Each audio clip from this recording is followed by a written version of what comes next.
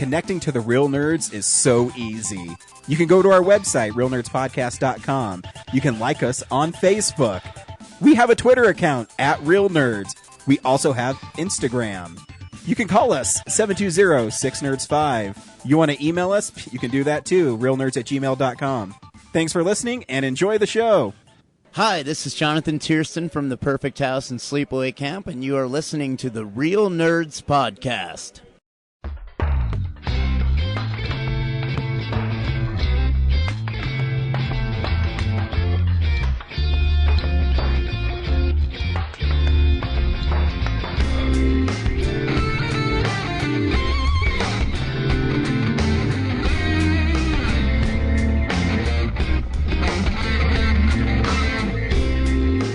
Welcome to Real Nerds Podcast for the 300th consecutive week.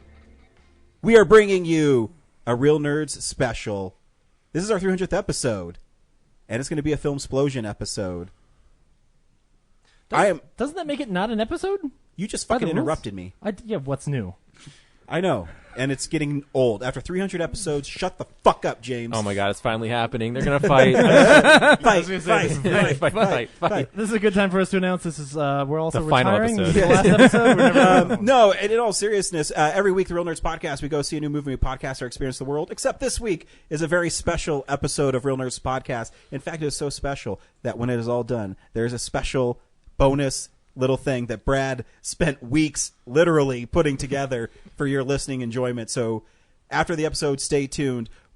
What we're doing on this episode is we have all 5 nerds here. So we have Henry. Hello. Zach. Yo. And the 2 most important, Brad. and Yeah, James. And I'm Ryan. Oh man, And this is so exciting. I'm really excited. I'm very proud of everything people have done, the sacrifices they've made, because this is not. Sometimes it's not easy. Oh no, I fucking hate this job. No, I love this job. It's not easy to put I'm kidding. a new episode out every week. And Yeah, we no, do. it's hard. I would say we're the most consistent podcast on the fucking internet. No joke. According to my research, we almost dropped the ball in 2015, but we picked it up, and we're still going strong. Is it the IHOP episode? Was it the For Despise episode? No, it's just a string of episodes in 2015 where, like, the core, like, it's just okay. alternating Oh, people yeah. over and over again. Yeah. Well, yeah, that was when I was in police academy with the dude. He was able to make noises with his mouth, like if you want to Michael hear Winslow? sirens. Yeah, no, but it wasn't. Oh, it's like no, it's some black guy, and he'd go. Michael Winslow. No, it was some black guy. But no, I want to thank each and every one of you. So I brought gifts. One at a time. What? Yeah, I brought gifts for everybody. Start with That's me. for your kid. Okay, it's not for my kid. Actually, I did get my kid something really cool. So my kid is probably the only kid who loves Luigi. And so I was at Toys R Us, and they had a Luigi ball cap, so I got him a Luigi cap. Oh, that's so cute. That's And adorable. Now you so- used to get him a mustache. Yeah.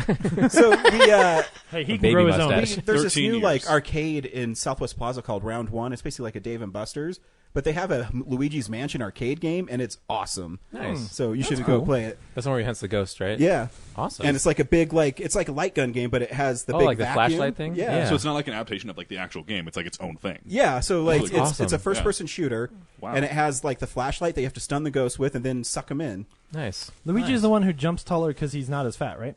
Yes, he is Okay. able to float. Yes. Just because this and Is that- this isn't my favorite because the first one in here is Zach's, so I want to make it very clear that this isn't my favorite. Zach, enjoy your Kevin Smith action figure. Oh no Nice. shit! That's adorable. And Henry, you're next, and I know you're super pretentious, so this is why I got you Is it this a David one. Lynch figure? No, I got you a Wonder Woman action figure.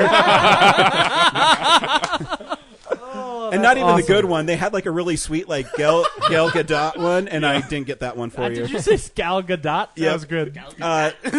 Brad, I got you Link. Sweet. Cool. It's Wind Waker Link. Is that a amiibo? No, Or it's like what This is doesn't it? help me at all. it's like the Nintendo Yeah, it's just a little Little like World of Nintendo action figure guys. What's his climbing skill when it's wet? 0. You can't. win. In Wind Waker, he's badass. Yeah. Okay. He stabs Ganon That's in the forehead with Wind a sword. Waker is my favorite Zelda game, and Yeah. a lot of people are like, "That's your favorite Zelda game?" Yes, my favorite Zelda game is Wind Waker. And I don't James, know enough I to do got you Spider-Man versus Scorpion micro They're Legos. Legos. So thank Okay. you guys. I am for, not going to pay attention to the show anymore. I I just want to quickly point out on this Mallrats figure, there's literally a tiny truck to recreate the moment where Silent Bob trips over a tiny truck. Well, gosh. They thought of every goddamn thing. Yeah, Ryan, thank you. This is so sweet. I feel bad. I didn't get you anything. Yeah, fuck you, Brad. No, I just. It's a scorpion, and his car is also a scorpion. Yep. So no, thank you guys for sacrificing and being awesome and Yeah, you don't know how many goats I had to kill in order to keep this podcast going. very cool. Okay, hold on. Sorry. The scorpion car, he's throwing scorpions at Spider-Man, which, okay, fine. Spider-Man is throwing spiders back at the scorpion. That's Is what that he a does. power that Spider-Man Actually, what has? I didn't know this. What I love about the micro figure in there is his eyes are different shapes. Yes, yeah, he's got that Deadpool glare, like that Forrest Whitaker eye. You know? Whoa. That's a community joke. I'm not racist. Let me throw this at you. What does Spider-Man need with a car? Well, we Yes. discussed this He on a does have previous car. episode. He Does has he a have a- Spider-Mobile. Doesn't he have a jet in one of the old cartoons? Yeah. He has it, but why does he need it? He doesn't need it. Because, you know, sometimes you just need why a he needed the G6. Spider-Mobile To fly at one your point? jet through Well, Manhattan. no, it was. I think it was a thing with Chrysler where they did like a cross promotion with Spider-Man comics. But in usual Peter Parker fashion, he fucks it up. yeah, he crashes it into Yeah. the Hudson River. Oh. Oh, that was probably the Rockies losing. Sorry, guys. Oh. I like how my Wonder Local Woman jokes. box has breathing holes. Does it really? Yeah. Because we don't want her to suffocate. She's delicate. Yeah, because the Wonder Woman the movie ones, I'm like, oh, those figures are actually pretty cool. They have like this the Themyscira one. I'm like, oh, that's pretty sweet. Wait a minute, let me get you the like superheroes. It's DC superhero girls. Yes. Did you say they have a thin mascara one? Yes. That is sexist. She doesn't need to wear makeup. Well, they have she's this pretty play on the set where inside. she can't get through the door. Yeah, yeah. I'm really concerned about her Includes a armpits in the door. movie. Set up that she can't go through. Yeah. So, Henry, when you're in New York, put that on your mantle. Be like, and think Oh, of you me know I every will. time. Oh boy. Very cool. Well, thanks, Ryan. That's great. Yeah. Thank you. Thank Good you very job, much, everybody. sir. Thank you. Especially those of us who have been on a lot of episodes. I'm looking at you guys. No, I'm just kidding. yeah. I'm just Speaking kidding. of lots of Yeah. episodes, do you want to know the stats now or save them Yeah, to the end? let's No, do the I'd love to. stats. Yeah. All right. Something that blew my mind is, Ryan, did you know that you didn't miss an episode for a whole year? That doesn't surprise me. What year was that? Between August 2013 and August 2014. Yeah, I would say. completed Am I on the most episodes? Oh, yeah, for sure. How did this get out of order? Damn it. Because you didn't try hard enough. It's too late for this. Okay. It's too late to apologize. So, specifically, again, this is like, I've been up, so as far as I can tell, these are the right numbers. Yeah. But you've been on 281 episodes. Wow. Wow, man. Followed that's a by lot. James with 261. Hell So, yeah. An even 20. And then I'm trailing in third by with 237. All right. And Zach has been on like a lot, 58. I know, he just Wow. won't go away. Yeah. And then Henry, 16. Yay. Which he thought he was on more. But Yeah. Sweet. It's around my age. Now, are you including his art house assholes where he calls in? no, No. these are where people are actually in the Actually, room. physically here. Yeah. Yeah, because there's some episodes where Zach calls in and I call in. I didn't count those. That's like Oh, when you're sure, physically in the round Yeah. table. Yeah. And then Wow, I've only missed 19 episodes. That's dedication, boys. it is. Ryan would like to announce he's going to not be on the show for the next year, just to make up. And And maybe you guys Ryan's can getting catch his up own to spin-off show. because I'm literally almost 6 months ahead of you. Welcome to Ryan's Of world. me? Yeah, 20 weeks. Oh, yeah, I see what you're saying. Yeah. Yeah. Also, we've recorded a mass of 484 hours and 53 minutes and 51 seconds. Jesus Christ. We're the content. problem, guys. Like, holy shit. Some people have heroin. We have podcasts. Yeah. No wonder no one's listening. Who has time for that? That's insane. So if anyone asks you, like, what how have you much- done with 3 months of your life? no, like, how many episodes do you have? You'd say like 500 hours worth Oh, my God. if you want to play catch up. Somebody who doesn't have an English major want to tell me how many days that is? I have a film major, so that's even worse. Ah, son of a bitch. None of us know math here? I can tell it to you in Yeah, musical give me form. 1 second. while I write this 525,000. out. All right, I can see the cogs working in Ryan's brain. He's writing as out the he tries calculus. To figure out How many? Yeah. It's 20 days. 20 days of my life. Oh my That god. can't Not really, James. You've only been in 261 Well, episodes. whatever. Still, then 19 days. That can't be right because I calculated it was going to take me. Well, I guess if you listen to it nonstop, yeah. Yeah. This is nonstop, right? Yeah, You did because about- I calculated like if I only did 8 hours a day, it was going to take me like 3 months. I'm talking about Jesus. breathing hours. Yeah. You need to eat and sleep. How many days of my Or life do have I you? sunk into the dirt with this show? So heads up to the military. You can stop playing the Barney theme and just start playing our podcast on a loop. Oh, there you go. That'll get those They terrorists to start crack using down. us as torture. Now, I Here's can't- Zach talking about Twombly for 4 hours. and I didn't do the conversion yet, but the amount of if you downloaded all the episodes, it would take up 10,873 megabytes, which I think Wow. is 10 gigabytes. I think you're Wow. right. Yeah, I think that is. Yeah. Man, yeah. That's crazy. Jesus. Yeah. We 10 should, gigs. we should use better compression. I also, Henry, I want to point out We have that the best compression. your mention of Twombly just now is the only time it will be mentioned in the rest of the show as far as like top tens are concerned. Good. Well, it's technically not a film; it's a short film. That's why it's not. That on is here. Oh, that true, is yeah. true. That is true. Yeah. I didn't break that rule, but did somebody? Of course, someone did. Number 10, Catastrophe. How'd you guess? What else do you have, Brad? Yeah, I didn't write. I meant to write down like stretches of things, but I didn't. So I'm just trying to find some of them. Ryan's longest stretch not being there obviously was his paternity paternity leave. Just like Schwarzenegger, I gave birth to a child. Yeah. It's not a baby. There was that weird month where Ryan became a woman. So Yeah. The writers were trying something new in the writers' room. room. I love chocolate, but I can't eat it because then I'll get fat. He was on MTV's I Didn't Know I Was a Woman and Also Pregnant. I didn't know I was a woman, and I also didn't know I was pregnant. I'm a man who had a baby. But yeah, like I said before, like you didn't miss an episode from like August 9th, 2013 to August 26th, 2014. Wow. That's a pretty good. But yeah, me and James are just like, I was saying, like it looks like someone took a shotgun blast to her. How many episodes has Kellen been on? That's the important question. I didn't notate that one. All the recent ones since September 2014. Hey, all right, buddy. I did pay attention to that. Yeah, I don't know. Is there anything else like stat wise you're curious about? We've seen How many times have I said I love you guys? Aw. This is the Never. first time. 7. we've 0.5. like obviously we've reviewed a ton of movies, but the official ones pertaining to like the movie of the week has been 348. Nice. Wow. So What? Oh, okay. Because we've doubled up on some. the end Yeah. of 2015 was a bunch of like triple and double So- episodes. Yeah, 'cause We'll be doing our remember, 400th like episode Christmas, here they in always just put a out few like weeks. 5 Yeah. movies. Yeah. Yeah. Yeah, that's true. Yeah. Remember the year So- Saving Mr. Banks came out? I'm pretty sure I saw 5 movies that week. Yeah. Yeah, because that was. I love Saving Mr. Banks. Yeah. Oh man, it's so good. But, Do you, I don't know if you have it or not. Do you know who like the most frequent guest is besides Zach and I?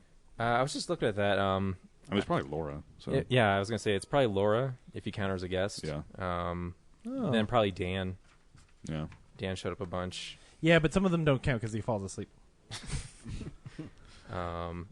Steve? Maybe No, he's only been on a couple Steve and times. Kendall each. I think Kendall's done 3 and Steve's done twice. Yeah, that sounds about right. And then Though Steve did a top 10 once. yeah. Yeah. He did 2 top 10s. Yeah, really? 'cause He did 85 and then he did 15. 15. Bree cool. was on a bunch more than I thought. Oh yeah, yeah. There was a Speaking of stretch which, there. Bree wants to be on next week's episode for Alien. Oh, cool. There we go. Oh man, I gotta get tickets. Yeah. Cool. Awesome. And we've recorded from such places as the Colorado Symphony, obviously Denver Comic Con, a Village Inn, a Payway. Payway. Yeah, we did a post Comic Con at a Payway. Oh, funny. Yeah. And Speaking did- of did we Bree, actually- Bree cracks me up. He'll randomly send me pictures like on like in a messenger. Yeah. And so he just sent me like squeaky ducks, where it's called Mad Quacks. The pond warrior. And the Floating Dead, which is a zombie rubber ducky. That's funny. Did we ever actually record an episode at the Alamo? We did. We did Mile at High interviews. Yeah. Yeah, we also did. Did we do one at the Glass Half Full? It didn't come up. Again, I only got through. Actually, only got through 110 of the episodes, like chronicling what's in the episodes. Oh, sure. But How can, you can't. You can only go so far back on iTunes on our episodes. I couldn't load the earlier ones. well, you have to go through the website to find the other ones. But So if you want to find our earlier ones, that's what I was going to tell people. Go through. yeah. I only noticed today that it calls it at 300. So So ironically now, every time we make an episode, we will be murdering an old episode. Sorry, first class. yeah, next time, Filmsplosion 400, I'll get some more specific stats for you all. But this was quite That's the cool. undertaking. as Oh it yeah, was. no, dude, it's still awesome. I hope to like look the at all the stuff you put together. It's pretty amazing. I just hope extreme dramatic changes happen It's in average. the next 2 years. All right. So again, the rules are the films on here are films from May 11th, June 4th. June 4th, 2011. 2011. Till And now. our favorite films. Now, there's a little caveat on my list.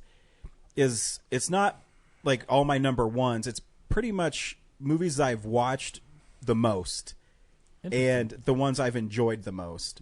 Because there is a couple number ones that don't show up on this list. Sure. And it's not because they're still not great movies. It's just I have movies that I've watched more. And it says, maybe I enjoy those ones more. And sometimes second viewings make movies better. Right.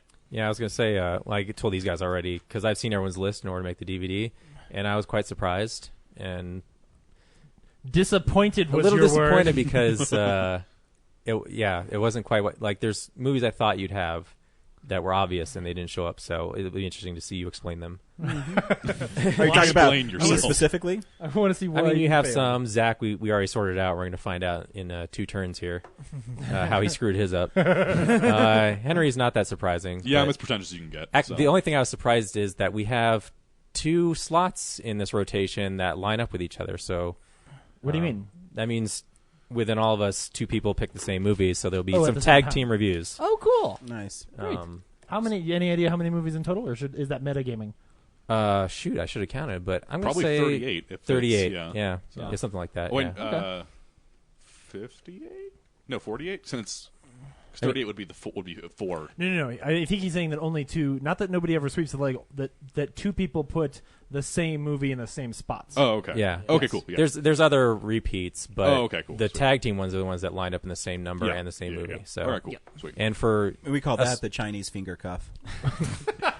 and for something that spans more than just a year, that's pretty. That's pretty good. Or Yeah. unusual, I should say. It's an interesting coincidence that lined up. So, twice. Yeah. Wow. Very cool. It was I'm an eclectic excited. mix of Yeah. people. I'm excited to see it. Sweet. Yeah. So- and there's a special rotation we have to do for that to work out. So Okay, so is it how you have it lined up right there? it's actually reversed because I was too dumb to switch them. So we're gonna do a Japanese style and go right to left. So I go last? You motherfucker. Hey, that Save the means best that for you- last. Yeah, that means no, your that number means I one. have to sit here and listen to all you bullshit No, ones. it means your number one is the last thing we talk about. Yeah. Unless someone took it from me. I don't know. Oh yeah, man. I'm very interested. All right. So without further ado, this is Filmsplosion, episode 300 of Real Nerds Podcast Extravaganza. And we'll be starting with the man with the sexiest voice here, And the most pretentious list. Brad. Wait. Oh. Well, then. No, I'm just kidding. Come on. We'll be starting with Henry. All right, so we're going to start with me. We're starting off really pretentious already. This is a UK-based film. It's about it's a class film about high versus low. It's about specifically a Venezuelan immigrant that moves to the UK, is adopted by a family, and you see the class warfare between the two of them. So, my number 10 film. Should I say it or should we just reveal it? Yeah, let's reveal it. All right, let's reveal it. My number 10 film is. I already don't want to see this. Did it freeze? Oh, God damn it. Oh, the controller. Fucking Bill Gates. We sat here so long that the controller turned off. The controller's bored with our podcast. The controller turned it off already. All Come on, seriously, go. guys. right, so my number ready? 10 is. By the way, we need a group photo at some point. Well, not right now. There's a trailer going.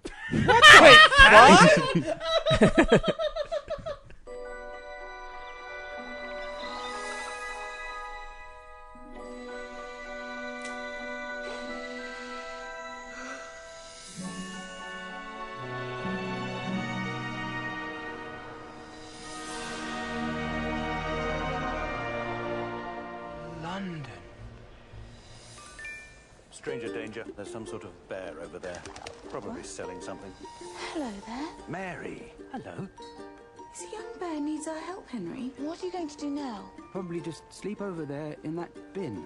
That's the spirit. It's just for one night. Do bears even have names? My name is... Right. You try it. Mr. Brown, that is extremely rude. Perhaps you'd like an English name? An English name? Paddington. Paddington. Paddington. Paddington? Sorry. I like it. He's going in the attic, and I want you all to lock your doors. You all right? All good. That bear is a danger to this family. Awesome.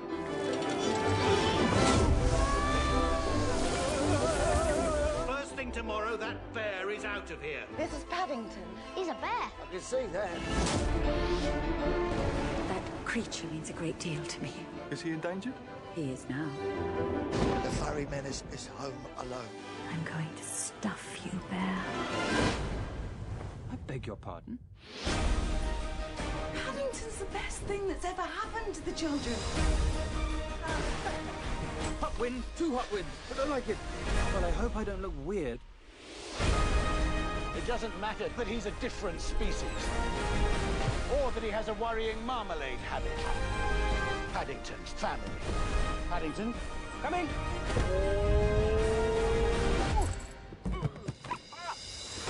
What this family needed was a pinch of chaos.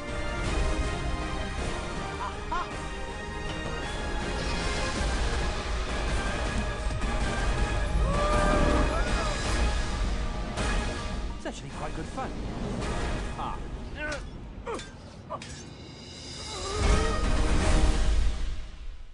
Well, that was charming. This movie's incredible. I love this movie. Yeah. Oh. I don't know. I just like it's the best kids film. Yay. Oh, Well, my goodness. I mean, I did not. This is not like a joke. Like putting it in. Like, No, I believe you. I genuinely love this movie. Like I saw it in theaters, like not expecting it to be good, and then I came out. I was like, "That's the best kids movie I've seen in a very long time." Wow. It's humorous. It's adorable. The sequel comes out, I think, either this year or next year. Oh, good. And just I don't know. It's the one film in like my list of the best films of the 2010s that everyone's like, really, Paddington? I'm like, yeah, because you haven't seen Paddington. So yeah, that's my number 10. So what is the story of Paddington? Paddington is the Like, story. why can he talk? Why is he talking bear? Have a heart, Brad. Don't question. Like, this is a Are there bear other that wears bears? a hat and a coat and then comes to London. So Are there other bears in the wild that are like him? yes. Well, his parent. Spoilers. Spoilers. Well, that's like the opening to the film. It's not like It's based on a series of books, so yeah, like, it's based how's on it a series spoiler? of like books, but like it's about this little child bear in Peru, and he's living with his family. And it's great. Then both his parents are murdered. And, Whoa. Oh, my goodness. Then he's like, And well, he might as well go to becomes London Bat-Bear. now, and so he then goes to London, and he's adopted by this really nice, or I mean, not nice in the beginning, British family. And Hugh Bonneville's the dad, and he's like, I don't want a bear in this house So because he's it's a bear. from Peru and has a British accent. Yeah. And he has no interest in hunting down his parents' killers?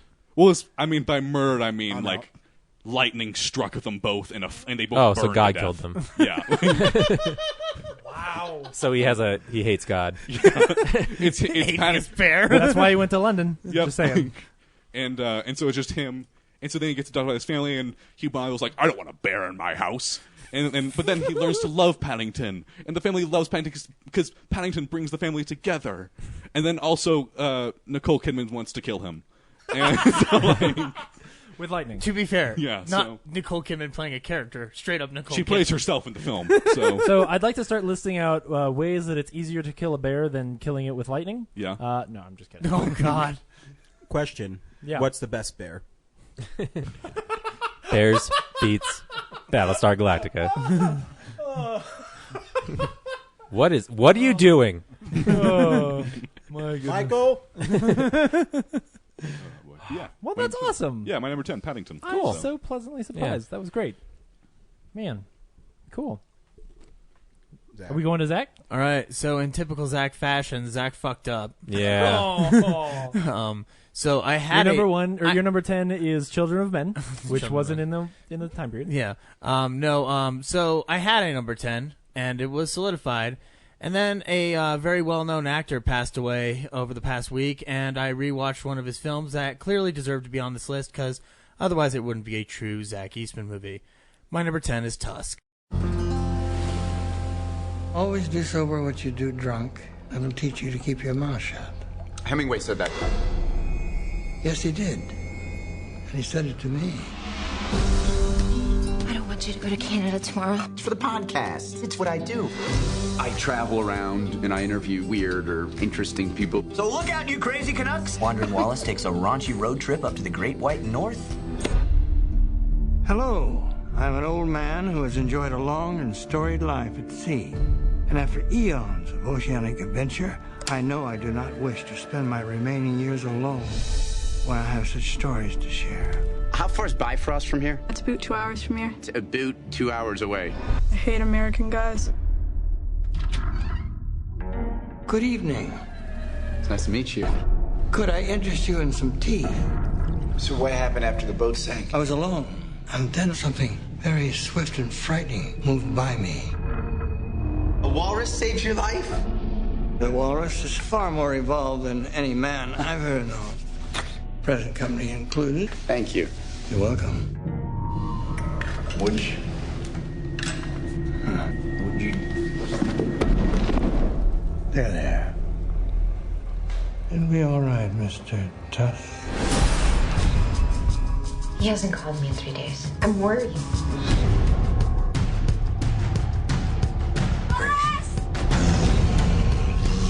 Why are you doing this? Are you really mourning your humanity? I don't understand. Who in the hell would want to be human?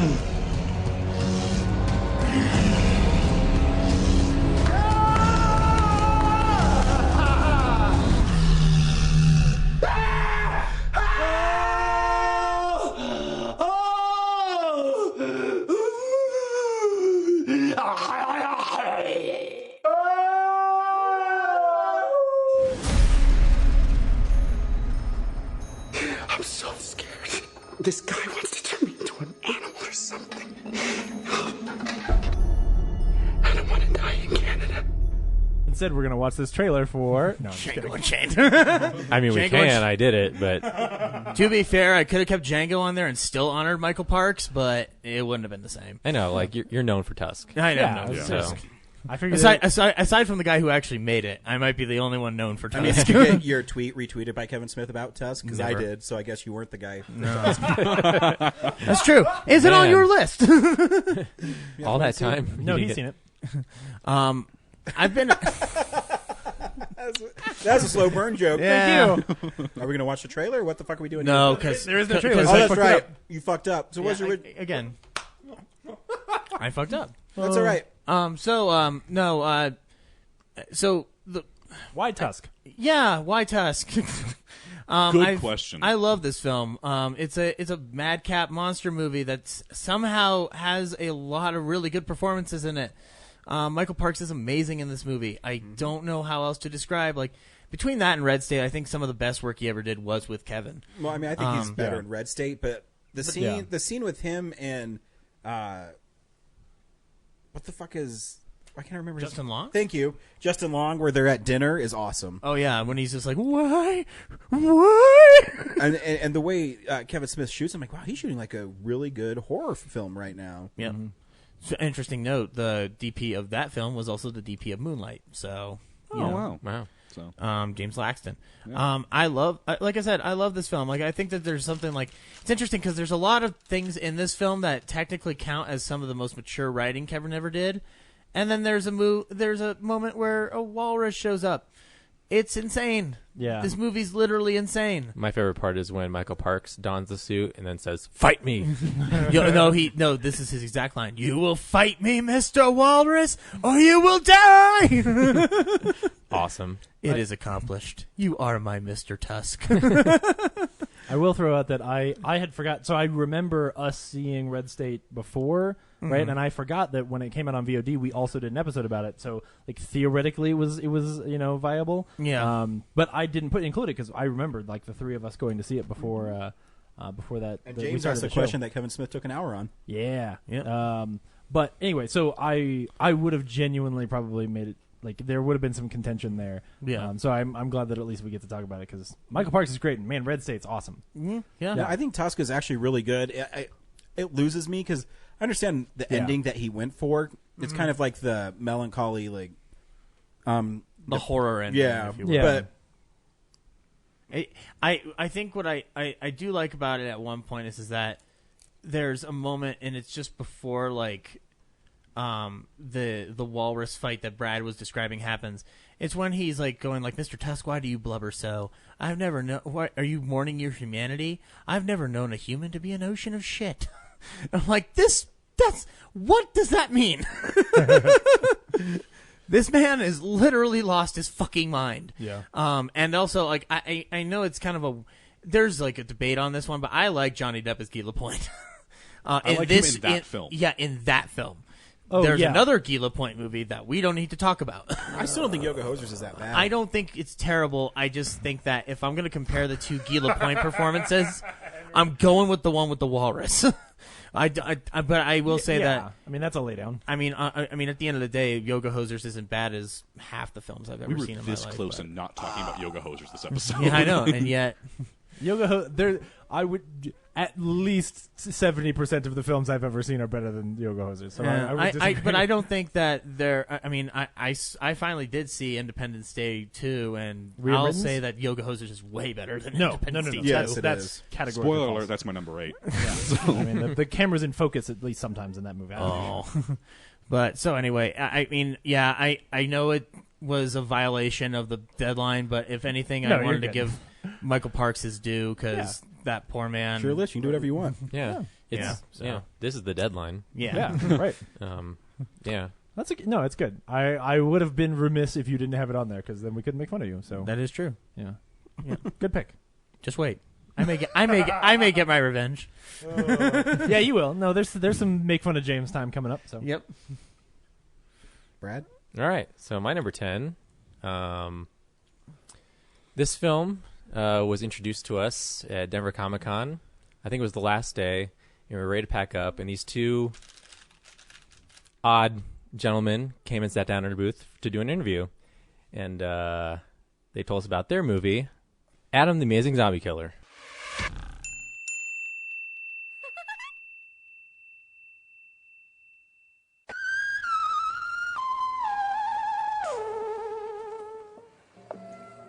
You wouldn't touch that dial and change the channel and leave me, Oriola, the Twilight Temptress of Terror all alone now, would you?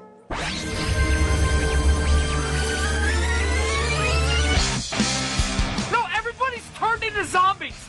You better find a place to hide before they get you. What are you off in your own world again? Come on, Adam, get your head in the game. Yeah, Adam. Dario from the Slashers is up next, and he's one rough customer. Let's rock and roll. Adam's the best bowler in the league. Better than his grandfather in his prime. You gotta rise above the others. You can't be some kind of automaton, zombie idiot in this day and age. Too bad old Gramps just ended up in the gutter. Hey, don't talk about my Gramps that way. Almost forgot what it was like not to be sponsored by Ernie Weiss's used car emporium. Ernie Weiss, half as nice and twice the price. Look at that car. Top of the morning to you, ladies. You're all looking fine today. Who's your friend there? I'm Emily. She's Adam's girlfriend. How did a loser like that end up with such a fine woman like yourself? You got a thing for fucking girls at the graveyard? Better than my mom's basement. It's only a matter of time before I become one of them. A mindless, flesh-eating zombie. You did not listen, brothers and sisters. You did not have Jesus in your hearts. And now you see, Satan himself has sent demons to take over this hell world. It is up to me, as a citizen of planet Earth, to kill the Walking Dead!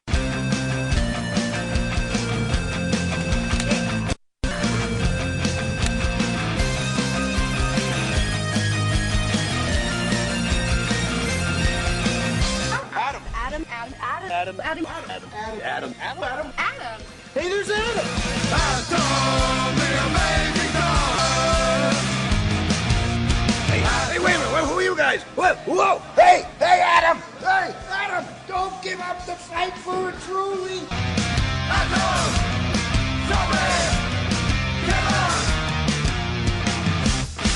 I really appreciate 2D Extreme. I think that was funny.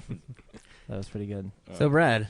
So this is on my list because, this innocuous meeting of these Richard Taylor and Zach Bynes doing a little interview, and then I ran into them months later at Open Screen Night, and these two strangers have now I've worked with them and done films with them, and this movie introduced me to Richard's got me gigs for freelance and stuff, and So you got paid to put this on your list, is what you're saying? I got paid to put Sponsored by. Yeah, it's sponsored by BizJack Flumco.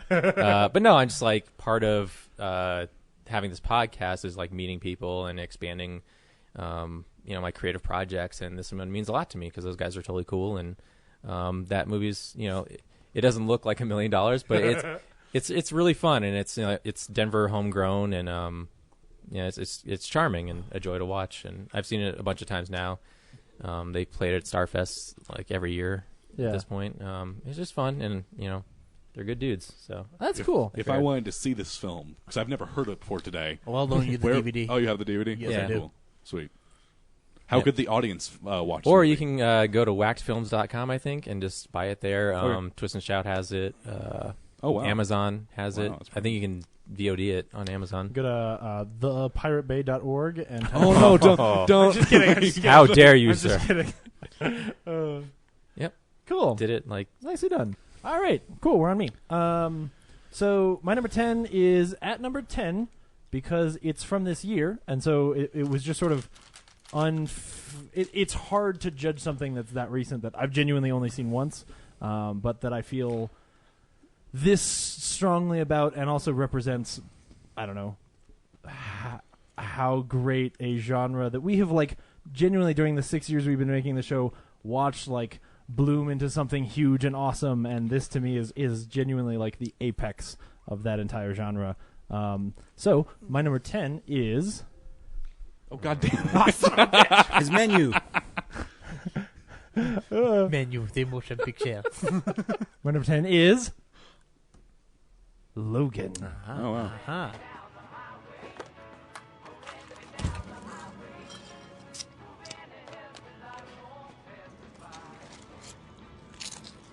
Hello?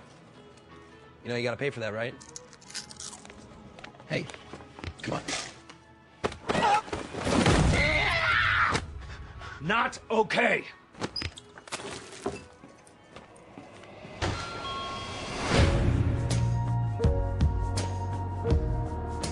We got ourselves an X-Men fan. Maybe a quarter of it happened, and not like this. In the real world, people die. Logan. I don't want to talk about it. Logan. Just stop. Be careful. I need the girl. What girl? Go get her.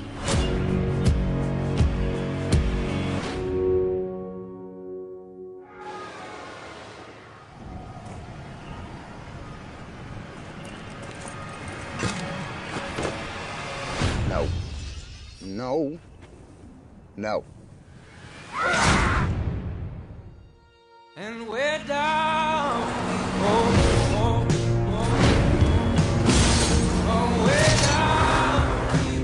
She's like you. Very much like you.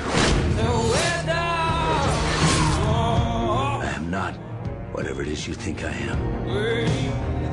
She needs our help. Someone will come along. Someone has come along.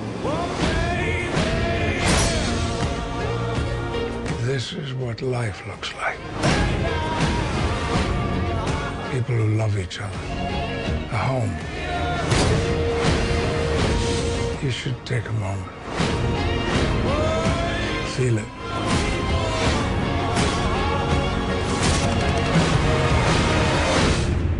You still have time.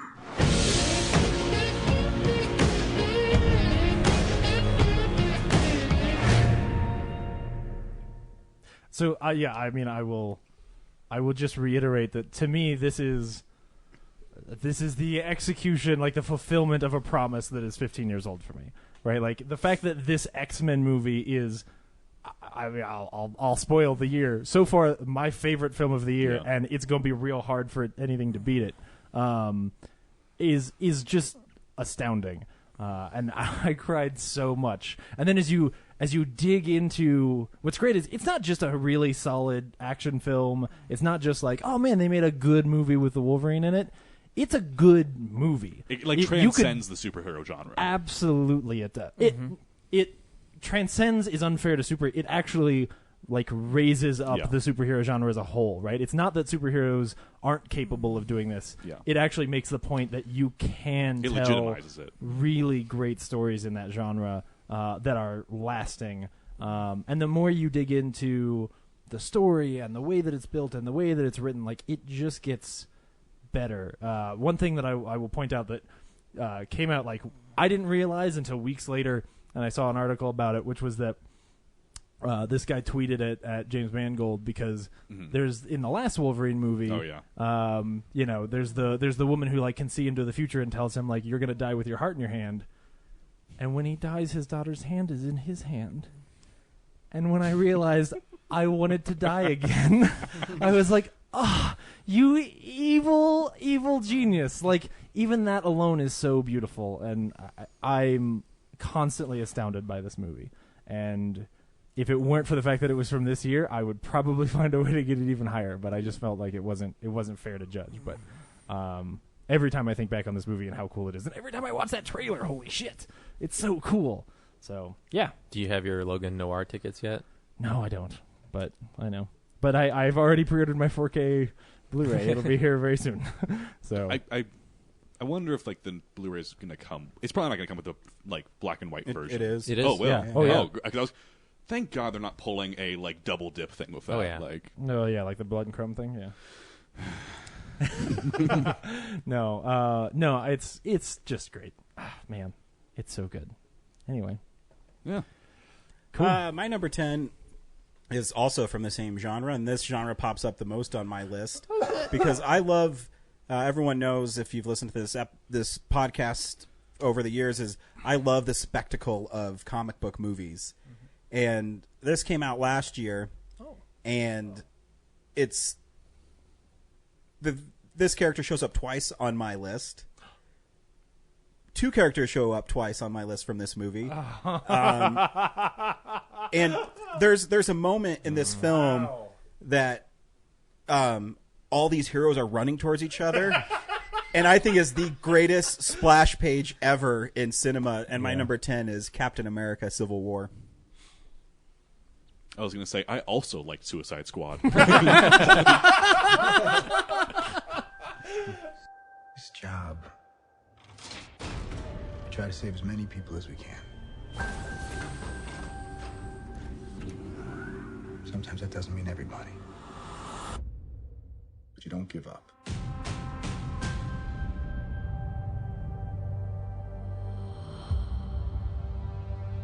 New York. Washington, D.C. Sokovia. Okay, that's enough. Captain, people are afraid. That's why I'm here. We need to be put in check.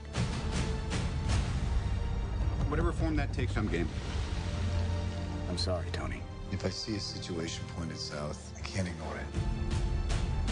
Sometimes I wish I could. Sometimes I want to punch you in your perfect teeth. I know we're not perfect. But the safest hands are still our own.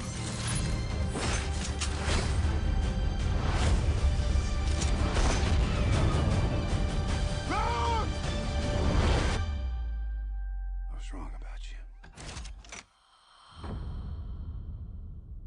The whole world was wrong about you. They're coming for you. I'm not the one that needs to watch their back. This doesn't have to end in a fight, Tony. just started a war.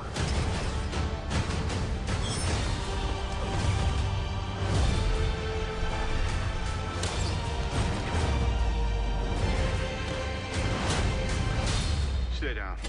Final warning. I could do this all day.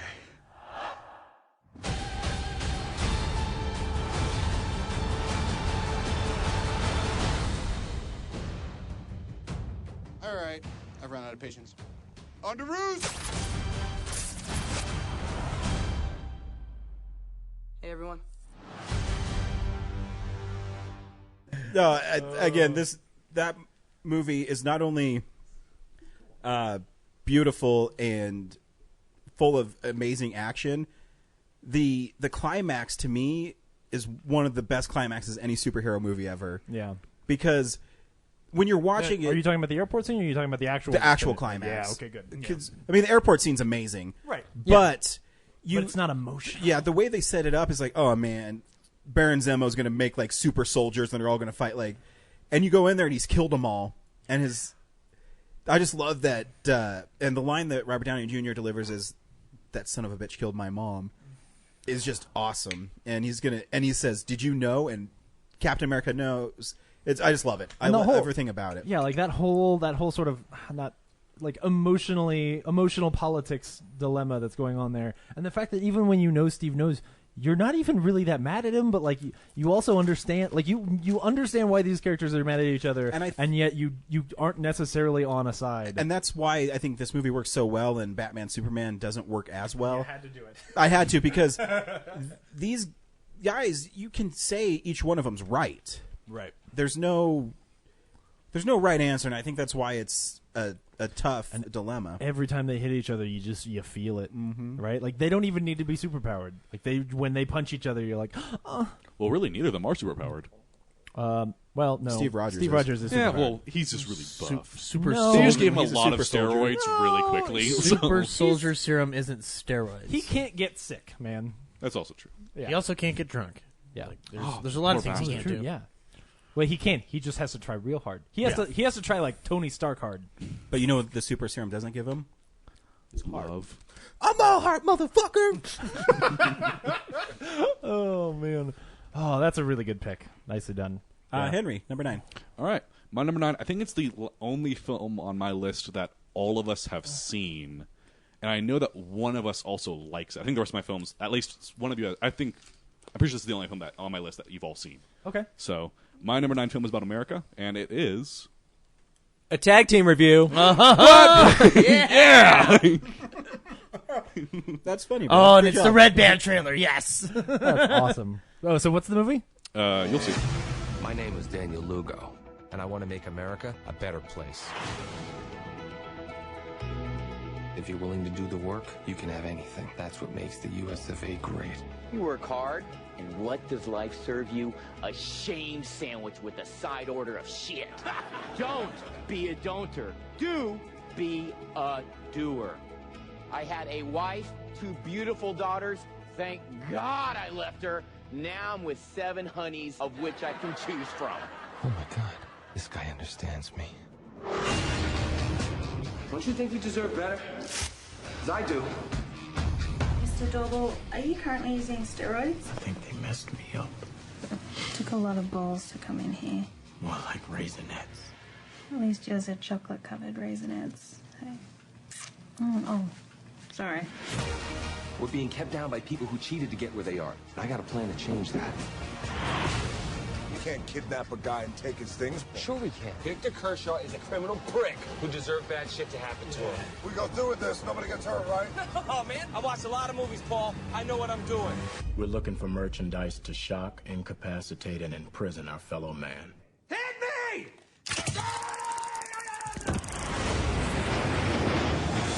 Eagle is on the move. Neutralize the target. Asswipe! Did you get him? Where is he? There he is! You got the wrong BMW? It was an honest mistake. We thought it was the same car. It looks exactly the same. Walk into the club like, what up? I got a big cock. You knocked him out, man. What the fuck did you do that for? Okay, I need to read the manual. I don't figure it out. Need it anymore. Here, you take it. You guys acquired every asset you had. Thanks, buddy.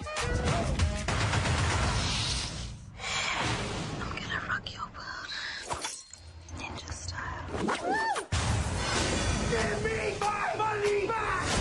What do we do now? Star 69. You want to have sex with him? What's with you clowns? That's that cabbage patch! All right, here's the deal, little fella. I'm gonna headbutt you and knock you out. You do something bad?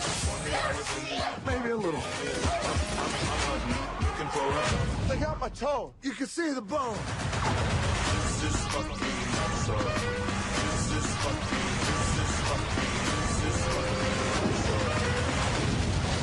Hey, little buddy, you hungry?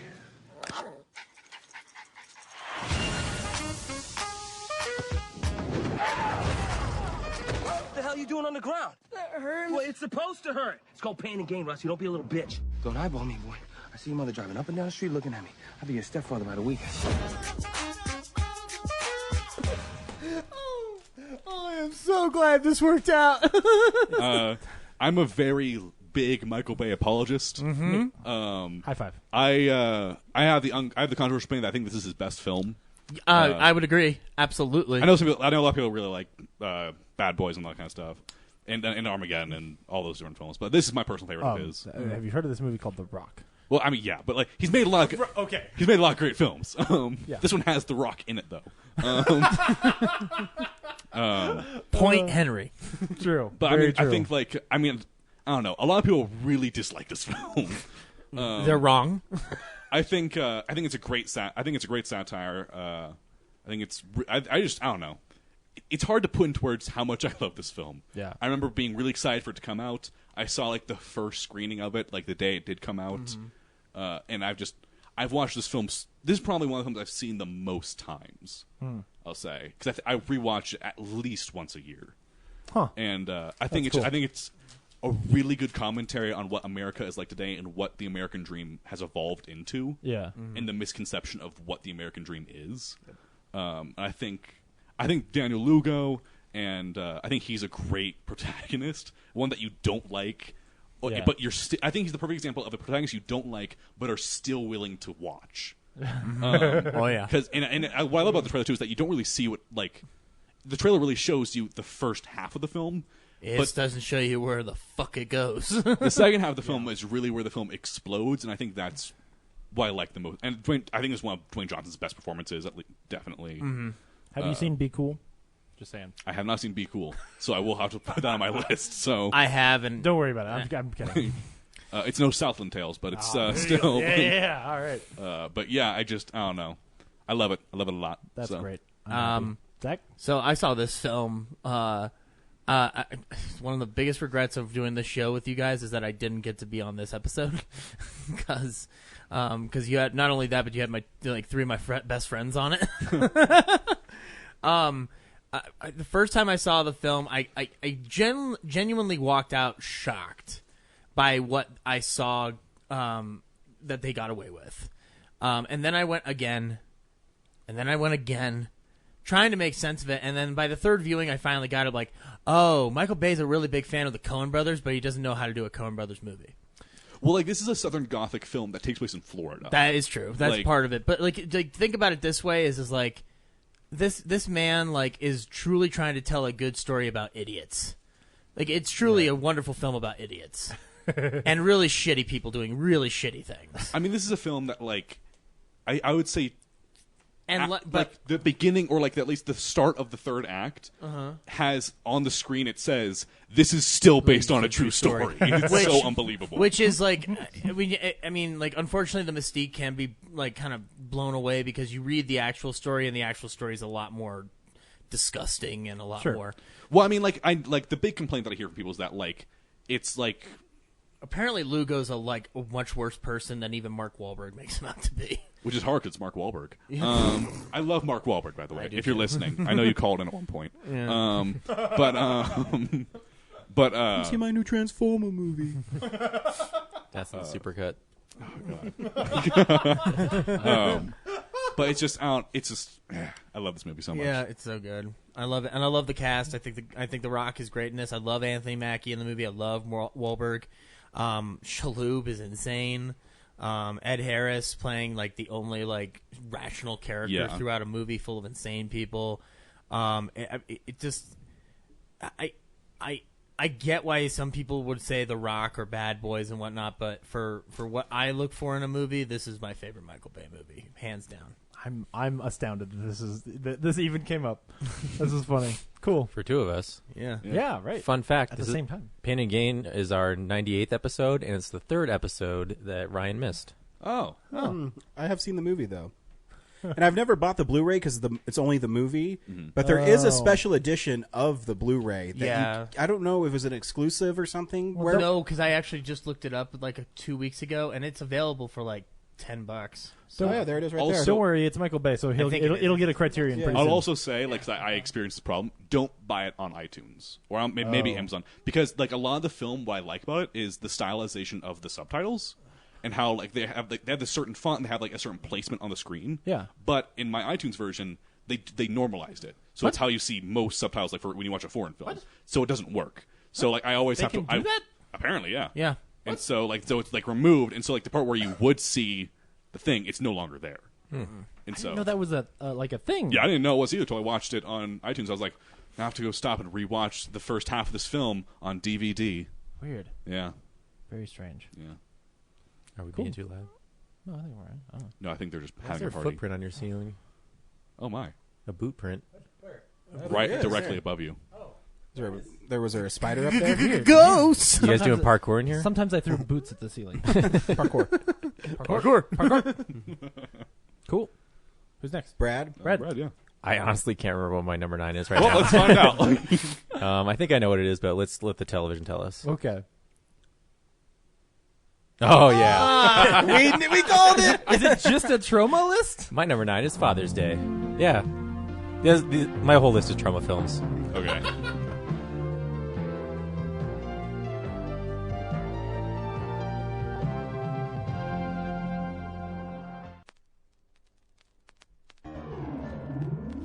Is someone there? John? You. After all these years, you've come for me.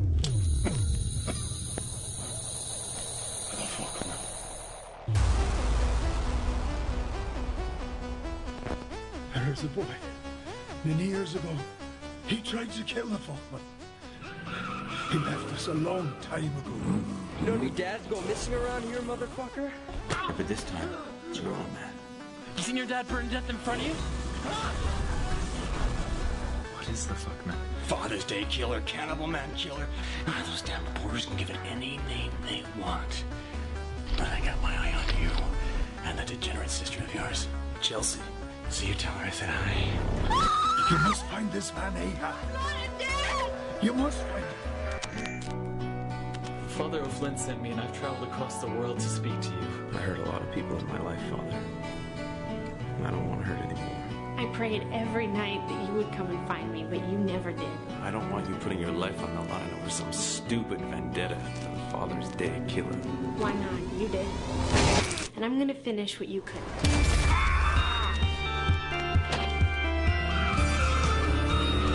Let's take this place apart! End this tonight. It says that he that sees but one path shall stand in the way of the Fuckmanicus. Why? There's no time to explain. Oh, glory to the Fuckman. Happy Father's Day.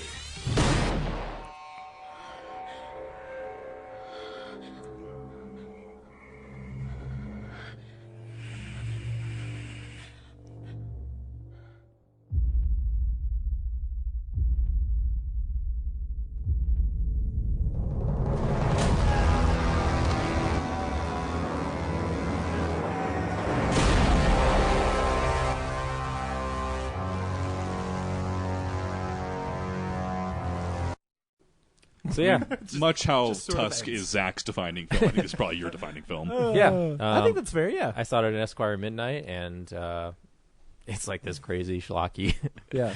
shitty film. But I don't know. I had fun watching it. It's just kind of like I like weird, wild stuff sometimes. Yeah, and- no, it's Oh yeah. But it's really on the list more because it's so infamous between like how much you guys hate it. Well, I don't. And we talked about it over Yeah, and it's over again. pretty terrible. Yeah, But what's funny is, like, Brian and I were talking about this the other day because I was sort of trying to guess, and I was like, I bet he'll have that on there. And it does. It comes up in my mind because it's one of the few times that you have, like, argued so vehemently for a film that we both had to see it, even though we knew we would hate it. You know? Like, it was... and I'm glad that I saw it, I guess. There's some stuff to be had, you know. Yeah, I think it's fun. I mean, it is like... It's a trauma movie. You have to know what you're getting into. And it's not short either, so like... Oh, that's right. There's a lot of... It feels like there's 4 acts to it, so yeah, you have to sit through some I not so like great Hobo stuff, with a but- shotgun more. Yeah, well, it's not theirs, but Yeah, it's not theirs, but that's in more the- of a concise, Yeah. honoring the genre while also feeling a little updated. This Yeah. feels like straight up a trauma film. Yeah, there's exploitation and there's Rubber trauma. Guy? What? Jason Eisner? Okay, no, okay. I forgot what he's done since then. Yeah, but yeah. He did something else recently, but I can't remember. Who Yeah. made what? Sorry. Hobo with a Shotgun. Oh, yeah. Yeah. Yeah, it's considered a 2011 release, so it's in parameter. So, and it actually has a high letterbox rating. Well, the whole Filmsplosion 300 was not the dates, but stuff we watch. Yeah. So I was gonna say, like, it doesn't matter the In that date time frame. because for you, you're the one that breaks the rule every single time. So Yeah. that could have been that could have been a 1975 film, and it wouldn't matter. I was going to say, his next movie is Back to the Future. So. Well, I did watch Back to the Future Day during our tenure. So I know, Brad. I know. Calm down. Cool. My number 9. Ready? Oh, well, are you gonna introduce it or hit A? So my number. Tell me when to hit A. Okay, I will. Okay, hold on. Just hold on.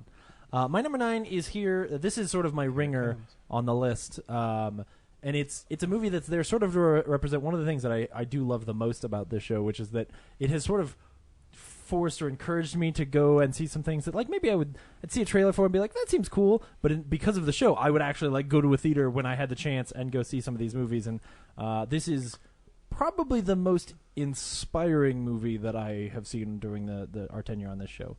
My number 9 is a weird little movie called Kon-Tiki. By crossing the Pacific for 5,000 miles, I will prove that Peruvians were the first to settle Polynesia.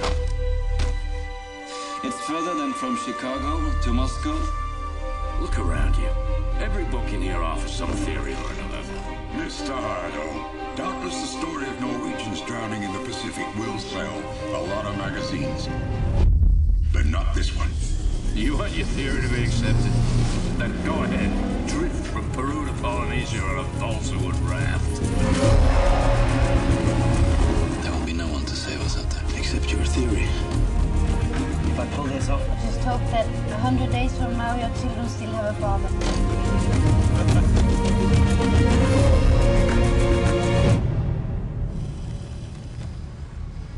South Equatorial Current is the only road there is. If you can't steer, you can't just wish yourself a change of course.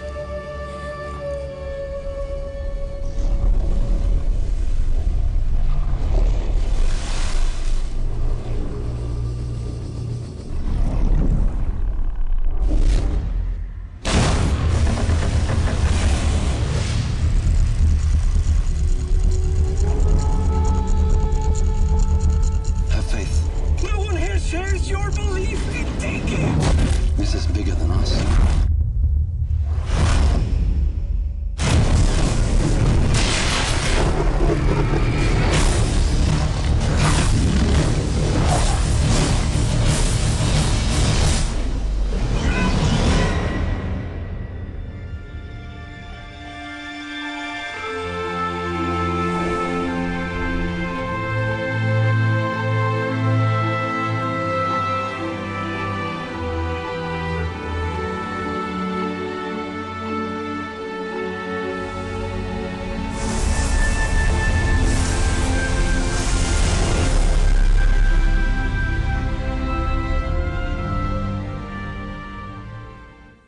Yeah, so this is like my one pretentious sort of like, just slip it in there.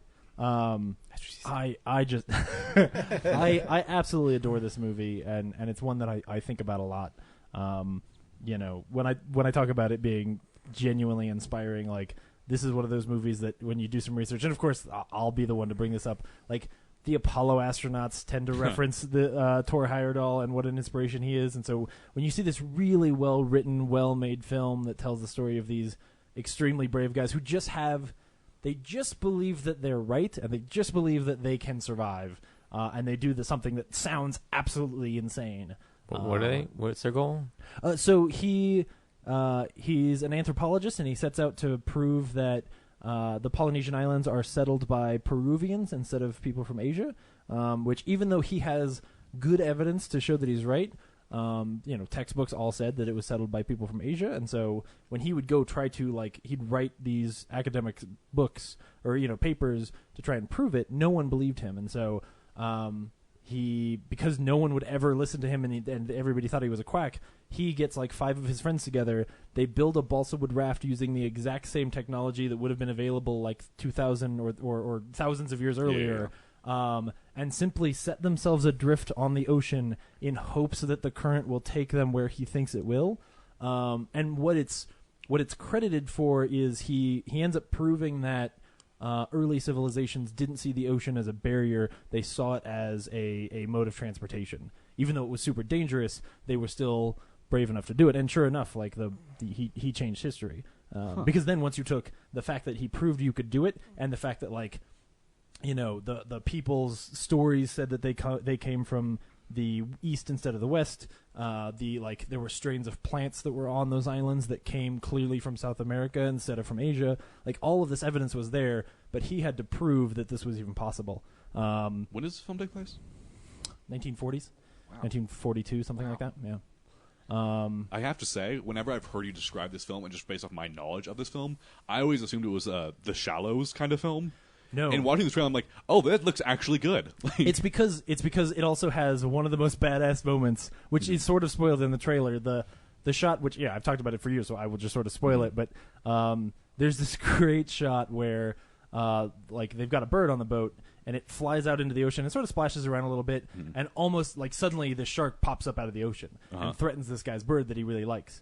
And this guy stands up on the raft, and in a oneer, the camera goes around the raft as he starts walking the perimeter of the raft, and he's staring out into the ocean at the camera, and you're like, what is going on? It's super intense, and you think it feels more like he's watching the shark because he wants to know where the shark is because he doesn't feel safe.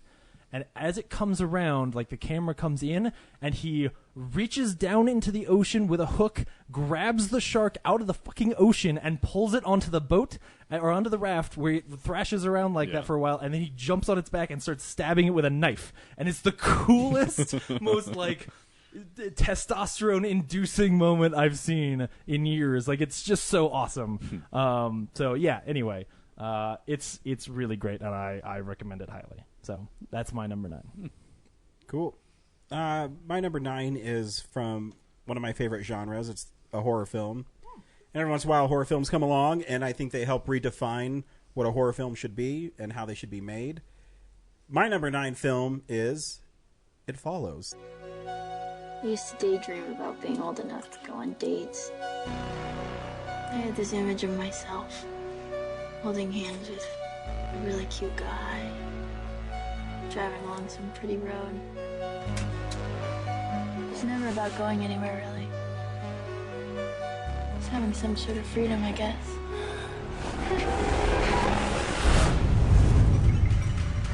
Okay? You awake? You're not gonna believe me, and I need you to remember what I'm saying. This thing, it's gonna follow you. Somebody gave it to me, and I passed it to you. Wherever you are, it's somewhere walking straight for you. All you can do is pass it along to someone else. I'm scared. I need to find him. Did he really do it to you? Apparently he used a fake name to rent a house in the city. This isn't real, I swear to you, this is just some game. If it kills her, it gets me, and goes straight down the line to whoever started it. What exactly is supposed to be following you? I don't know. Something happened. It's not what she thinks, okay? You don't believe me. Mom? No, it's me. Everything's okay. It could look like someone you know, or it could be a stranger in a crowd. Whatever helps it get close to you.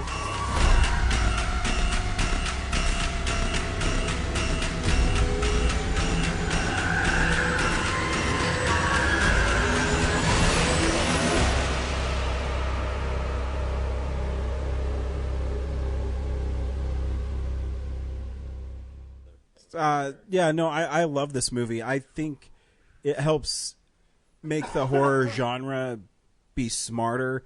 And it most of the time critics will dismiss horror films, but this is a film that critics actually got on board with because there is this pending doom throughout the picture, and the ending is amazing.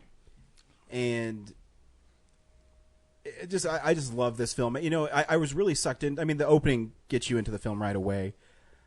But what really sold me on the film, too, is when he takes her out on a date and they're in the movie theater and they're playing this game where, like, name what this person does. And he talks about this woman in the back. And she's like, what woman? And so he's the only one you see. So I love the sense of doom throughout the picture. Yeah. I love that it's unrelenting. No matter where you go, it's going to follow you.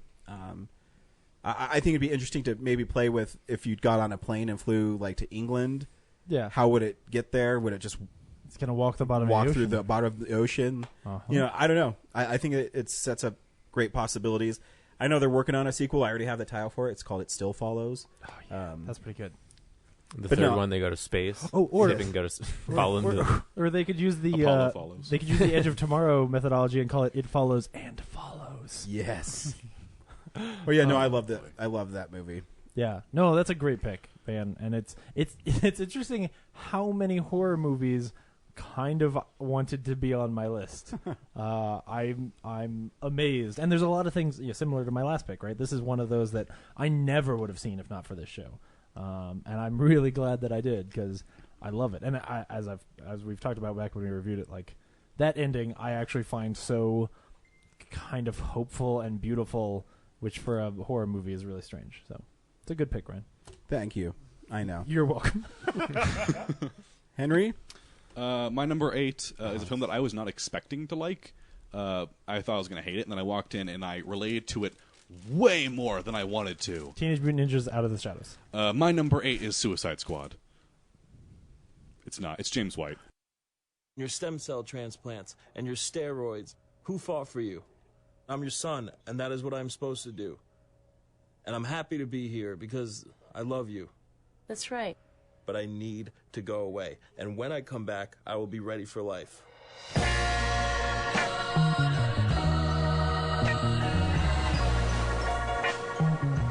What was your name? Jane? I wasn't trying to hit on you before. I was just being genuine and asking if you want to just come hang out with my friends. You got acid? An adult with no money and no job. We always thought you'd end up in jail. I'm cool. I know the demons that you're wrestling with. I want to help. So I'm just going to come right out and say this, okay? You're a mess. She may die any day. She is scared to death. You need to relax.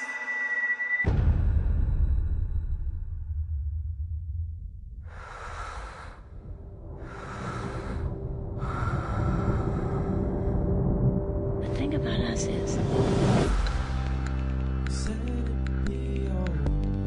we feel good things way up here.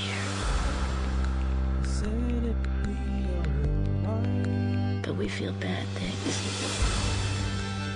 way, way, way down there. And we gotta remember, there's all this space in between. We gotta try and live in there, too.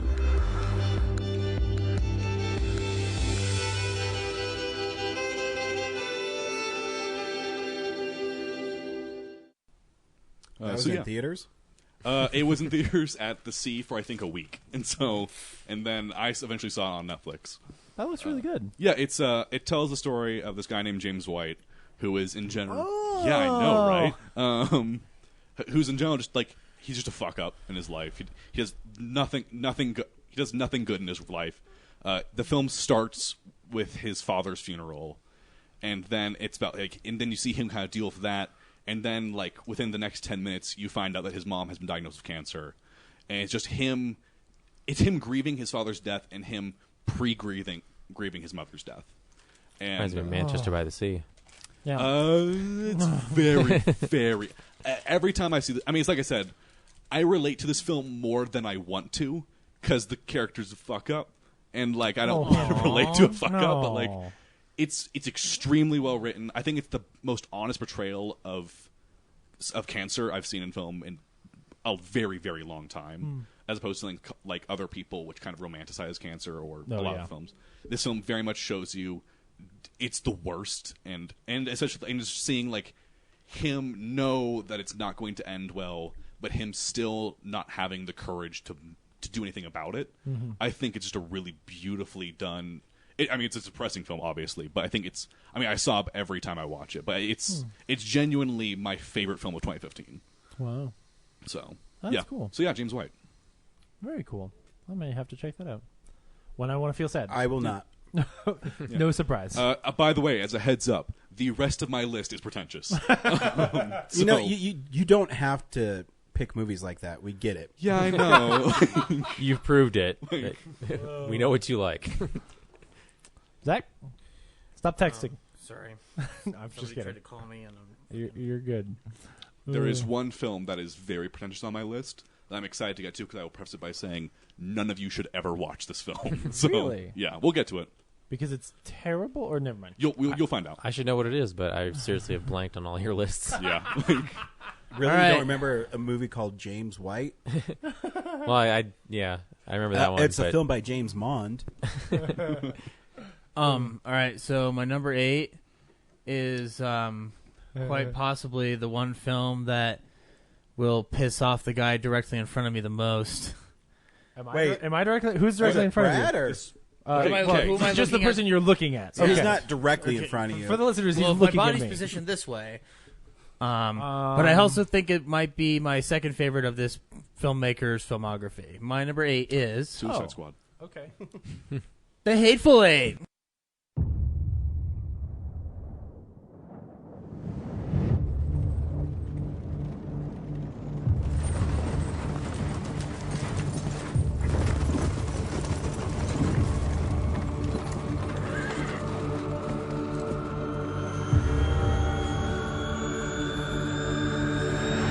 Got room for...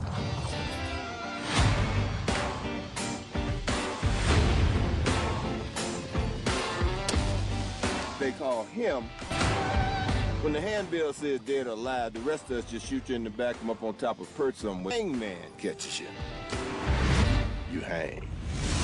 Get in, boys! This here is Daisy Domergue. Dead or alive for murder. When that sun comes out, to hang. Is there anybody here that... Minnie's haberdashery is about to get cozy for the next few days. Yes, it does.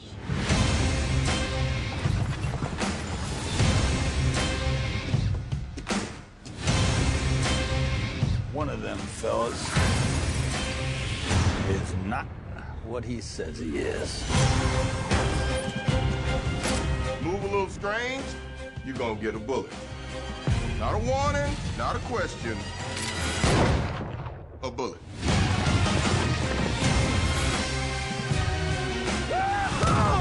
Now we're talking.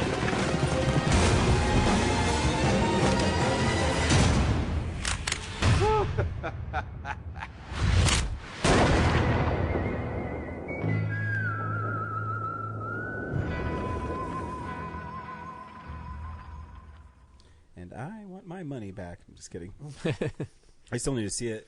Zach gave it to me. You And haven't it's, seen it? no, I haven't seen it yet. Zach gave it to me for Christmas. See, I'll give the movie to people who are willing to, I don't know, not be dicks about it. Oh, snap! I don't need you son. to give it to me. I sat through it once already. Okay, that's fine. I sat through it, oh gosh, it's about 5 times now. Whoa. 3 times in theaters and twice on my Blu-ray player, and the Blu-ray player does no justice to how great that movie looks. Is that how many times it took you to not fall asleep? You are an asshole.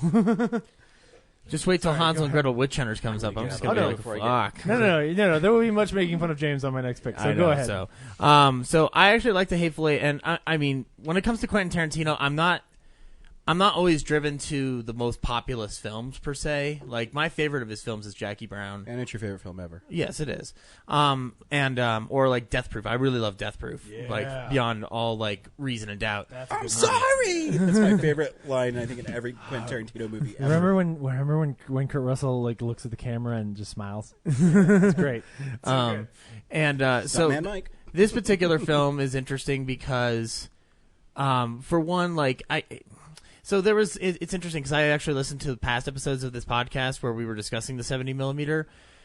If you look at the technical definition of what a 70mm lens is supposed to do, it's actually supposed to handle close-ups the best, and I think that's what it does very, very well. Especially the fact that they're in such a confined space. I actually think it works.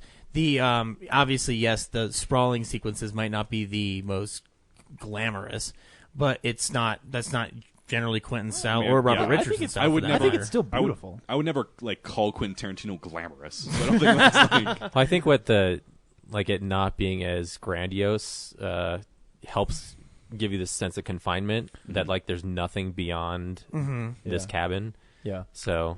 Yeah, and but that I opening think sequence is beautiful. I think that these performances are some of the finest that I've seen Quentin kind of get from his actors, especially with Walton Goggins, Sam Jackson.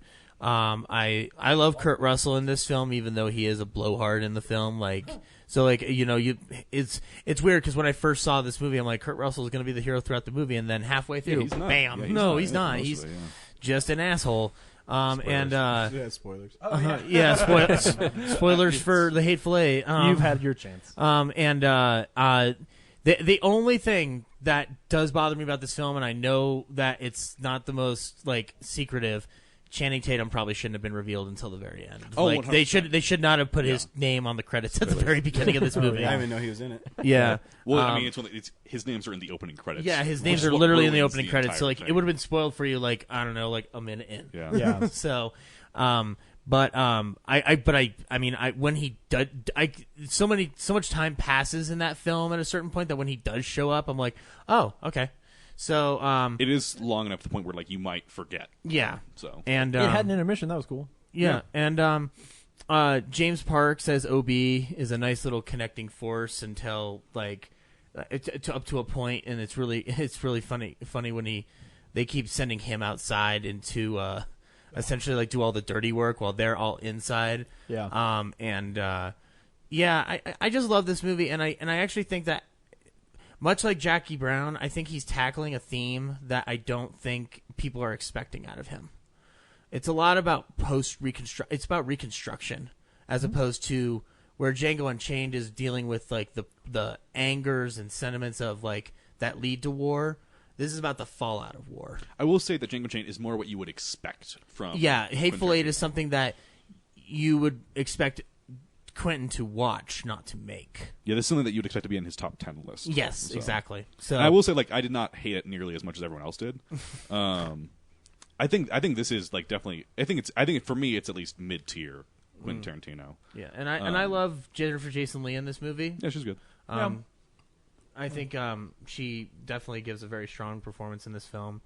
So yeah, that's it. The Hateful Eight. Like, I mean, I know that it's not everybody's cup of tea, but pick it at number 8. That kind of came on accident. That kind of came on accident because originally it was number 7, but then number 7 happened. I will say, and those of you who like, since it is a long film, for those of you that watch the first half before the intermission are like, I don't know about this. The second half is where I think the film shines.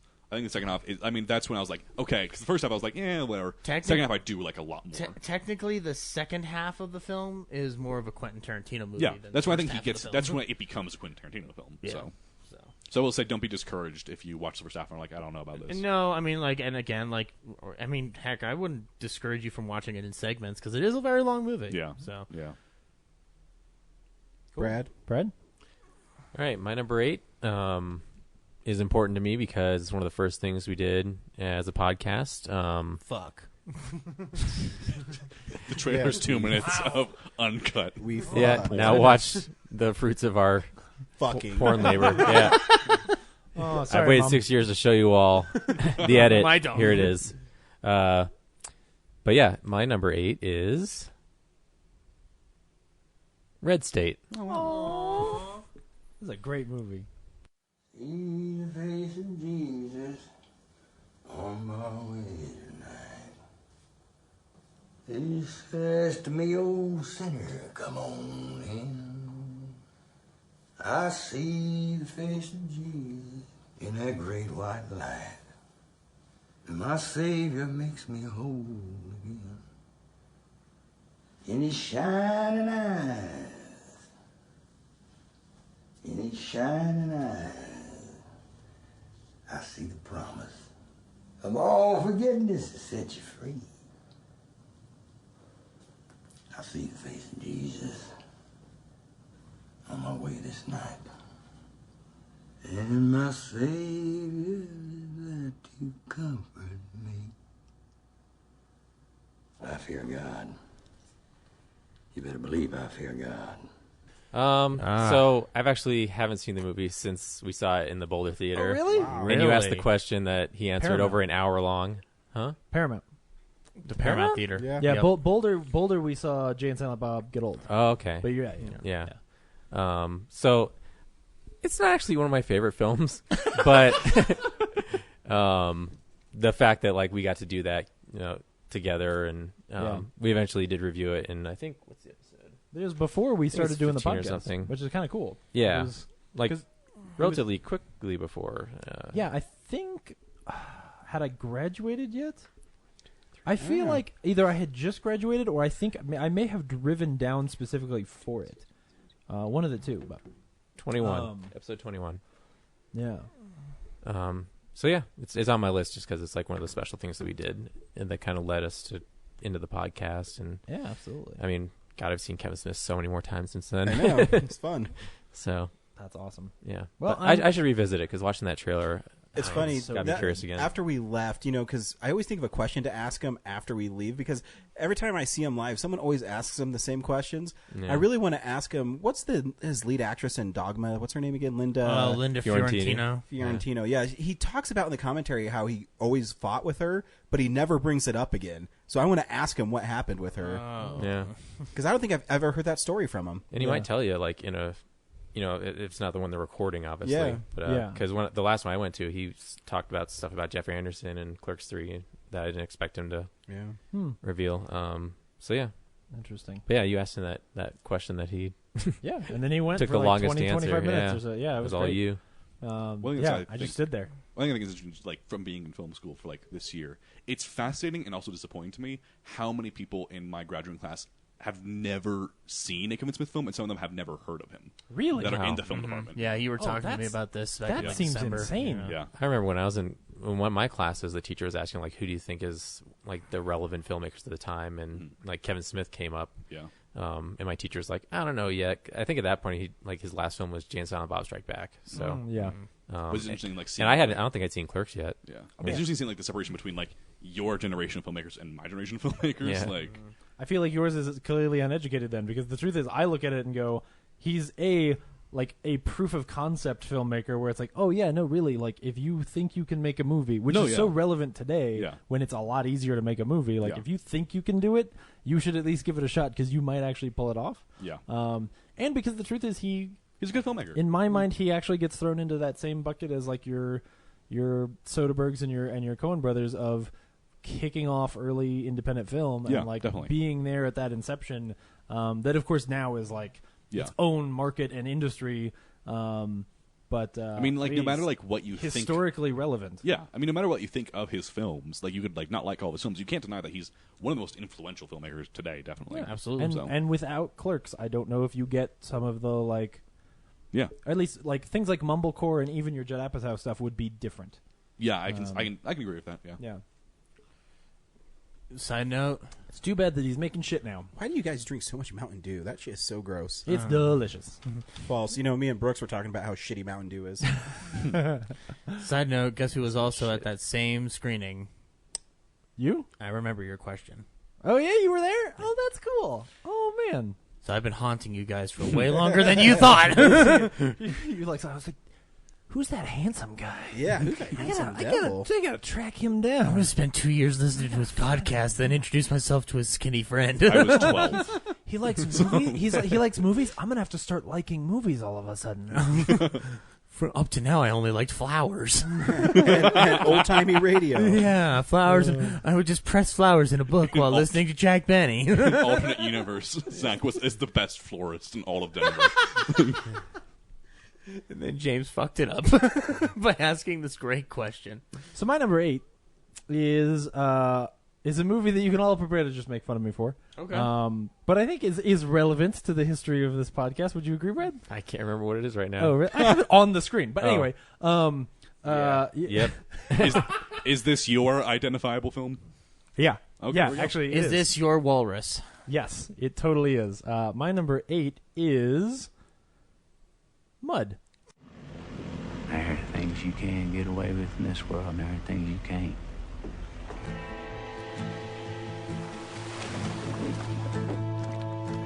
Galen said it's been here a while. He thinks the last flood did it.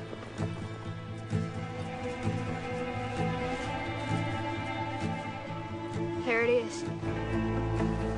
Who else knows about this? Just me and Galen. Good. This boat's ours.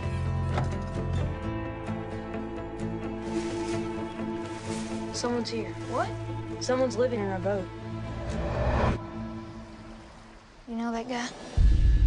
I've never seen him before. What'd you say, boys? You got crosses in your heels. Nails, shaped like crosses. What for? Ward off evil spirits. I'm waiting on my girlfriend. She got these birds tattooed on her hands here. Nightingales. Good luck, birds. I just can't spend the rest of my life running away with him. She don't care about nobody but herself. Are you stuck off in that island? Because of her. Ma'am, have you seen this man? No, sir. Son, have you? What'd he do? This river brings a lot of trash down. You gotta know what's worth keeping and what's worth letting go. You never said your name. Mud. You can call me Mud. We'll try getting this boat in the water. It's my best shot. I made a list of things we're gonna need.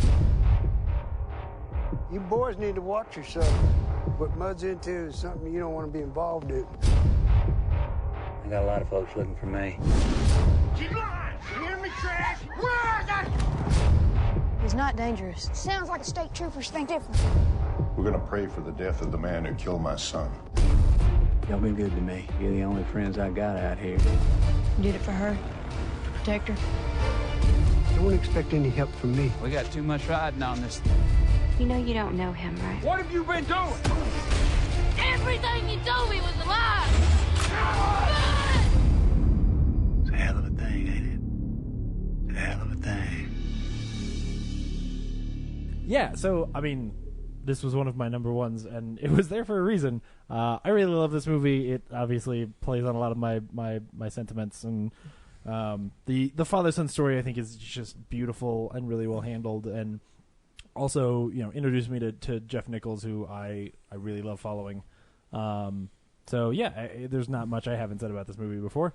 So, I don't know. I like Mud. It's also really a pretty cool, like, coming-of-age adventure film as well. And, like, the little stories about, you know, this kid who's in high school, you know, wanting to learn what love is and trying to learn it from Mud and having this sort of defining experience and learning a lot about the fact that his parents are fallible is just really good. It's just a well-told, simple little story that also has some awesome scenes in it. So, yeah. And Michael Shannon plays a scuba uncle. Yeah. Oh, yeah. Michael Shannon is Neckbone's uncle, and it's great. There's a kid in the movie called Neckbone. It's pretty great. Michael Shannon's in all of his films, I think. Jeff Nichols. Yeah. Films. Did you see Loving? I haven't yet. Because that's the one I haven't seen of his filmography as well. I know, so. that's terrible. But I will. Yeah, eventually. Yep. My number 8 is also one of my number 1 films. It's a sentimental pick, much like James's pick. This movie made me cry 3 times, and I still cry 3 times every time I watch this movie. I think I know what it is a little bloated. They can probably cut about 20 minutes out of it with the backstory that doesn't need to exist. But my number 8 film is The Amazing Spider-Man number 2. You know what it is I love about being Spider-Man?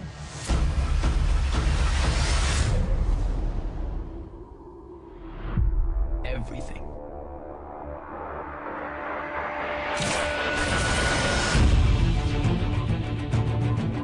Peter Parker, Harry Osborn. It's been 10 years. What have you been up to? I do some web design.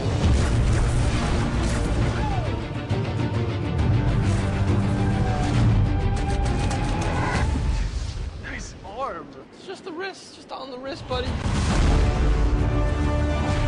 Peter, you're gonna want to see this. Oscorp had you under surveillance. Why? Isn't that the question of the day? Nothing is what I thought it was. I once told you that secrets have a cost. The truth does too. My name is Richard Parker. I have discovered what Oscorp was going to use my research for. What is all this? The future. We have plans for you, Peter Parker.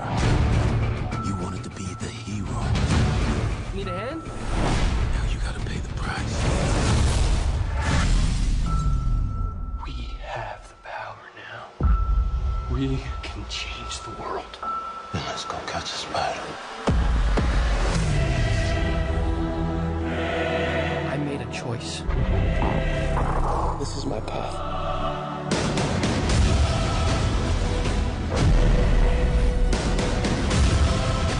This is bigger than you, Peter. I'm the only one who can stop them.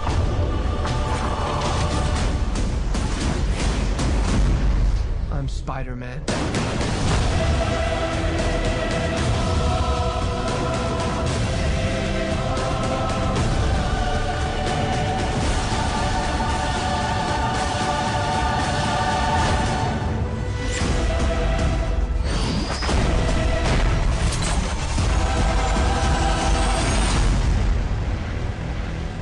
I gotta go.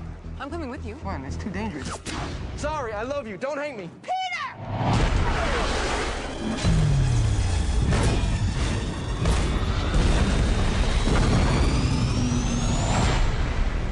I think the soundtrack or the score for this movie is really great too. Yeah. I love the retweaked his theme in it. The horns are really good, and if it didn't have I honestly believe if it didn't have so much bloated story in it, that it would have done. I mean, when you say it would have done better, it made $800 million is kind of silly, but but it also ended that run. Exactly. It just was too much, and you got to scale it back, because the one thing with I think that Spider-Man: Homecoming is striking the chord really well right now is it's making him the friendly neighborhood Spider-Man. Yeah. Bring it back down.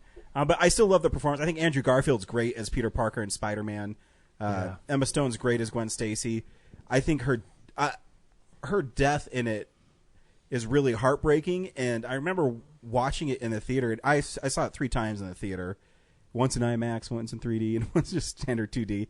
Every time she died, people would gasp in the theater because it does that quick thump and snap. Yeah. And even someone who knows what's happening, and I know how it's set up, I think the way they shot it was really well done. Jamie Foxx's Electro. The one thing I don't like is after he teams up with Harry Osborn, I don't like his costume because it has those cartoony lightning bolts on it. Sure. And people will make fun of Electro's real costume, but I think it'd be awesome to see lightning bolts on his face. Yeah. That's just me. But no, it's one of those movies that it's impossible for me not to like because it takes my favorite Spider-Man story, and it's impossible for me not to like it. Oh no, absolutely. Just rewatching that trailer, I was reminded how well the action's made. In that I know. It's beautiful on Blu-ray. It's beautiful. It actually makes me more excited because I think some of why Spider-Man movie action scenes are so good is is inherent to Spider-Man as a character and like the flying and all that stuff. Yeah. It actually makes me a lot more excited for Spider-Man Homecoming. You need to be more excited for Spider-Man Homecoming. I'm just saying it makes me more. I'm not saying I wasn't excited before, but just it makes me excited for not just the parts where he's like joking and fun, but also the parts where he's flying around and kicking people. Yep. So yeah, Amazing Spider-Man 2. Good pick. I think so too. Everyone who doesn't like that movie's wrong. I like the rhino in it. Cool. Henry? All right. My number 7 film, it's one that I think for a while, it's the first of, I think, 2 NC-17 films on my list, if I recall correctly. This is my favorite LGBT film. Well, it was my favorite LGBT film for a very long time, and it still has a very special place in my heart. My number 7 film is Blue is the Warmest Color. There you go, Ryan. Nope. You know what I don't like about French films? It's in French? It's their French films. No, I speak French. I took French for 8 years. Oh, wow. Yeah. Why don't you lace them on us? Like, say, I hate this film in French. Je déteste du film blue. I don't know what warmest is. Yeah. Blue is the warmest color. Yeah. I'm gonna accept that because I don't speak French, so I'll just assume you. It is je déteste. I can't correct you. That is I hate. Je déteste. That makes sense. Detest. Well, it's got some music. Even Spielberg likes it, apparently. You know what's even more pretentious than foreign films? French foreign films. I think there's 4 on my list. Oh, no. I know there's at least one So, more. Henry, why do you like movies like this so much? We'll get to it. No, I mean, like, in general, not just this film. Well, I think there is, like, a psychological hipster element to it for me. Sure. Where I think there is a part of me that does like it because it is a newer film, or it's a film that I can share with other people. Sure. But I think just also, I mean, I see a lot of really shitty art house films, too. That I know. I've read some of your... Yeah. Man, I'm just curious, because I could never get into films like this. Well, I think you... With, like, particularly this film... She got to go on to do James Bond. She did. Yeah, Yeah, that's she right. was. But yeah, I mean, Blue's Orange Color, it was, I remember I saw it. I actually saw it on my 17th birthday. Like, I turned 17, and that was the first day I could legally watch this film. So I went to the mine. when I Without your watched it. parents. No, I mean, at 17, you still can't even see it with your parents. Yeah. Yep. You have to be over 17 to see it in theaters. No, that's what I'm saying. Is like, Oh. No children 17 or under. right. So. Yeah. So he still had to go with his folks. Yeah, your parents can't take you to an NC-17 movie. No, but you're 17, so you can go by yourself, right? Yeah, yeah, so it's the first time I could do that. Yeah. Yeah. I would never take my mom to a movie like that. It's like, you want to go see a lesbian movie, Mom? There they have sex for 17 Also, it's minutes? 3 hours long. I'd like to... Wow, that's so shocking that a French foreign fucking film is 3 hours Just long. wait, there's a longer film on my list. Why are French films so fucking long? We get it. Well, I mean, I don't know. One reason, like, why I really like... Is Hitchcock the filmmaker that says films don't need to be longer than 90 minutes? What? There is that belief, yeah. But I think, like, this film, the reason why it's so long is you see, I think it's a 10-year-long relationship from the start to the end. And you see it, like, build, you see it climax, and you see it dissolve. And so you see this and so it's long because you see this long relationship plan out. Sure. And I think I honestly think it's the best romance story I've seen in cinema. Which is a bold statement. But for me, at least, it's my favorite romance story arc I've seen. I think it's just a beautiful film. I think like it's the most honest portrayal of a relationship that goes poorly, it's a perfect portrayal of really hopeful love, and then seeing both of them realize that the love is then gone. And I think it's a very honest film about that. I think both actors in it are incredible. Like, Steve and I have talked about this because, like, I remember when we did the 2015 Filmsplosion, the discussion of Carol, which most people consider the best lesbian film of all time, but I consider this is the best lesbian film. It does have this really, really long sex scenes that if you trim that down, it would be better. But I think the reason why they're long, in my defense for that part, is that it's supposed to feel like you get these like scenes and it's filmed in a way where it's very voyeuristic in a way, where you see them almost, and you see them as your friends, or you see them like you're in their group, And so when you get to that part, it's like, oh, I feel uncomfortable watching this because it's like watching your friends fuck. And so that's for why 20 minutes. I don't want to be uncomfortable for that long. Exactly. And so, so again, why do you like movies like this? Well, it's an experience you only get with these kinds of films. Like you can't see this kind of. Yeah, and you can argue that. You could argue that. Sorry. But it just, and it's like it's one of the films that like it doesn't stick with me as much now, which is why it's number 7. But it's such a huge. I saw it when I was like a freshman in high school, I think. Or maybe not then, because I was 17. But I remember I saw it very much influenced how I write characters now, and specifically how I write romance. And I always think it's one of the best romantic stories told on camera. Until you see 50 Shades Darker. I was gonna say you said that, and then I started like looking at my list to try and figure out like, do I have something that I think is like a really good romance? And then I didn't think I did. And then I was reminded of Drive. Drive is really good. Was that? Yeah, that could be on someone's list, I think. It could be. Yeah, you totally could. So we'll see. Probably a real human beings list. Yeah. But yeah, that's my number 7. Cool. Zach? My number 7 is a film that from filmmakers that I absolutely adore with a passion, and unfortunately, this is one of the few films of theirs that I did not get to see in a theater. My number 7 film is Inside Llewyn Davis.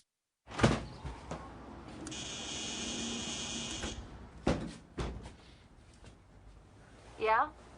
Hey, it's me, Llewyn. Yeah? Can I come up? No.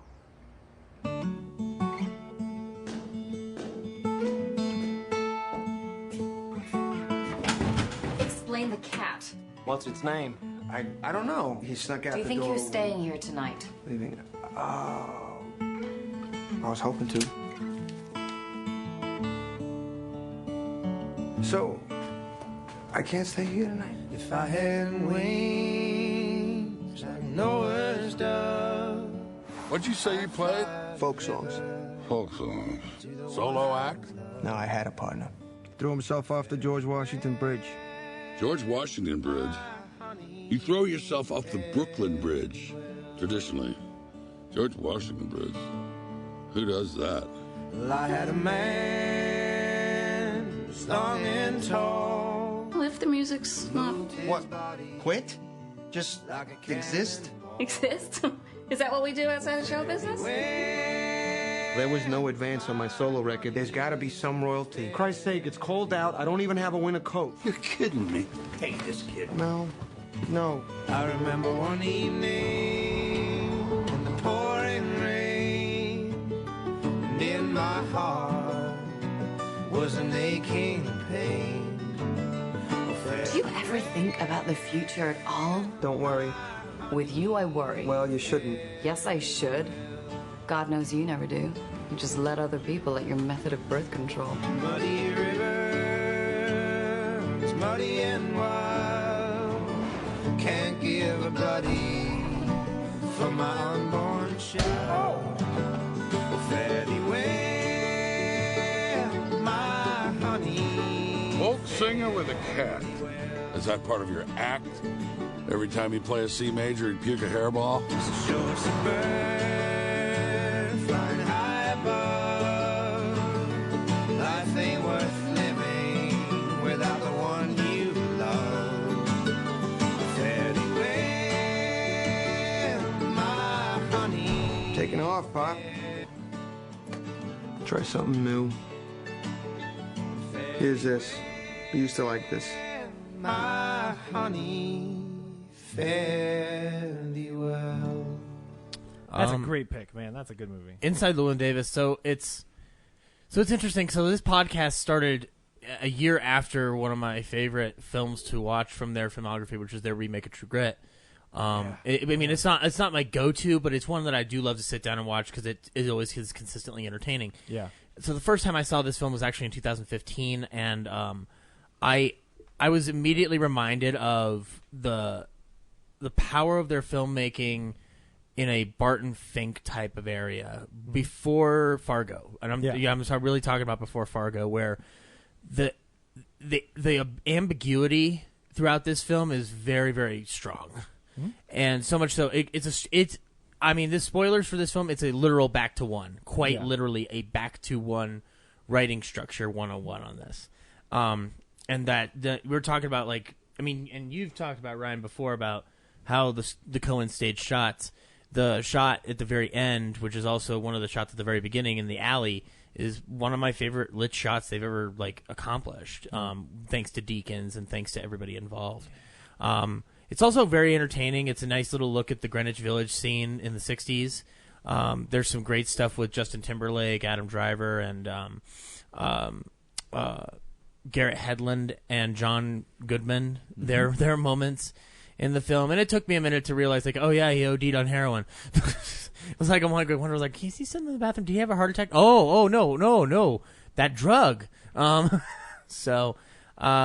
I really like it, and the through line with the cat and him really trying to apologize for insulting the people he was like in being invited into their house. Yeah. I was like, oh, that's a Coen Brothers trait of just like general politeness. Yeah. It's like if I always think of it as like their most palatable artsy fartsy movie. Really? You know? Like it. Oh yeah, because I disagree. I look at it as in the same vein as their, Barton Fink, Man Who Wasn't There. Like, this is for the people who aren't necessarily going to show up kind of movies. And yet this to me is like a really enjoyable, fun movie at times. It's really, cause like my opinion of this film is that I think it's one of their best films, but I think it's also the heaviest Coen Brother film, meaning that like you need to like Coen before going in. Well, that's my point. Is like, oh, okay. This is one of those movies that, like, for example, Ryan may like Fargo, but probably isn't going to love Barton Fink as their like more artsy, artsy fartsy movies, right? Yeah, like they've got their palatable, more mainstream movies, and then they've got their serious mans, right? That most people don't actually go see. This is like the most palatable of their, those. right? Okay, cool. Because when that end scene happens, you're like, if you were just a normal mainstream audience, that end scene happens and you walk out and you go, "What the fuck did I just like? What?" And that's actually true. And I mean, like, honestly, like if you guys had started this podcast 2 years earlier, A Serious Man would have been on this list, right? But probably at number one even. But since it was 11 to present, I had to look at it. I'm like, well, it's between this or Hail Caesar, and I love Hail Caesar, but Inside Llewyn Davis still hits me hard. So they made in the 6 year span. Wow, I know. That. There's not, yeah. Wow. Well, and they wrote Bridge of Spies. Yeah, they've had some writing stuff. That's true. Yeah. And they've also didn't they like produce and was like show or like uncredited showrunners of the Fargo like first season. I think they were consultants of some kind. I think they had some kind of role on it. So they grew up or didn't grow up, but they came up through the movie industry with Sam Raimi. They worked on a lot of the early projects together. In fact, wasn't Joel like an assistant editor or something on Evil Dead? Wow. He was, yeah. I didn't know that. Yeah. I was also going to say that Chris Thiele is amazing, and why Roger Deakins has never won an Oscar, especially if anybody puts Sicario on their list. It's unbelievable, and it's the worst tragedy. Well, I'm sure that this is not going to be the last time he shows up on one of our lists. Oh, so. yeah. Oh no, I would be interesting to go back and look and see like how many times is Roger Deakins on this in this top 10 list. Well, the Academy hates British people with the first letter of their name beginning with R and the end being S. This is ridiculously specific. I understand, but you need to read the Academy bylines point for point. Okay.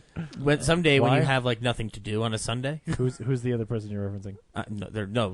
They only made it for him. Oh, okay. Cool. Brad? This year. Number 7. Yeah, no, I thought someone was saying no, something. Nope. Hi, Brad. Yeah, so my number 7, you may notice a running theme. This film is special because it's part of one of our first excursions outside of town to represent the podcast. This film is called The Battery. Oh, hell yeah. Nice choice. They can take our bones and bury them deep under the river, but we'll still be together, and we cannot be defeated. They can take our trombones and pack them down there with us, but no matter how long it takes us, we will not. I wonder why they don't have Real Nerds like quotes on here. Because this trailer was cut before. We've played it at all our conventions. Yeah. We should have a thing on there. I should have just re-edited it with our quotes on there. That would have been good. That would have been really good. Just fucking see it, Ryan Frost. We know these guys. Yeah. James Hart. They did. Remember they were pissed at us because they wanted to watch Grabbers, but their like marketing people made them do an interview with us. Not like legitimately mad at us, but Yeah. it's a fun Grabbers. interview if you want to listen to it. It actually like raises the bar for me when I look at low budget films.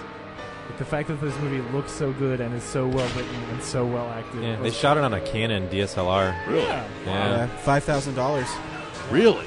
Yeah. Wow. Yeah. Yeah. Jesus. And it's efficient. What was the story with the car? Like it died on the last day of shooting? Yeah. Yeah. Oh, yeah. Yeah. Yeah, if you go to realnerdspodcast.com and search the Telluride Horror Fest interviews, you can listen to it's about a 40-minute interview with them. They're great guys. Right after their world premiere of the movie. Yep. Yeah. Awesome. Brett? So, yeah, our first Telluride horror show, we attended, and we got to meet these filmmakers, and, we didn't know what to expect film-wise out of these things. I don't think there were any big Hollywood horror films there. No. So yeah, we saw this, and we're big zombie film fans, and their subtlety with the genre is what's super impressive. And then that last sequence where it's a single shot for 15 minutes, 10 minutes, in a single location. It's just impressive filmmaking on such a low budget, and but yeah, it's really on here because it's one of those special things that we got to experience together as a podcast. Yeah, and it was, if I remember right, it was on my top 10 that year because it not even from just a sentimental place. Like, I love that movie, and I think it's so well written and certainly in my top 5 favorite zombie movies of all time. Like, I think it's great, and not really a movie about zombies. So I guess that's cheating. So cool. Yeah, I've got 2 movies that aren't really about zombies on my list. Oh man, cool. You're up, buddy. Oh, my number 7 is also not about zombies, but this is sort of my, sneaking a horror movie into my list. My number 7 is Cabin in the Woods. No, it's not. Everybody ready? Get the show on the road!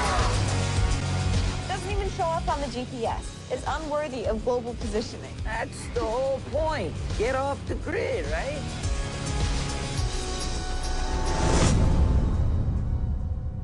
Hello? I'm thinking this thing doesn't take credit cards. Sign says closed. We're looking for, what's it called? Tillerman Road. Not to get you there, getting back. That's your concern. Oh, this is awesome. Whoa. No way.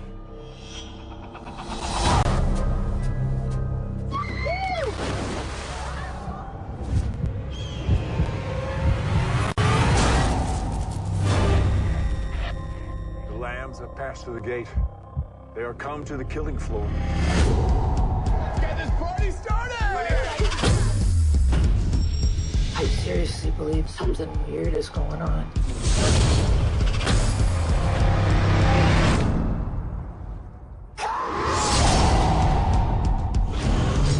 What is that thing? We have to stay together. This isn't right.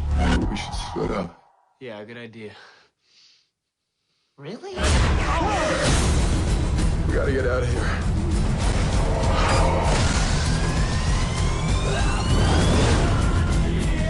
Somebody sent those things here to get us.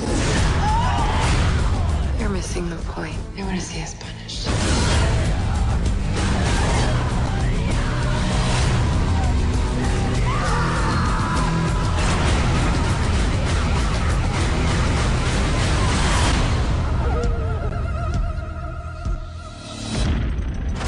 I think I can get it to go down. Do we want to go down?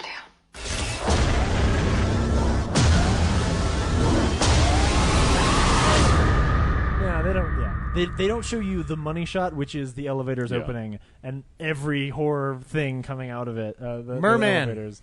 Oh man, like He that- picked up the conch. Yeah, I know. He had it in his hand. Unicorns stabbing people with their horns. This like this movie is just so much fun. And yeah, that last sequence where the monsters go crazy is amazing. But to me, the reason it's on the list is just because it is such a smart commentary on horror films in general. And like, there's so many subtle little things in there that every time I watch that movie, or at least for the first year or so, and then even today, watching it, having not seen it for a while, there were little things where I was like, oh, you did that, even how subtly. I mean, what's his Hemsworth, Chris Hemsworth. He's actually really good in it, and I didn't realize until today when I was watching, like, how subtly, before you even know what's going on, he starts becoming an asshole, and it's actually so contrary to the way he's introduced. It's just great. It's hard not to recommend. Only reason that my parents haven't seen this movie is because there is a lot of murder blood in it.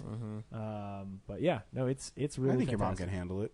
Sure. Yeah, I mean, there's the part when Anna Hutchinson, the woman who dyes her hair blonde, when she dies, like, that's actually maybe the most gruesome sequence. Yeah. Well, it doesn't pull any punches for sure. No, like, when it wants to be a horror movie, it is one. Kind of, because, and it's important that it does that, because then when you cut back to the guys especially that scene, because that's the first time somebody really gets murdered, they keep cutting back to the guys in the control room, and they're just like stone face and just like, well, push the button, say the prayer, like, and so that juxtaposition is fantastic. And I remember, like, seeing it with an audience was one of the most fun experiences for sure, because, like, you could just feel the energy in the room, and people were constantly laughing and cheering and having a great time. It's hard to beat for sure. So, Cabin in the Woods, number 7. It's so funny, James, because we're kind of like on the same wavelength here. Yeah. Except my Cabin in the Woods is unrelenting. My Cabin in the Woods is glad. Evil Dead.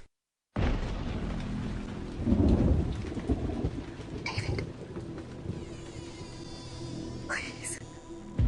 Please.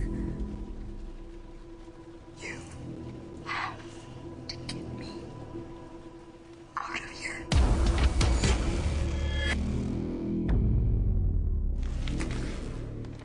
Leave this book alone. No. You don't understand.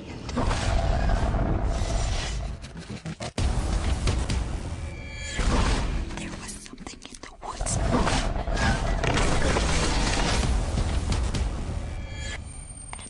think it's in here with us now.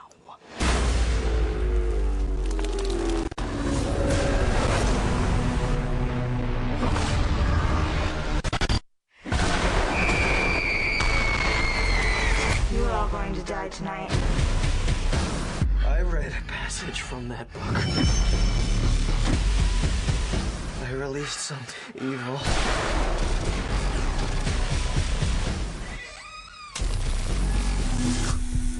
Oh my God! Why did you do that?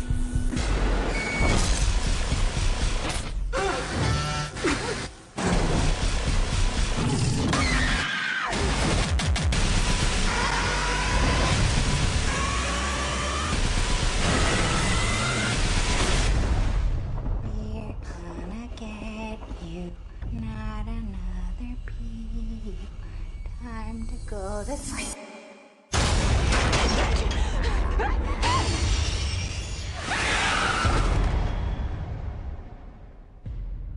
I actually saw this movie at an advanced screening, and I happened to just... I was working in Boulder at the time, and CU, the college, would have these advanced screenings for really awesome movies, but sometimes you wouldn't know what they were. This was one of them. They just said, it's a horror film, and I was like, all right, I'll go. And then it turned out to be Evil Dead, so it was pretty lucky. And this is one of those movies that I've watched over and over and over again, because I think it's so brilliantly made. And what I love most about this film is it starts off kind of slow, but it gives you a chance to let the characters breathe. And then the last 45 minutes is just like, you better strap on, because we're going to show people cutting their arms off, slicing their tongue in half. That was yeah. The gore effects in this movie were fantastic. Oh, yeah. And when you see how they made them, it's pretty impressive. They There is an unrated cut that they put on iTunes I haven't watched yet. It didn't come with a Blu-ray? No. So they were going to put a Blu-ray out for it, and it accidentally leaked in the UK, so they decided to put it available digitally. Weird. Yeah. Way to go, UK. Right? Well, it's weird. I don't know how they got it, but they ended up putting it on TV or something, like their version of HBO. Huh. They got this cut of the film, and they put it on, and it was an accident. Yeah, weird. And even the director said, well, I don't like that version. Oh, sure. Because the way he made it is like, that's actually the vision he wanted. Yeah. But if you want to see a longer cut of it. When you're watching it, it's hard to imagine that there was anything that he didn't do. See, from reading his interview, I don't know if it's more gore. Something tells me that it's, well, I know because there's the poster is her walking away with her arm dripping blood on a road. Oh. And I think that's the original ending to the movie. Weird. Yeah, but this movie is great. It showcases a director that I think is going to do great things. Because Don't Breathe is really good too, and Jane Levy is amazing as Mia in this film. Yeah. She's scary. But also, when she's not scary, I love her. Exactly. Like the beginning and end of that character is so good, and the fact that I love this movie as much as I do is weird. Is super weird. But I think it's genuinely because I like her character. I think she is a strong, interesting character. So I like that they frame the premise around an intervention. Yeah. Mm-hmm. Oh, yeah. Instead of just teens out partying in the woods, it gives you something like that affects the character. And it affects the characters too. You're right, because people don't believe what she's doing. They think she's withdrawing from whatever drugs she's on. And I mean, other than the, I laughed at this moment in the trailer because when he's opening the book, there's that moment in Cabin in the Woods where he's like, "Okay, I'm drawing the line at reading the Latin." Other than that scene, I think the movie really doesn't have any of those terrible horror cliches. It's just solid, you know. Mm-hmm. I wasn't able to watch in time for the Filmsplosion for 2016. But I finally watched Don't Breathe, and it would have been in my top 10. Oh, yeah? But, I mean, I think Fede Alvarez shows the most promise of any director who has less than 3 films. Yeah. Oh, yeah. What's he working on next? He's doing a Girl with a Dragon Tattoo. Yeah, Which, normally I'd be like, you can't do that. But I've called him, David Fincher light in terms of, his color scheme and, his, directing style. Is he doing a sequel to the Fincher one, or are they remaking it? They're not remaking it. They're doing the 4th book. They're doing the 4th book. Yeah, that's not even written by the original guy. Yeah, it's a bad idea to begin with, but I have some faith just because he's involved in it. Yeah. So weird. Is Rooney Mara in it? No. Both she and Daniel Craig are not going to be in it. I think because I'm okay with Daniel Craig. Rooney Mara is pretty great. No, Rooney Mara was one of the film. I really enjoy Girl with a Dragon Tattoo. No, but I think it's because it costs too much money. I think it was $120 million erotic thriller. Yeah, and the reason beautiful. why, and they were going to do the sequel, the actual second book, Hornet's Nest or something. Yeah, but the problem was that David Fincher was going to do. They were totally allowed, but David Fincher wanted to film the second and the third one at the same time, and they weren't confident enough to do that. Sure, yeah. So, which is understandable. I mean, that movie has the best James Bond opening credit sequence. All right, cool. So my number 6. You'll notice whenever I'm on a Filmsplosion, I try to get one documentary in. This is my documentary for this Filmsplosion. This film is... I'm just going to let it speak for itself. It's The Imposter. Oh, I was going to say it was Lego the Brickumentary. It's Suicide Squad, the making of.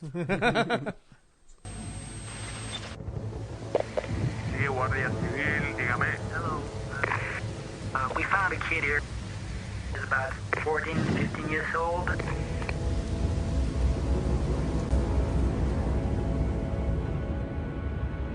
The thought of what somebody could have done to him, it gives you nightmares. He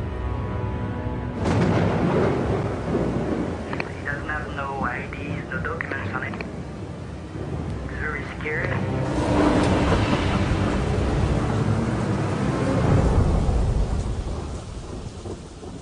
From as long as I remember, I wanted to be someone else. We had no idea what kind of person we were getting. He had changed so much. There was just something wrong about it.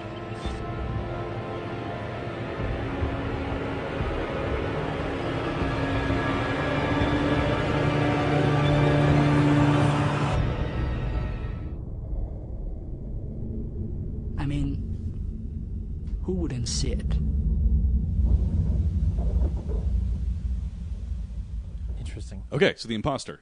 The Imposter is actually produced by A&E.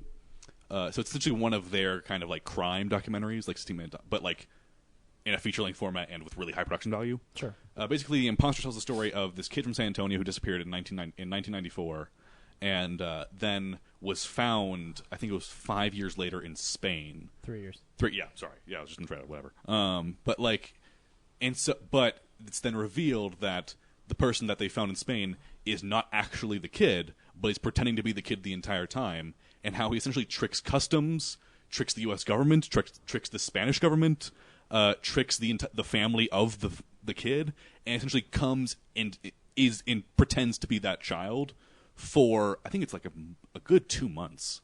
Weird. And it is this imposter of this, and it's such a fascinating film because it's the kid would theoretically, I think he's supposed to be like 15 or 16 at the time, but the guy is like 23, and like it's supposed to be like a blonde-haired, blue-eyed kid, but he's like, I think he's of like Arabian descent, and how he tricks the family and how he tricks like customs.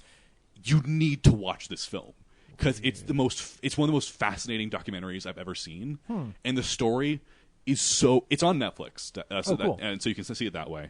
Has anyone else seen it? No. Okay. But now I want to. Yeah. I want to know how like a kid like it's only 3 years later and they think like he convinces the family that he's aged into Did he kidnap the kid? I'm not going to spoil it because there are so many twists and turns. For a documentary, it's rare to get twists and turns. Interesting. This film has so many that it's like it's so shocking. It's without a doubt my favorite documentary of all time. Wow. So man, that's fascinating. Yeah, there were a lot of. I think it's 2013. Yeah. There were a lot of pretty much every film that was nominated for Best Documentary that year, including it was this film, Invisible War, How to Survive a Plague. All of them are incredible, but this film is without a doubt it's the most It's primarily because it's a fascinating story. Yeah. And how it plays out is just incredible. Yeah. And so, but yeah, The Imposter. Definitely check it out. Cool. But Very is it cool. Electric Boogaloo, the story of Canon Films, amazing? Is all I want to know. Is it brickumentary good? Is that your number 6? No. Oh, okay. My number 6 is a wonderful, wonderful Western. Are you putting Hateful Eight on the list again? My number 6 is... Oh. Mm-hmm. Hell or High Water.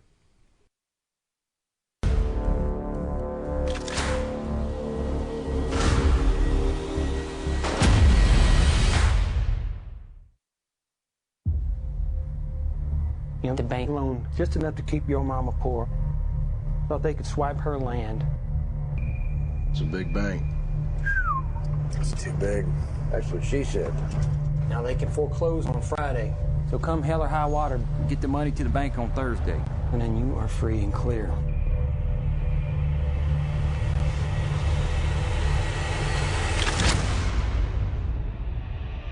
Little brother, let's go get that money. Good morning, folks. Open the drawers. You got a gun on you, old man? You damn right I got a gun on me. Y'all gonna steal my gun too? Where's it? Woo! Rubbers, you may get to have some fun before they send you off to the rocking chair yet. I may have one hunt left in me. Mama, in that been a while? 3 months. Bank breathing down her neck. Everybody get on the ground! Y'all been here for a while? Long enough to watch the bank getting robbed has been robbing me for 30 years. How'd you manage to stay out of prison for a year? It's been difficult. Tell them stand up! These boys know exactly what they're doing. They're trying to raise a certain amount, that's my guess. Let's go! Good! Toby, it's a good thing you're done. We're doing it. Every step of the way. You want a little advice? Go see your boys and mom. You know, you talk like we ain't gonna get away with this. I never met nobody got away with anything, ever. Why in the hell did you agree to do it? Because you asked, little brother. Mama, take this badge off of me. I think I got these boys figured. He's got no record. He's never been arrested. He don't fit the bill, Marcus. You may be hearing a lot of things about me and your uncle. Too dark to see. Whatever I hear, I won't believe. No, you believe it. I did all of it. Love you, Toby. Mean it. I love you too. You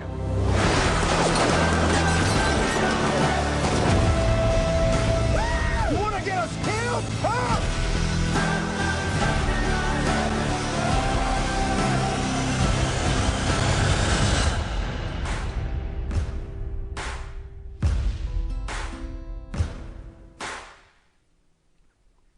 Nice pick. So yeah, that was my number one film from the 2016 Filmsplosion, and I've since bought it on Blu-ray and watched it up so many times, but still haven't watched Sicario or Prisoners yet. So Don't admit that. Man, Roger, no, I'm going to hold myself real nerds card. I'm going to hold myself accountable until I actually watch them. But no, this film, like as I said before on the 2016 Filmsplosion, I think it's tackling some stuff that No Country for Old Men kind of tackle, but in a very different way, and it's in its own fashion, because it doesn't need to be a Coen Brothers knockoff. It ends up being a much more high octane movie than, say, anything the Coen Brothers have done. Yeah. With all due respect, but there's also this. As I said in my initial review, this movie has no business being as good as it is.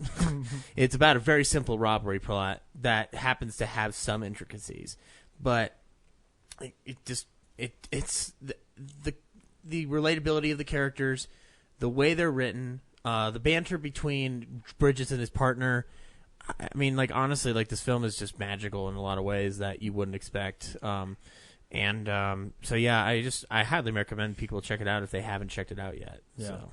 It's super solid. Yep. I forgot how good it was until I saw that trailer again. Yeah. Man, Ben Foster, man. He's good in everything. Yeah. Yep. Remember 30 Days a Night?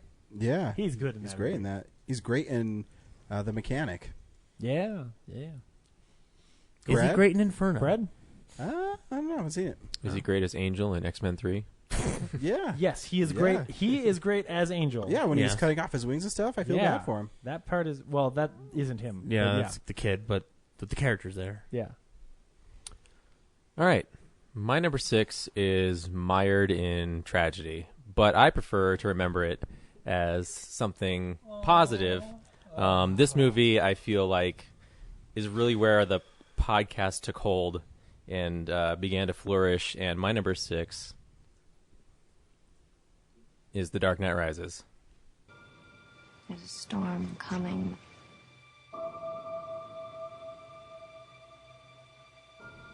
You sound like you're looking forward to it. I'm adaptable. What are you? I'm Gotham's reckoning.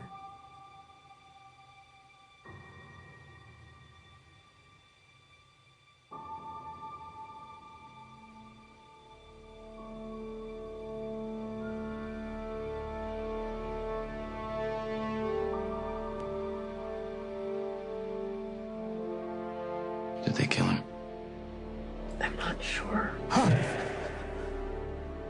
Why didn't you just kill me? Your punishment must be more severe. Do you think he's coming back?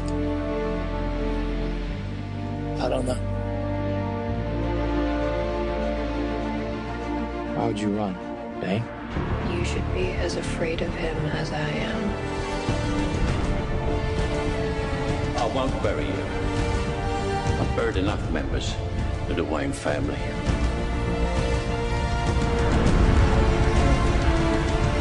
You don't owe these people anymore. You've given them everything. Not everything. Not yet.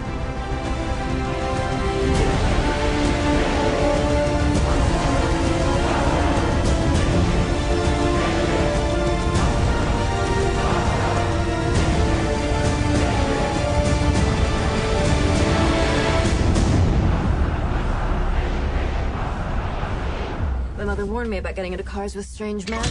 This isn't a car.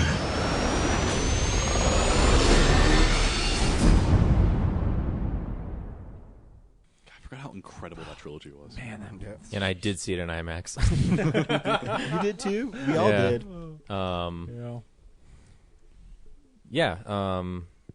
So, like I said, unfortunately, the Aurora shooting taints the legacy of this film. I don't. Well, finish what you were saying. Sorry. Yeah. And I was apprehensive about showing it with you here. But I felt I'd like to get it above yeah, that's kind of the route I'm going down. Obviously, it's more important to the people that suffered through that, and but it did bring about good things. Like we got to know Alex Sullivan and his family, and help out with Aurora Rise, and get to know you. So I try to reflect on the positive aspects and the great memories we had of going to Mile High Comics before Denver Comic Con and meeting Michael Uslan. And, as our first year at a con, doing a con as a podcast, it was just a really fun time for us, because, we had done about a year of kind of an isolated at-home thing for the podcast as ourselves, and then this was us branching out and becoming, finding a fan base. Yeah, you say that, and I'll never forget, as the rest of my life, I was at Mile High Comics for their pre-party for Denver Comic Con. I was standing in line, and this is a true story. Standing in line, and a very tall, nice young man was in line with me, and I was wearing our Real Nerd shirt. And he said, "You guys are the Real Nerds? I listen to your podcast." And he said, "I love it," and he loved Nightwing. And I remember going into Mile High Comics and seeing James. James, there's some guy out here, his name's Sully, and he loves our podcast. And he came over and introduced himself. And I remember, at Denver Comic Con, he would always tweet us, and he was such a nice kid. And that's what I take from that experience. And unfortunately, he was one of the victims in the Aurora shooting. And the surreal moment of that will always be on my mind every time I watch the film.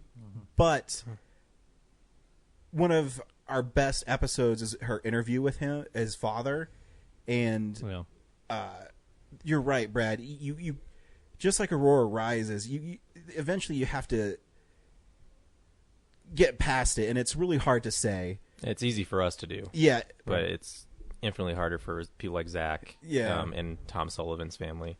Exactly, and it's an unusual thing to be in. I don't know if I've never exploited this story, so I don't really tell it. But the last thing that Alex did was tweet us before the showing. Yeah, how excited he was about his birthday. Yeah, and I never bring it up. I never say it because I don't think it's relevant. Well, and it ended up being sort of this and a double-edged sword as well, right? Because I hate bringing the podcast down, but it's a day I'll never forget. I remember because we wanted to record the podcast because we were so excited, and it was going on, and then the surreal moment where you realize that something terrible happened to somebody you know, and that maybe people that know him don't know it, because I don't think I've ever told this part of the story, and very few people know it. Is I was called by Anderson Cooper's producers, the Wall Street Journal. They all wanted to know a story about how we knew Alex. Right. And I refused to give them a story. I said, that's not my place. But what I did do, and what touched me, is I wrote this little, I don't know if eulogy is the right word, but I wrote this blog about what it meant to know Alex. And his dad told me they read that at his memorial. And I mean, that's something that you can't ever put a price on, and I'll never forget. But yeah, it's a surreal moment. But the movie's great. I was gonna say the movie itself. What's overshadowed a little because of that is how great the movie is. Like I really like what they did, adapting Bane from just being like this luchador, super villain who's got this venom infused strength. Yeah, and also to take it from the Batman and Robin, which most people would know him from, right? You know, and make him scary. It's almost the most that they could have rubbed dirt in the eye of that original series, right? Yeah, we're gonna take this thing that you really fucked up and make it really cool. Because legitimize him. He's pretty scary in the movie. You know, and Tom Hardy's such an imposing actor, anyways, that I think he perfectly captures Bane without being cartoony, and overblown. Because in the Schumacher or even in the comics, when he's breaking Batman's back, he's so cartoony. Yeah.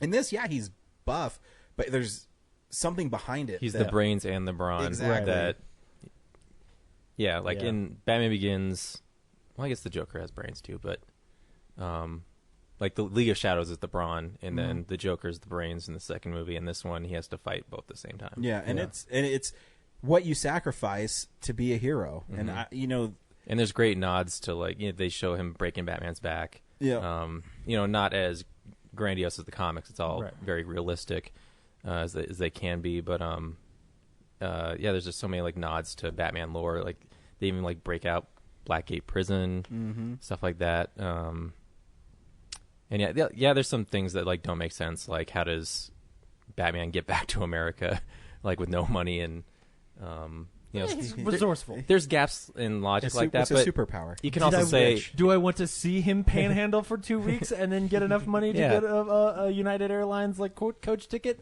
No, I don't want to watch. Part of filmmaking is like leaving some stuff up to the viewer to decide what happened. Like you don't have to fill out every single gap on screen. Right. I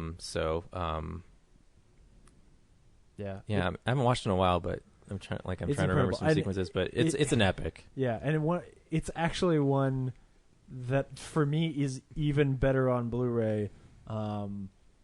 Maybe I'm tainted for obvious reasons, but I remember when I finally did watch the Blu-ray, the sound mix is a little bit better, and so I could understand all the things that Bane was saying, and I was like, man, he's really well written and interesting now. Or you can just turn the subtitles on. Well, yes, true. But like that whole airplane sequence that the 2 times I saw it in theaters, I was like, I don't know what's.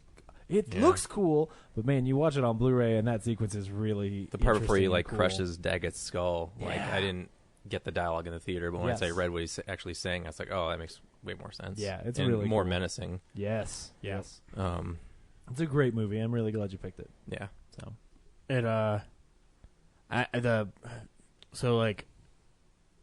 I'm really not going to divulge the story tonight, but when I first finally saw the movie in its entirety, it was 2 days after everything happened, and I got into the theater very early in the morning. I did not want to go at night, and I'm sitting in the corner as close to the exit as possible, and the movie started, and I had to get past a certain point, which I did see a little bit flashing in the trailer, and which every time I watch it, it still kind of kicks something in. But once I got past that point, I was too immersed in the film and the fact that, oh yeah, I love fucking Batman to really let the other things bother me. I ended up seeing this film in theaters 5 times, twice in IMAX.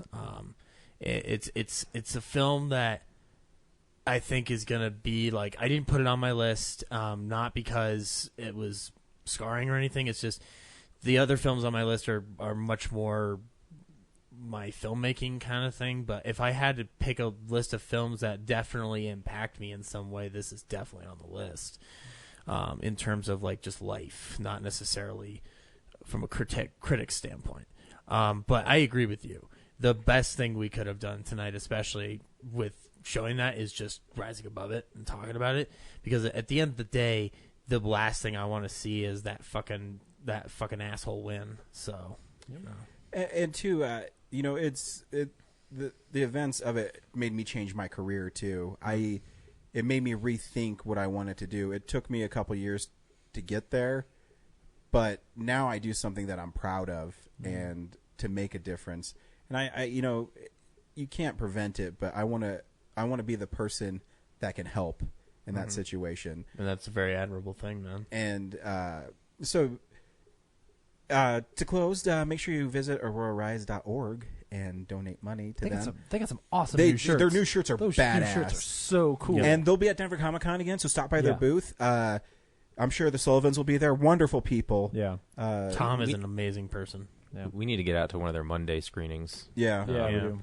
It sucks because you just want to see the movie on Friday. Yeah. The bummer is, like, my schedule, I'm always working. And it's a horrible excuse, but it's true. Yeah. But yeah, no. Go to aurorarise.org, and when you donate, you get stuff. Like, they have like sketchbooks where real comic book artists donate sweet pictures of Batman. So make sure that you help them out.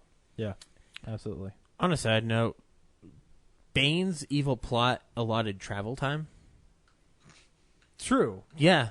It does, yeah. Yeah, the same amount of travel time, but for Bruce. Yeah, I mean, the city is dominated for like a month or so. It was one of those observations that I didn't notice until Pete Holmes brought it up on Doug Loves Movies, where he's just like, I got to go to India. The resources of the League of Shadows are infinite. That is true. That is true.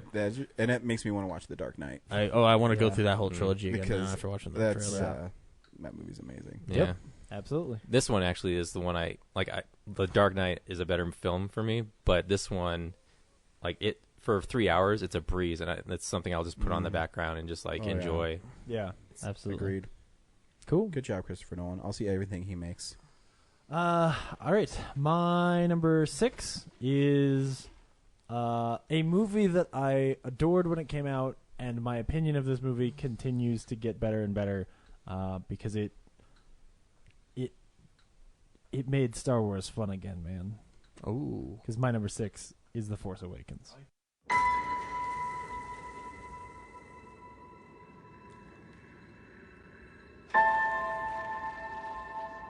Who are you?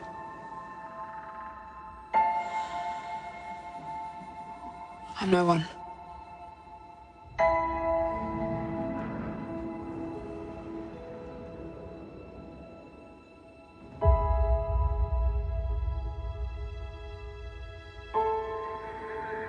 I was raised to do one thing. But I've got nothing to fight for.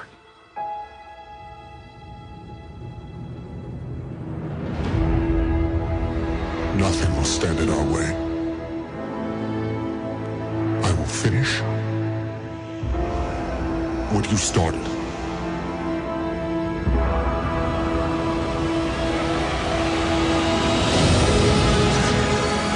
There are stories about what happened. It's true. All of it.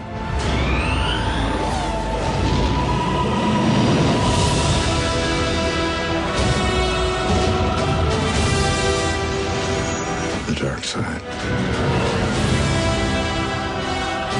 A Jedi.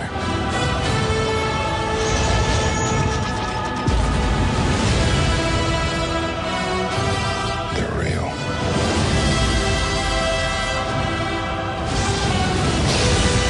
The Force. It's calling to you.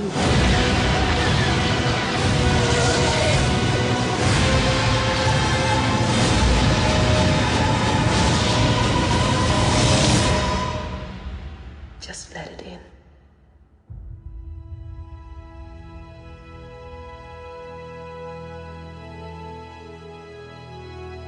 I'm going to stop this podcast just so we can watch Star Wars Force Awakens. Let's take a 2.5-hour break. Right, exactly. Yeah, I mean, I'm not articulate enough to really say everything that I love about this. So, but you are. I will to some extent just say, like, go to YouTube and look up Movies with Mikey and go find his review of The Force Awakens. It has so much more than I could squeeze into this episode. But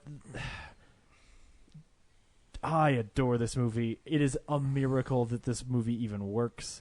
Every criticism that people lay against it is like throwing sticks at a wall. I've noticed it's like a new thing now to say bad things about this movie.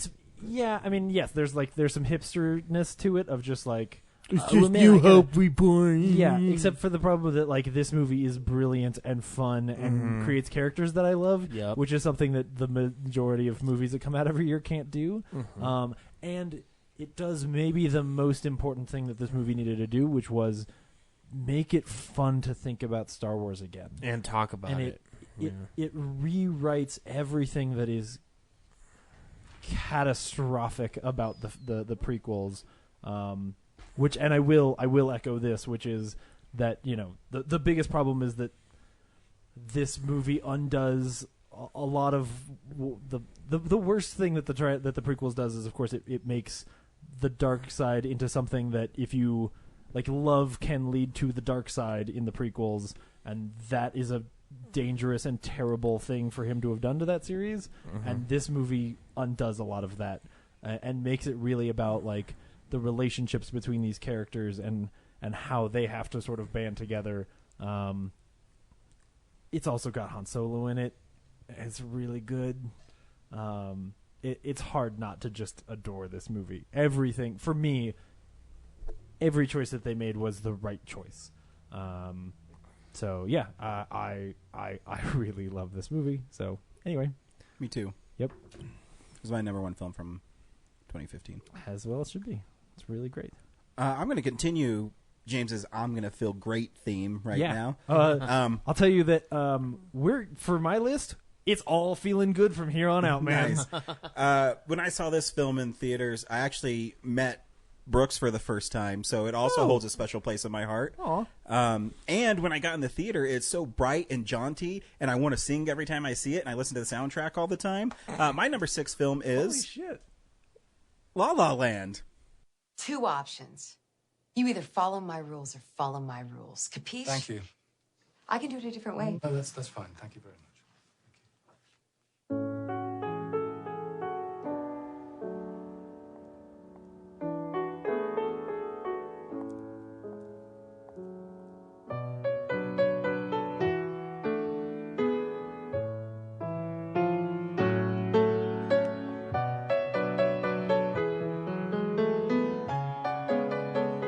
You're fired.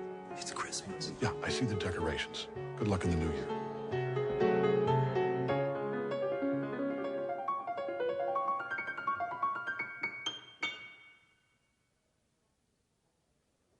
I just heard you play, and I wanted...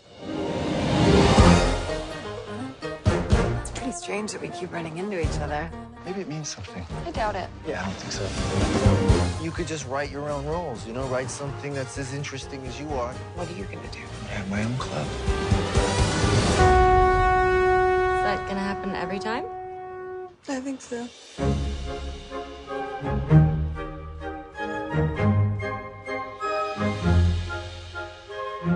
How are you going to be a revolutionary if you're such a traditionalist? You're holding on to the past, but jazz is about the future. Maybe I'm not good enough. Yes, you are. Maybe I'm not. It's like a pipe dream.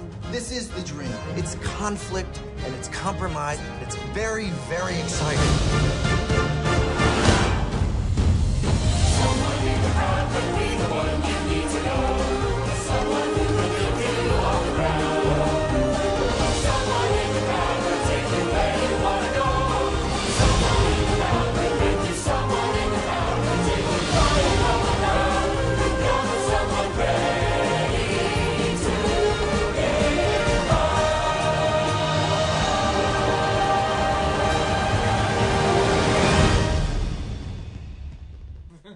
Y'all have this idea that I hate this film.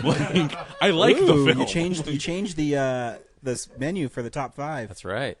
Things are getting serious. Now we're like classy. We're in black and white. No, the movies are gonna get more fun, but the background's darker. La La Land is obviously my favorite film from last year. I adore this movie, and every time I watch it, every time I listen to the music from it, it just reinforces my love for the film. And yeah, it might be the populist pick, but it doesn't matter to me because I still think the movie's great. It's great. It's really good. Yeah, it's really good. Look at him strain so hard. It's no blue is the warmest color, Vessel's but popping in his head right now. Even though Ryan Gosling It's doesn't so good. even though Ryan Gosling doesn't hang dong in it. He hangs dong in other films. It's fine. That's true. does he? I think so. Yeah. I think Blue Valentine?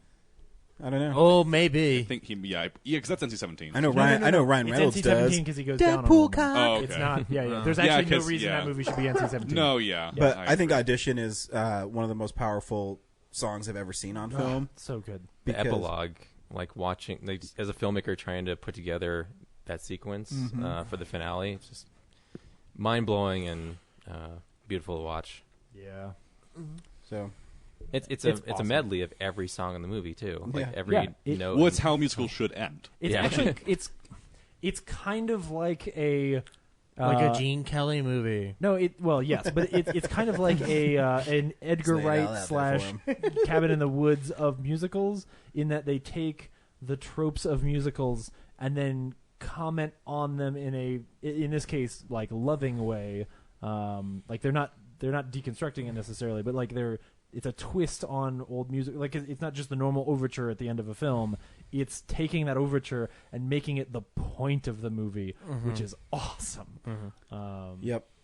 It's great. I love that movie. It's so good. Henry, what French film are we going to watch now? This is Indonesian. French Indonesia? That's the best answer. Just as a heads up, I just checked the 1 through 5. All of them hang dong. So just as a heads up. So that's the cock list. And I'll also give you a heads up. This one particularly is the one that I've been hyping up to you guys. None of you should see this film. So anyway, here's the film. All right. Norte, or The End of History. Yeah, I made a slate for it. Thanks. Oh. All right. Hey, the listeners can't see the slate. It's okay. Everyone's been doing it. The trailer's awful, by the way. Cinema Gear. Oh my goodness, Henry! None of you should see this movie, and also this trailer is He's garbage. kind of right. Like, I was watching it, and I didn't know what the movie was about after watching it.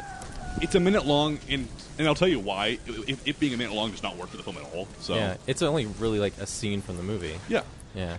Should we cut a break here and save files? Or? Yeah, we should. Okay.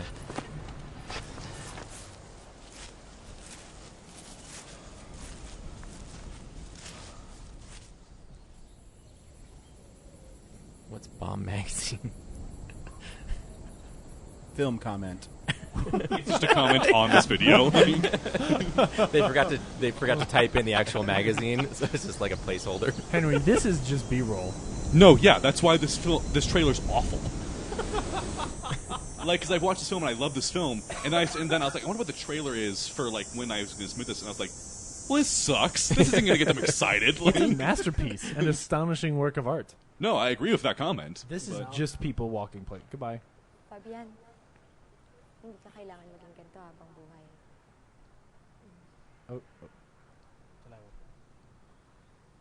Also, worst exchange in the entire film. Like, No, I was just gonna I say, don't like- understand this trailer. That's what I want to say at the end of all my dates. You don't have to stay this way forever. I'm gonna Good assume. night. I'm gonna assume he's walking north. This is the most pretentious film on my list, by the way. Big reimagining Oh, I bet. of Punishment. Oh, Henry. It's no. This is why I said. Henry, we need to take you to go see good movies, man. Okay, are we going to cut now and then I'll explain it, or are we going to explain it and then cut? No, explain it and then we'll cut. Okay. Here's why none of you should see this film. Lav Diaz, who directed the film, I think is one of the best directors working today, but no one has the patience for him. He is the master of slow cinema. This film is 4.5 hours long. Whoa. Which is why a minute-long trailer seems really odd. And, like, I think we made footage for a trailer, guys. I guess you have to have pretty big balls. Be like, you know what? I think I can make a Lawrence of Arabia nowadays. Yeah, but it's not only the that, part where you're sitting in the middle of the desert. He makes these length of films once a he makes this length film every single year. I don't know how. It's Lawrence of Arabia, but only the part where he's sitting at the well watching a small dot slowly walk towards him for 4 hours. Which is the best part of Lawrence of Arabia. Hey, for fuck you. off. His Hey, dark secret. hey. His dark secret is he doesn't know how to edit, so he just puts all of his footage on screen. I was like, I said it when we did Filmsplosion 2016. Lav Diaz had a film that I was going to put in my 2016 list because it's another great film. It would have been number 10, but I didn't want to include it because it's 8.5 hours long. Wow. Fuck that. That's not a film. That's a miniseries. No, and that's the thing about Lav Diaz's films is that they feel less like films and more like just watching a miniseries all at once. Huh. So Norte, The End of History, I do think it is a masterpiece of storytelling. I think it's his best film without a doubt. It tells the story of 3 different people. One is a man who goes to jail for murder, and it's a crime that he did not commit. And it's him going to jail and realizing that his life on the outside was really awful, and that his life in prison is actually better than his life when he was free. So that's one storyline. The other storyline is the guy who actually committed the murder, and as he watches the guy go to jail and his guilt for that. And the third storyline is the wife of the man who goes to prison and her struggle as she tries to move forward. 1, thinking her husband killed this person, and 2, having to support her family and being known as the wife of this murderer. And so I think it earned, I'm going to say it earned its length. You're all going to disagree with me. Because it does tell these 3 extremely well-written stories, extremely, like, really rich in character development. Really, I just think it's, if you have the patience for this film, which no one does, then watch this film. But, and I will say, it is like watching a miniseries, and there are points where I'm like, yeah, you could stop there. Like I could come back next week and watch the rest of this. So don't feel obligated to watch this in one sitting if you are thinking about seeing this, which probably none of you are. So that is Norte. I stopped listening. Yeah, I know. I knew this is the one film that I knew I was going to have to defend the most. So. Henry, I love that you love this movie. I love it. I love a lot of Love Diaz's films. I will one day make one really long video essay about this. Okay. And I think Love Diaz is someone no one will ever appreciate. I think he's someone that only extreme film fans will ever appreciate. And even then, I think a lot of people will still not appreciate him. Sure. So, by the way, extreme filmmakers all enjoy power sauce bars. Simpsons joke. Sorry. But yeah, Norte, The End of History. Cool. I can't sell anymore. You're either on board or you're not. So nope. Good effort, Henry. Okay. My number 5 I'm not going to introduce. I'm just going to let you play it and then yell at me afterwards. That's a good idea because we're tag teaming this one, Zach. Our number 5 is The Nice Guys. Okay, shut up during this trailer. Seriously. March, Jack Ely. Don't get upset. I'm not here to hurt you.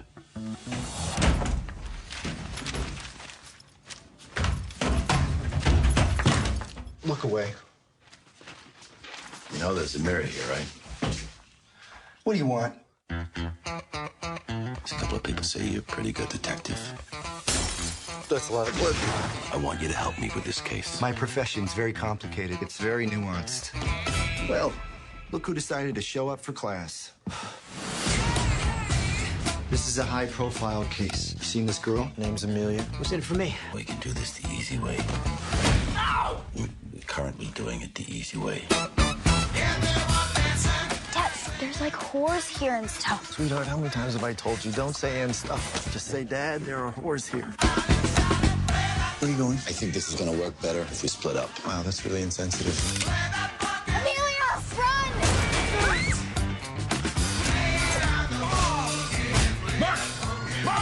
Mark! You're in the pool? Yeah. Why? I had to question the mermaids. What were you doing while I was working? Why do you think everyone involved in this case is dying?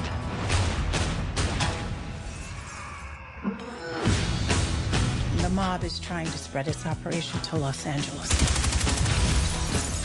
Gun! Shit! Where is Amelia? She's dead. What do you think she's dead? Amelia. Promise me you'll get them. Yeah, I promise. Pinky promise?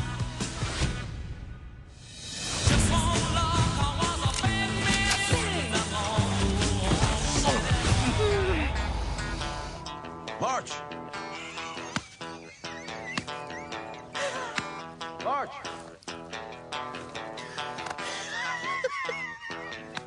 Before we go solving the crime of the century, let's deal with the rotting corpse. Run. Weapons on the floor. This is not you. You're not a murderer. She killed 3 people. I'm saying deep down.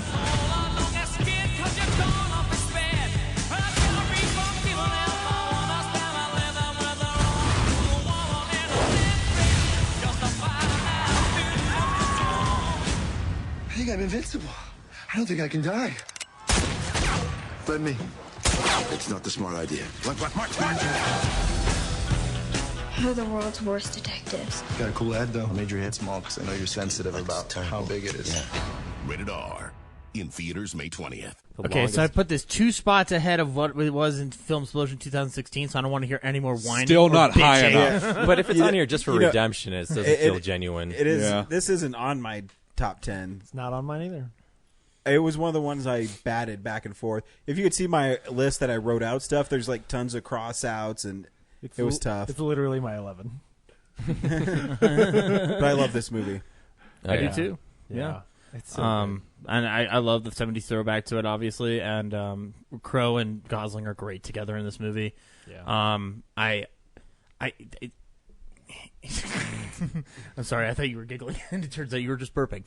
I think it's a very smart script. I mean, as you've said before, because I rewatched it, I want to say 3 weeks ago? Yeah.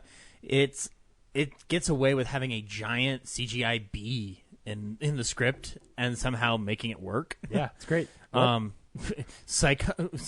hallucinations of Nixon.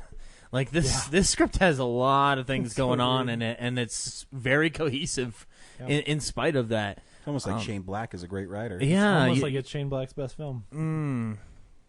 But yeah, Brad, why do you like this movie? It's just, it's really fun. What's wrong with you? Yeah, it's really fun. It's really clever. Yeah, the characters, the great chemistry on screen, great comedic timing.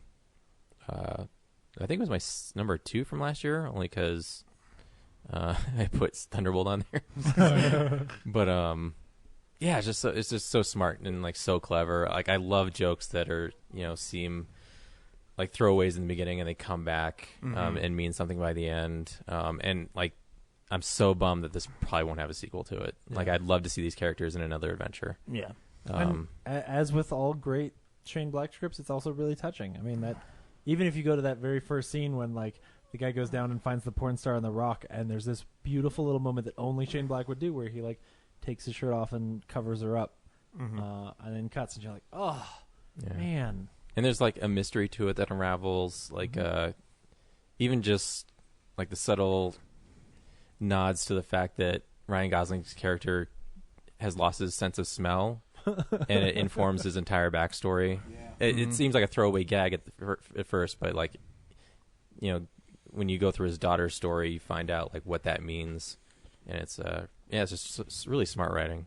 Yeah. If there's only one thing I could like, if I could change something in history, like that's trivial, it would be that the first time Brad and I saw this was in the worst possible environment. Yeah, that's right. Yeah. Because we went to a preview screening at the Colorado Center's 9, and we were in the bottom like pit, like the front row, which we normally sit in anyway when we go to movies. But it's a little tough on the neck there, unlike the Alamo, and we were around a crowd of people who just weren't appreciating the film the way we were. So. Yeah, well, those are free screenings, and people that go to free screenings are the worst. Yeah, so. Whereas I also got to see it 3 weeks early, but I got to see it at the Alamo with a Q&A afterwards. It was great. This is a film that it's a film that every time I see it, it gains half a star on Letterboxd me. So eventually, it's going to be a 5 out of 5 film. Yeah. See, that was my next question. Was, wait, how are there stars left to give? It's like currently 4 stars. What's wrong with you? Well, it's I don't know. Because it's too mainstream. I don't know what it was. 4 hours long, and I agree with that. I wish this movie was 4 hours long. Neither of them hang dong, so it's kind of an issue for me. A lot of boobs, no dong. Yeah. All right, I'll give you that. Yeah. So if it hung dong, man, that would have been a 5-star film immediately. So, yeah, Handmaiden, get out of here. Nice guys, hangs dong all the way. I wonder if had he not made Iron Man 3, which I like, he was able to make this movie because of Iron Man 3, but the marketing, I'm sure, informed that like, oh, this should be a summer movie, and I don't think it should have been a summer movie. No, should have been like a fall or maybe even October. A spring movie. Yeah, I don't know. Yeah, October would have been a great month for this movie. Yeah, it just got swallowed up with I forget, like Civil War. I think was like 2 weeks ahead of it or something. I remember that weekend. It was like, that and Neighbors 2. I remember I saw them both in the same night, and for some reason at the time I thought Neighbors 2 was better. Now I'm in a different boat, but like I don't know what it was that night. But I saw Neighbors 2 is fine. No, yeah, I like Neighbors 2, but like I really needed to know what happened to those characters in Neighbors. So. You do. I do. Neighbors 2 is good. You should see Neighbors 2. I remember thinking like I don't know why, but I didn't love it as much as I wanted to when I first saw it. But now, I mean, every time I rewatch it, like I said, it gets better every time I watch it. So your heart was stone, man. Yeah. I was really expecting that dong to show up at one point, and I was just so disappointed. Where's Ryan Gosling's dong? How amazing is Abernathy Cornwallis? What's her name? The young Angori Rice. Angori Rice. She won a nerdy. She won a nerdy. We all love her, and yet we can't pronounce her fucking name. And that's just my best guess. I haven't heard it ever. Yeah. She's in Spider-Man, isn't she? Oh, is she? Oh yeah. She's in the new Homecoming. Yeah. Oh. Yeah. I love her. Everyone's in Homecoming. James. So it's me now, right? Because we skipped 2. My number 5 is the most fun I have had in a theater since we started this show. My number 5 is Mad Max Fury Road. No. In this wasteland, I am the one who runs from both the living and the dead. A man reduced to a single instinct. Survive. It is by my hand, and you will rise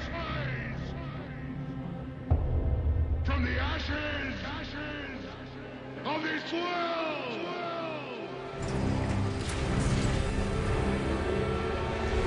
We are not things. We are not things. Where is she taking them?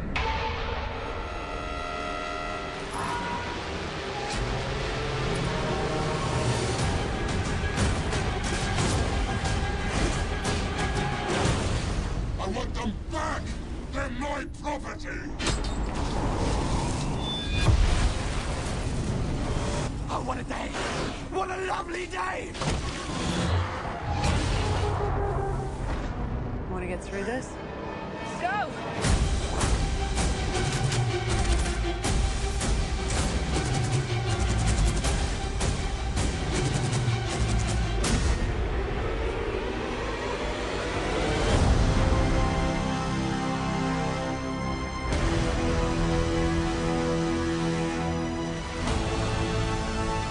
As the world fell, each of us in our own way was broken.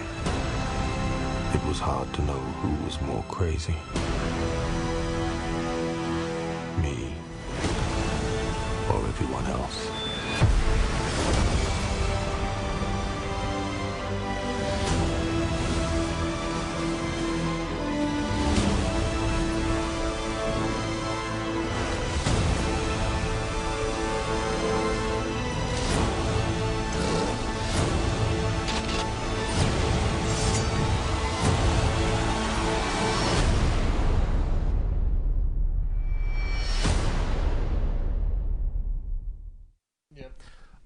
Yeah, I mean, this is one of those that like starts, and I was grinning and having an amazing time, and as soon as it was over, I was like, "What? Why is the movie? Why did this movie ever have to end? And why am I still smiling?" It's unbelievably good, and maybe the greatest action movie I have ever seen. It never ceases to amaze. I mean, even though like I've seen it at this point enough times that I feel like I know every shot. And when it's going to happen and how long it takes, but it's just so much fun. That first time was unbelievable. Like, just so unbelievable. So, anyway. Yeah, it's one of the achievement in filmmaking lately. Yeah. But I won't spend too much time because I'm sure I swept the leg. I will simply apologize and say I love everything else on my list a little bit more. This is our first repeat because James swept my leg the last time. My number 5 is Star Wars: The Force Awakens. Yeah. See how I time it just perfectly? I end it and the screen's done going. It's really good. Henry. We're not watching another trailer. Okay, cool. You chose well. Oh yeah, and we're gonna watch the same thing over and over. Well, I mean, last time we had like you could have. No, we didn't. I don't know what I'm talking about. In the past, we have put like a scene, but only for people's number ones. Yeah. Okay. I mean, I think I talked about it enough. I just love the movie. I love it. Made me happy. You know, it made me feel like a kid again watching it. And I mean, too, my dad came with us to 6:30 a.m. showing, which is really cool. Oh, that's right. That was cool. 6:30 in the morning. Who was playing it at 6:30 in the morning? The Alamo. Oh, that's right, because they were doing hours that. a day. Yeah, never mind. Yep. I saw mine at like 7, and then went back for like a midnight or 1 a.m. one. Yeah. And like brought a blanket and pajamas. It was fun. It was so cool. I just love that The Force Awakens in Rey. Yeah. Henry, what's your French film this time? It is French this time. You know me so well. So my number 4 film is another romance film. It's another kind of broken kind of romance film. It introduced me to two of my favorite actors working today. My number 4 film is Rust and Bone. I'm trying not to. It is a French film. I have only heard of this. Henry, you know it's 1 o'clock in the morning, right? We're going to fall asleep during these trailers. I've only heard of this. I think have after no this, idea all of what them it is are about. English speaking. So good news. But there's nothing in it. There's no speaking in the trailers. Oh, really? I think so. Peter. Oh. Free Willy 5. Is that a shot from It's Blackfish. Blackfish?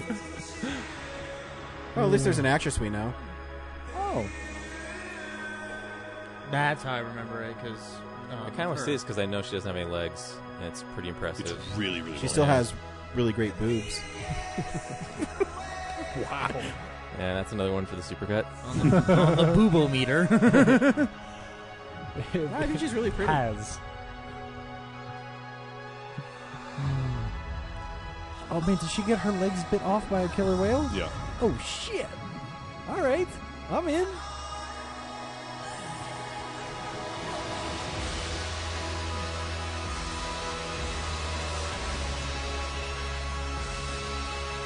And then she learns to backyard box.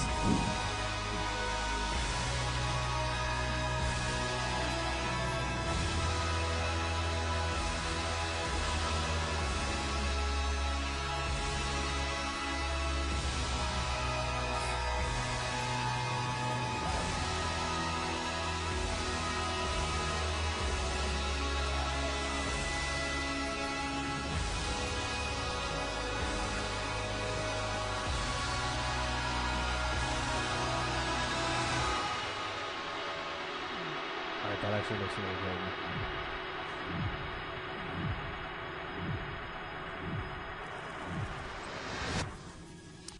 good. I think it's odd when the Onion is quoted as tremendous. Like, that sounds sarcastic to me. It's French. They didn't know it's a satire site. Oh, Les Oignons. Yeah, Rust and Bone. It's another romance film. I watch it. I watch it probably twice a year, actually. Wow. It's just the most. It's really. I'd say it's a romance film, but it's really not. It's because. Did she fall in love with the whale? No.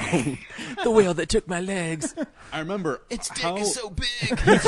He just wanted to be close to me. I remember how I first saw this film. I saw it at Aspen Film Fest, and it was a secret film. Like, you buy tickets to a film not knowing what it is, and they just show it. Right. Oh, sure, yeah. That's why I saw Up in the Air. Yeah, and like this film, this film is super. I'm not gonna say depressing, but it goes in really dark areas in terms of like how bad it gets. To the point where I remember one of the very last scenes. It's like this emotional thing that like they go to this one setting, and you know what's gonna happen because you know how the rest of the film has gone so far. So you know like this is in the wheelhouse of what they'd be willing to do. And then you're like, the entire time you're like, please don't do that. Please do not do that. If any of you watch it, you will know exactly what I'm talking about when you get to this scene. And then it happens. And I remember that happened, and half the audience walked out. Because they were just, I'm done with this extremely depressing film. But the acting is incredible. Marion Cotillard, I think it's her best performance she's ever done. And Matthias Schoenaerts, who is the man in it, this is the first time I've ever seen him, but he is easily my favorite European actor. He's been in a lot of other stuff. He's been in some English language stuff as well. I think he's in something big that's going to be English language soon. But he's amazing in it as well. It basically tells the story of these two different people. Marion Cotillard is a whale instructor at SeaWorld, and then something goes wrong where I'm pretty sure, if I remember correctly, the whale jumps in the air and then breaks the stage. And then as she's in the water, she's already bleeding in her legs, and so the whale bites her legs off. Oh. And so it tells the story of how she deals with not having legs anymore. And then Matthias Schoenaerts' side, he is a single father who moves in with his sister, and he's just the worst. He's abusive to his son, but not like in a stereotypical. It's like an abusive where it's like you can still see, like, where some people would think he's not a bad guy, where it's like you can say it's all accidental. And then it's about how, and he works as kind of like a bouncer at night, and that's how they meet. And then, I'm not even sure if I would say they fall in love. They just kind of, it's the best way I can describe is that they're both broken, and they both fix each other, but in a bad way. Oh no! And so, like, it's a romance film where it's not good. Like, you don't want them to be together, but you know that it's the only way they're going to walk out of it alive. I'm not interested anymore. It's so good. I feel like you unsold me on the movie. I mean, maybe, but I mean, I don't know. I love it. I want to give you a hug, Henry. We're gonna throw a birthday party where we're all forced to watch Rust and Bone. November 27th. Worst birthday ever. But yeah, so that's my number 4. Except for Henry and me. We'll just be like, yay, depression! Fucking French. Zach, your number 4? My number 4 is a film that continues to stick with me to this day, and it's from one of my favorite filmmakers of all time. My number 4 is The Master.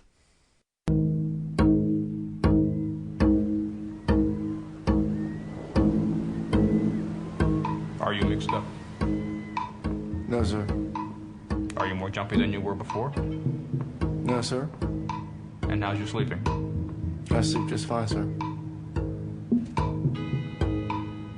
When you sleep, do you have nightmares? But not as much as before. You've had violent episodes. Yes, sir, we all did. You pulled a knife to the throat of an officer. Well, we box that out. How would you yourself rank your overall health? Strong. What about this last episode on the way home? What episode, sir? The episode you had on the way home here. I don't remember an episode. You have no memory of what happened? we were celebrating. We were drinking and dancing. We don't remember an episode.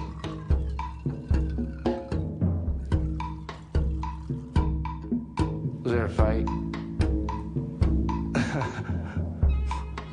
What happened?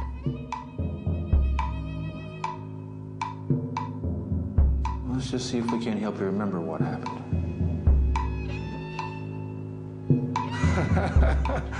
Okay.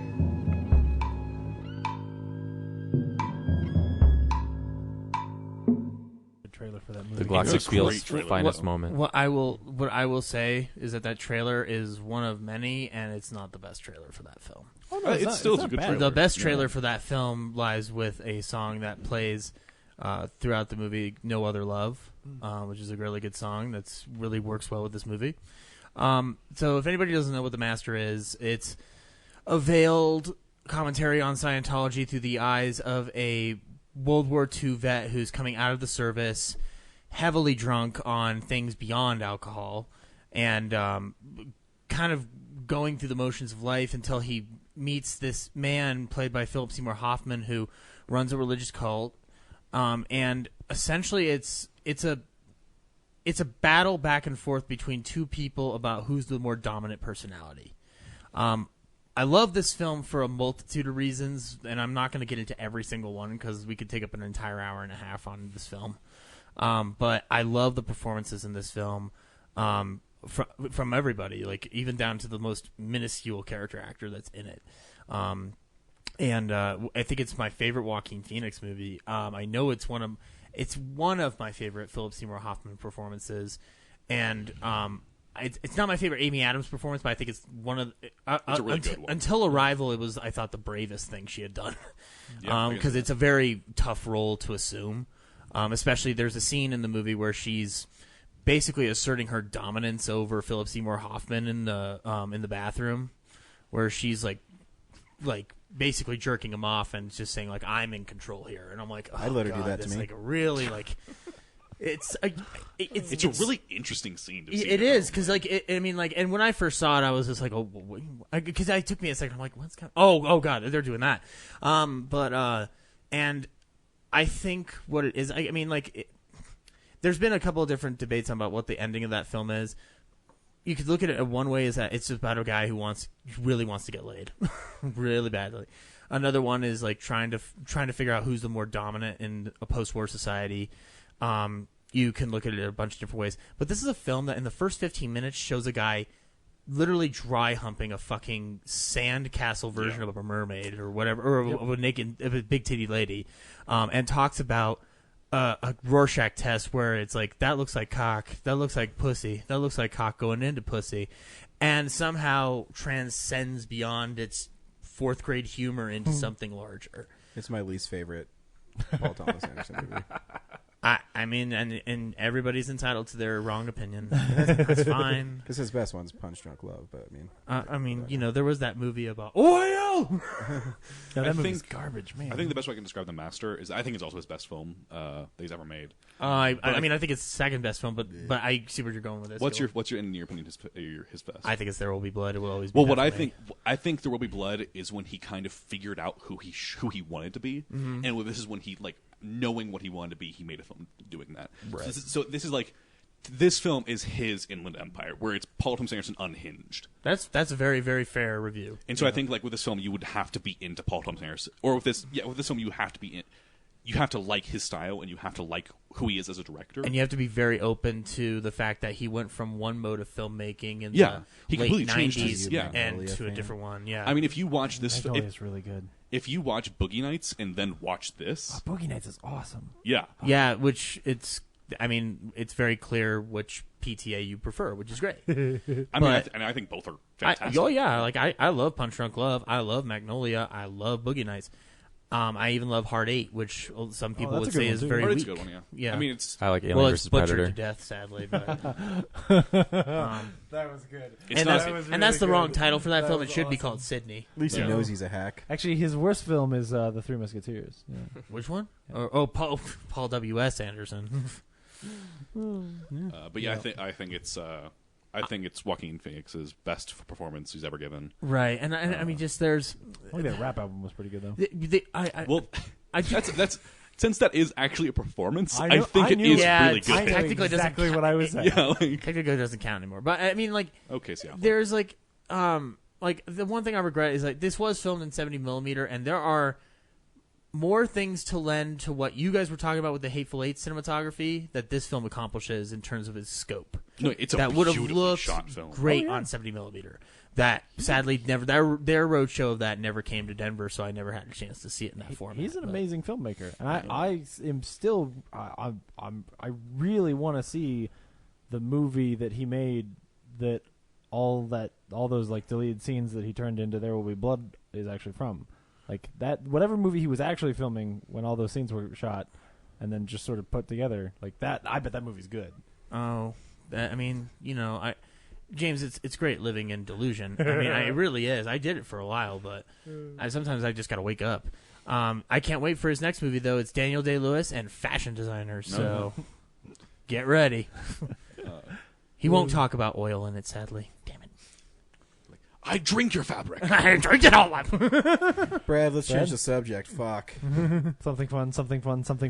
Okay, my first art house selection is The Neon Demon. No, just kidding. Okay, yeah. No, it's about vampires. My number 4. That throw up perfectly shaped eyeballs. Yeah, that is great. a weird part of that. It's great. My number 4. I had no expectations going in to see it. Had no basis of what to make of it, but after seeing it, it was tons of fun and elevated to the top of the list of a series of films. My number 4 is Guardians of the Galaxy.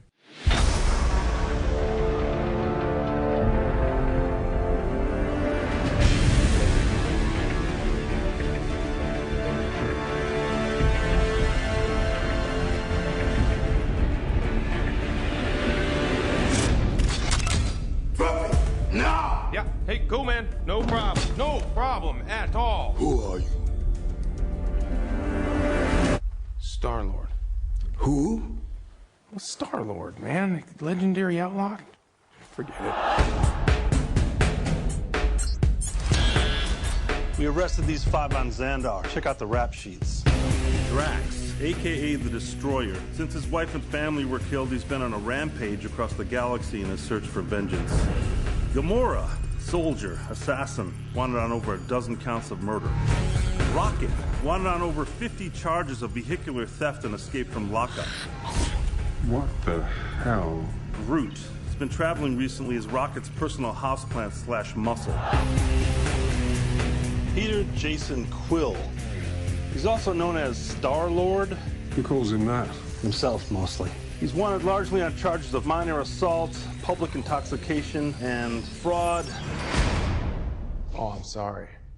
I didn't know how this machine worked.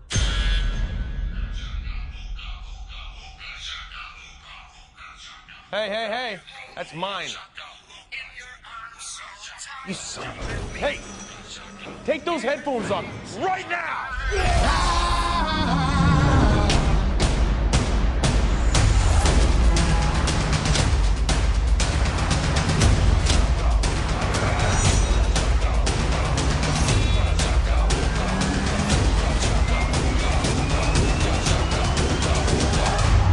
They call themselves the Guardians of the Galaxy. What a bunch of a-holes. Hooked on a feeling. I'm high on believing that you're in love with me. I'm hooked on a feeling. I'm amazed. Nice pick, Brad. Yeah. My favorite film from that year was actually 22 Jump Street, but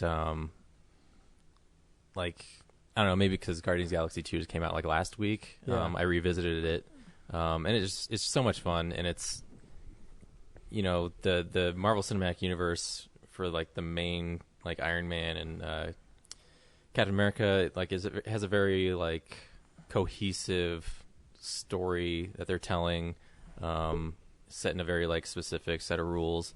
And I love how Guardians of the Galaxy is just like a wild card. Yeah. And the first time I saw it was You fell asleep, Sunday didn't night. you? Sunday night after we finished the 40-hour film project. I was determined to go see this movie, and it was a stupid choice because I was sucked in when Chris Pratt like comes on and he's like walking across that terrain and grooving and singing with the little rats. And somewhere in the middle, I dozed off, but you know, I had been up for a while, making a movie. So, but I think later in the week, I went and saw it again, and nothing had changed. It was still tons of fun, and I missed the Guardians Volume 2 podcast this week, but the sequel isn't as fun for me. And part of the only thing that really bugged me was that in Guardians 2, I felt like it was way too expositional. Like, there's a lot of scenes of characters just explaining who they are and why they're on screen. Compared to this one, where it felt like it's very much a part of this journey that they're going on. Like, it's active instead of where the sequel seems passive. Like, things are just happening to them. Yeah. Whereas this one, they have to break out of prison. They have to take the Infinity Stone to the Nova Corps. And, you know, in the sequel, Ego's like just pointing to TV screens and explaining his existence. I felt this very lazy, but it's still a fun sequel. But I'm just using this time to get in the rant I didn't get to do last week. But that prison break scene is one of my favorite sequences in the Marvel universe. You actually took his leg? So yeah, the whole thing from beginning to end, like Groot starting it early, like that whole sequence is unbelievably good. That whole wide shot of them explaining what they have to do, and Groot's just in the background, doing it. So good. But I rewatched the first one this week, and there's actually quite a bit of expositional scenes too. They're just more veiled than the sequel was. Yeah. I mean, it's also like with this universe, it's kind of hard not to have that. You go from Iron Man to this, and it's like you can't just assume people are going to go along with exactly. it. That's like the caveat is you kind of have to explain these fantastical things, like how do you work a living planet into something that a mainstream audience can understand? And I think they do it well, to their credit. Like, even if because I do agree that like their writing in 2 is a bit clunkier than 1. I think its intentions are better than 1, but I think the writing is a bit clunkier. But it's just shocking to me that like today my dad told me that Guardians of the Galaxy 2 is his favorite MCU film, and my mom thinks Guardians of the Galaxy 1 is her favorite film. And the fact that a Guardians of the Galaxy film is someone's favorite comic book movie, the movie is shocking. Shouldn't work. Yeah. Like, in the same way that I said that about Avengers, and I still say that Avengers shouldn't work, Guardians of the Galaxy shouldn't work. It's got a talking raccoon and a tree that kind of talks. It's got a quote talking raccoon, or talking tree. And yet somehow it is so much fun, and you love all those characters. A character who literally says 3 words you really, really care about. It's unbelievable. Yeah. Only James Gunn. Oh, I just had the thought in my head. It just disappeared. Oh shoot. Sorry. But yeah, it's my favorite part of the MCU, Guardians of the Galaxy. God, what's the second part of the Volume 2? Oh, like the other thing that's clunky about the storytelling of 2 is, and Mark Bernard on the Batman podcast said it best. It's really a movie about Yondu's redemption, but we don't get to see him. We don't get to see him in the journey as much as he should be in it. Whereas they're focusing on the father-son relationship, which is not as developed as what really the movie's trying to get to, which is Yondu's story. As I would disagree with that because I think it is a father-son relationship, but it's about Star-Lord's father-son relationship and the fact that he doesn't understand it. Right, but like the Star-Lord is the main character. Like, it's really about him, and it's about how he doesn't actually understand like what a father is, and that this thing he thought he was missing and so broken about was in front of him the whole time. Right, but I mean, what's missing is you don't get to see that develop on screen in the movie. It's all history. I guess so. Like, you have to know the relationship from the last movie, which I was shocked watching the first one again. They actually set up a bunch of stuff for Ego in the first movie, which I didn't notice. Oh yeah. But it's like what you're watching in the sequel, like what's actually happening on screen is like Yondu and Star-Lord, like they don't really get to do anything until the end, which is a bummer. Yes. There's not a scene with the two of them earlier on. Yeah, that's true. That's true. Like they start most of the movie apart. Yeah.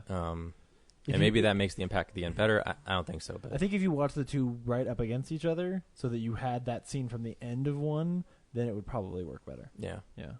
I can see that argument. I just disagree because it's still awesome. No, it's a amazing moment. Yeah. It's so good. Man. I just wished it like as a standalone thing. There was an article this week that the guy who wrote the song Brandy is really excited because he feels like the movie adds more weight to his song. Yeah, I shared that article with you. It was so good. I've listened to the soundtrack like over and over again, like all week on the computer. So just like, man, it's a good soundtrack. And he wrote that like this plot based on those songs, whereas I think the first one he just plucked. Put them in. Oh yeah, the use of music in this is it's awesome. So cool. It's me. Yep. Okay, my number 4 is another movie that I have talked about at much length because I love it so much. And I think, if anything, you'll be surprised that it's this low. My number 4 is Rival. There are days that define your story beyond your life. Like the day they arrived. What might be called first contact. The objects measure at least. I'm Colonel G.T. Weber from Army Intelligence. Pack your bags. You're at the top of everyone's list when it comes to translations. Priority 1. What do they want? Where are they from? You'll be reporting to me, but you'll be working with him when you're in the show. That's what they call him, the UFO.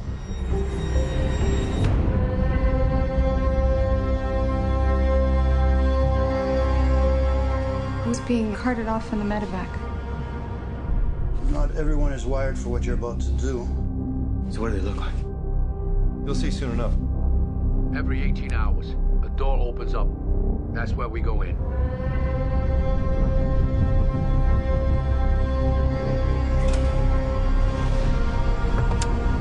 It's time.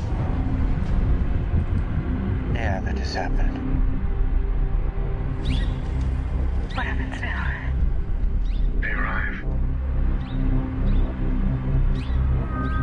They need to see me. Dr. Banks? Are you insane? Now that's a proper introduction. More objects have landed around the world. This is one of 12. I'm never going to be able to speak their words. Got 2 days. Figure something out. I am human. It's their language. We need to make sure that they understand the difference between a weapon and a tool. Language is messy, and sometimes one can be both. Are you dreaming in their language? It's possible they're prodding us to fight among ourselves. This is just a way to force us to work together for once. It's more complicated than that. How is it more complicated? Russia just executed one of their own to keep their secret.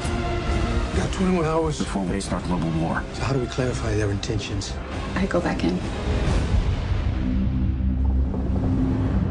Why does this feel worse?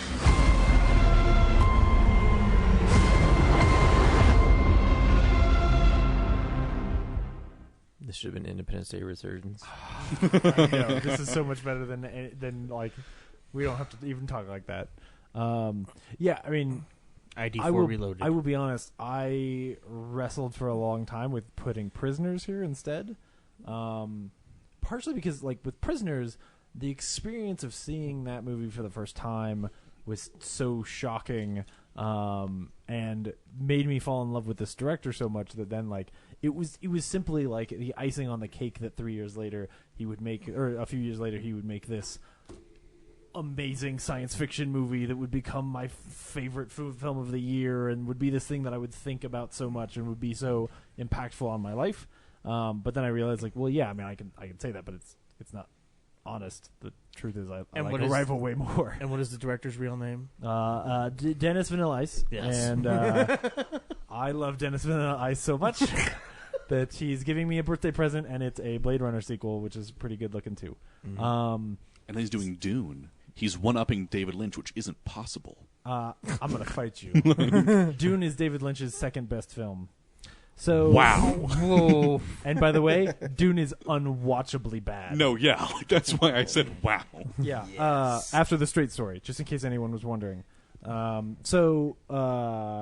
Anyway, I'm also Arrival. Go ahead. If there is like, if there's a theme maybe of the 6 years of us doing the show and the movies that I tend to love the most, like I think Arrival and maybe my number one are like the epitome of that. You know.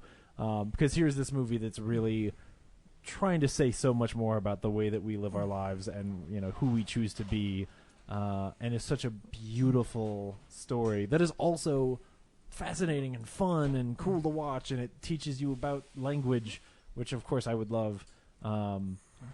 We've talked about this movie so much, and honestly I will also say that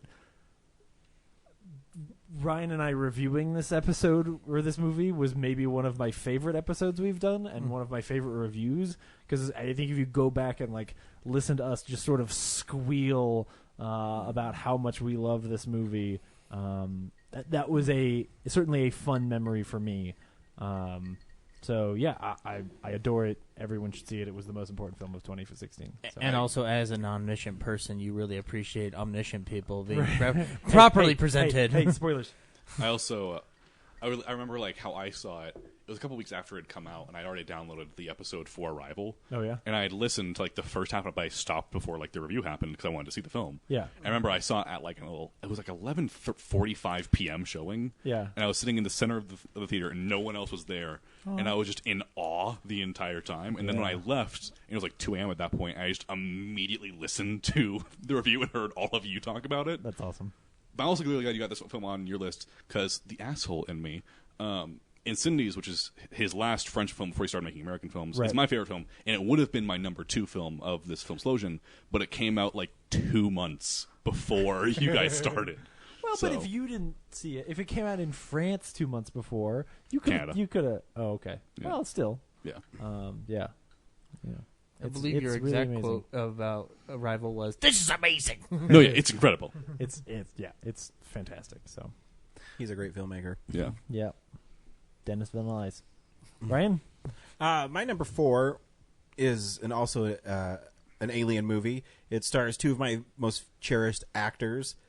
And when I saw the trailer for it for the first time, I'm like, this movie looks kind of vanilla. Holy shit, you put Prometheus on your list? Yeah. Put Vanilla Sky on your list? But after watching it, I think it's one of the most clever sci-fi films I've ever seen. And it's Live, Die, Repeat. Edge of Tomorrow.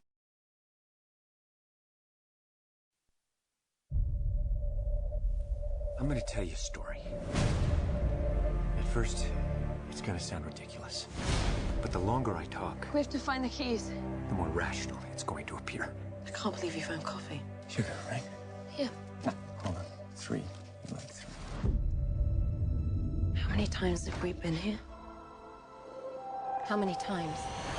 For me, it's been an eternity.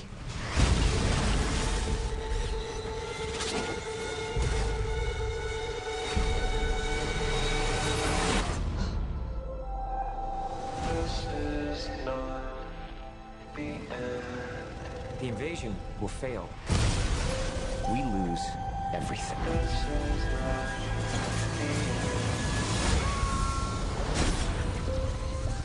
I die within 5 minutes of landing on that beach, along with every other soldier.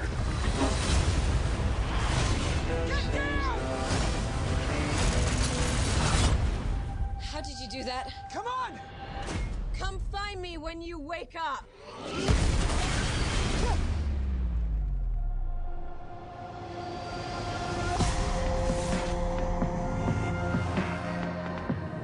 You do know what's happening to me. What happened to you happened to me. You hijacked their power. How do I control it? You have to die. Every day. Keep coming here and I'll train you. Again. Your leg's broken. No, I'm good. Then we better start over. Oh, come on. I'm not a soldier. Of course you're not. You're a weapon. They want to conquer the rest of the world. Unless you change the outcome. We are not equipped for what's out there.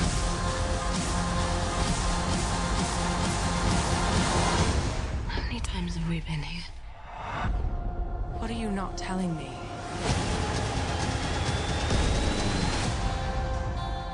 It's gonna be dark in a few hours. And curl up by the fire and open a bottle of wine. We should just reset. Whoa! Now, what makes the movie so cool is you don't know how many times he's been there. Yeah. So you're left in the dark, and then you find out it's something like 26 times, and you realize that he's lived with her dying so many times, and it breaks his heart every time. So good. I love that movie, and Yeah. it's one of those movies that's really grown on me. I mean, I really liked it when I saw it, but the more I've dissected it, the more I've watched it, it's just more I enjoy the movie immensely. It's a tragedy that I didn't see it in theaters, because again, it was great. I'm shocked. You I didn't know. see it in theaters. Yeah, I didn't see it. I remember watching it here with the Blu-ray came out and Dan and I watched it together because it was one of those that I think we didn't review it that week. I don't think. I don't remember. And then for whatever reason, and then Pretty sure we did. Yeah, I know you reviewed it at some point. I don't know if you did it that week or if you did it as Yeah. a slow week or whatever. But yeah. Anyway, but because it was so poorly marketed.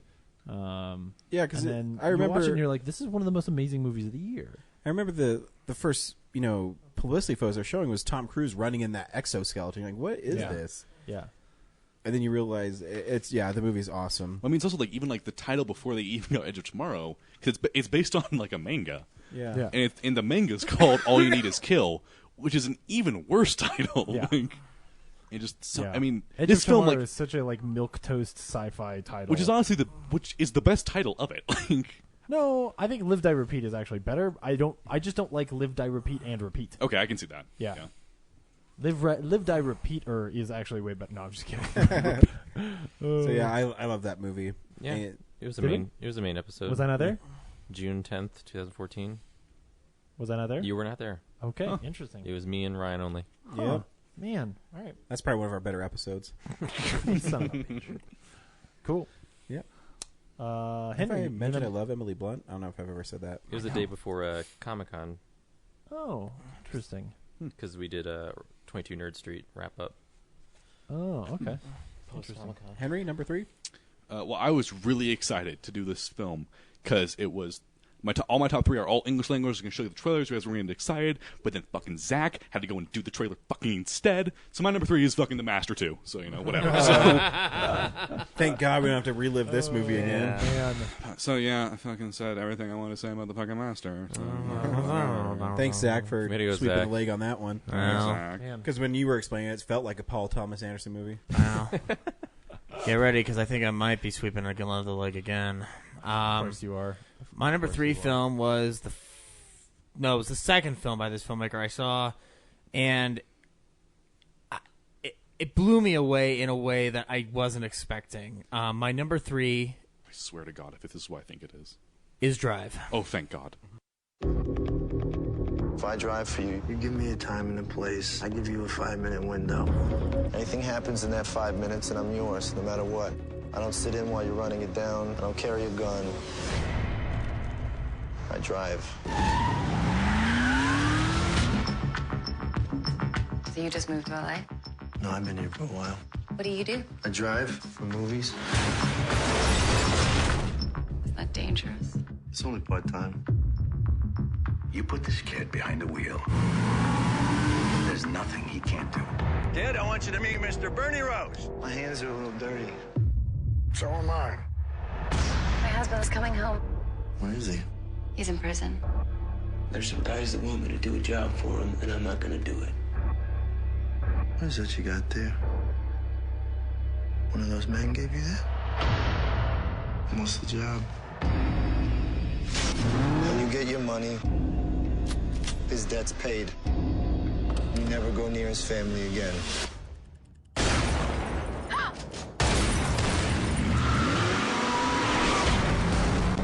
Did you have any idea there'd be a second car? He said there would be another car to hold us up. Whose money do I have? I'm gonna tell you something. Anybody finds out, we're both dead. That's why this driver's gotta go, Bernie. He's gotta go.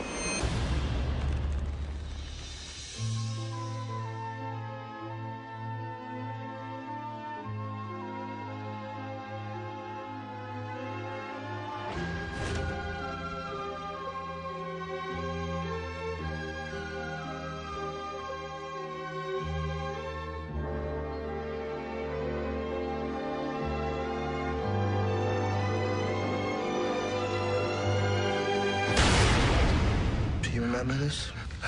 No. Any dreams you have or plans for your future, I think you're gonna have to put that on hold. For the rest of your life, you're gonna be looking over your shoulder.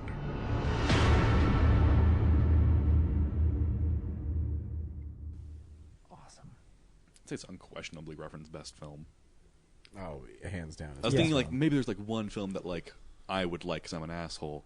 I like Bronson a lot. do like Bronson. That's the one I'm forgetting. Yeah, I like Bronson. I like Bronson more. So no, I am an asshole. that elevator. I scene knew I was an asshole alone. deep down. Like I just forgot which one. Elevator scene alone. Yeah, that could be it alone. But I remember walking into this film, still in film school.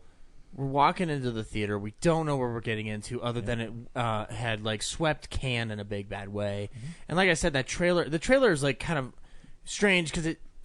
Do you remember the controversy? Like, so some lady went to go see Drive in the theater, Yes, she and thought then she was going to sued Fast the and theater Furious. because the trailer sold it as a Fast and Furious movie. That's awesome. So I'm like, that's stupid as fuck. But like the second half of that trailer kicked in, like the first time I saw it, and I was like, oh god, like this looks interesting. I have to go check this out. September release, had no idea would blow me away from frame one to frame end. Yeah. Like it's that fucking good. Gosling, you know, he's one of my favorite actors working right now. Like from the time this podcast started to now. And Cranston's in it. He's enjoyable, although he's not necessarily He's not like a major huge part of it, yeah. No, but he's good. And like And very important. Yeah. Oh yeah. And the Gosling, obviously his performance sells me on this film, but god damn it, Albert Brooks is really good in this movie. I always knew Albert Brooks was really like strong actor, but I took this film for me to really realize how much of a genius that man actually is, because he's done these wonderful comedies over the years, and whether it's the 70s, 80s, 90s, and stuff like that. But just this performance, I don't know what it is, but it just kind of culminates all the best qualities of him as a performer. And also, like, I think it's beautifully shot. I think it's beautifully written, as this wonderfully epic and very heroic story that also manages to have a scene in a strip club where a guy's about to, because this is the scene that I thought was the most intense, was he's about to literally like bash that bullet into that guy's head with a hammer. Yeah. And I just remember like the moment the Blu-ray came out, like I was just like, I didn't have an HD TV at the time, but it was the first Blu-ray I ever bought because I was like, someday I'll have an HD TV and I will be able to see this in the best possible quality imaginable. So yeah, that's my number 3 is Drive. I'm not going to spoil it, That's a but great there's one death scene that Albert Brooks kills a certain character. I'm not going to say who. Yeah. With a razor blade. Oh, I know what you're and talking about. it is, Right. in my opinion, it's the most memorable and most shocking death scene I think I've ever seen on film. It's that hit me, and I was like, "Oh my god!" Like, it's not, and let's go a little step further. What he does after that, in such a calm manner, is amazing. No, yeah, how he does it is just so terrifying. It's done. Yeah. And it's done. It's really good. It's stuck with me so much. Yep, so good. It's a good movie, guys. Yeah. Yep. And then he did the Neon Demon. Which is great. Which is totally fine. Nope. No, he did not do that next. He did he Only did. God Forgives God next. Forgives. Yeah. And that's awful. My review of the Neon Demon is literally just sometimes I have a moment in my head that reminds me of Fred Savage from the Wonder Years. Poop. Fred, you're number 3. We're on me? Yep. What did I pick? Hang on. No, I remember. What should I say about this one? I bet it's a fucking Neon Demon. Did you make it? Huh? Never mind. You're waiting for one of those, aren't you? Uh-huh. Like a lot of my top 5 are just fun movies. Good. This filmmaker is another really clever filmmaker. Just a sharp visual style, makes very dense movies. And this one might be his densest one yet. My number 3 is The World's End. Oh, yeah. And we're back. Just like the 5 Musketeers. 3 Musketeers, isn't it? Well, nobody knows how many there were, really, do they? You know that the 3 Musketeers is a fiction, right? Written by Alexander Dumas. A lot of people are saying that about the Bible these days. What, that it was written by Alexander Dumas? Don't be daft, Steve. It was written by Jesus. We've heard, yeah. Let's do this!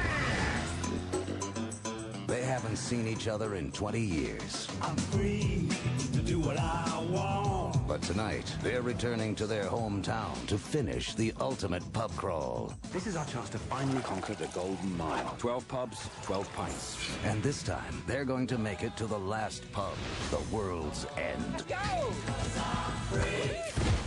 Come on. What do you recommend? Beer. We'll have 5 of those, please. 4 of those, and a tap water. What? Look who it is. Wow, long time. Gary. Willkommen, bienvenue, welcome. Oh, it's weird, isn't it? You come back and everything's sort of different. I suggest you get on your way.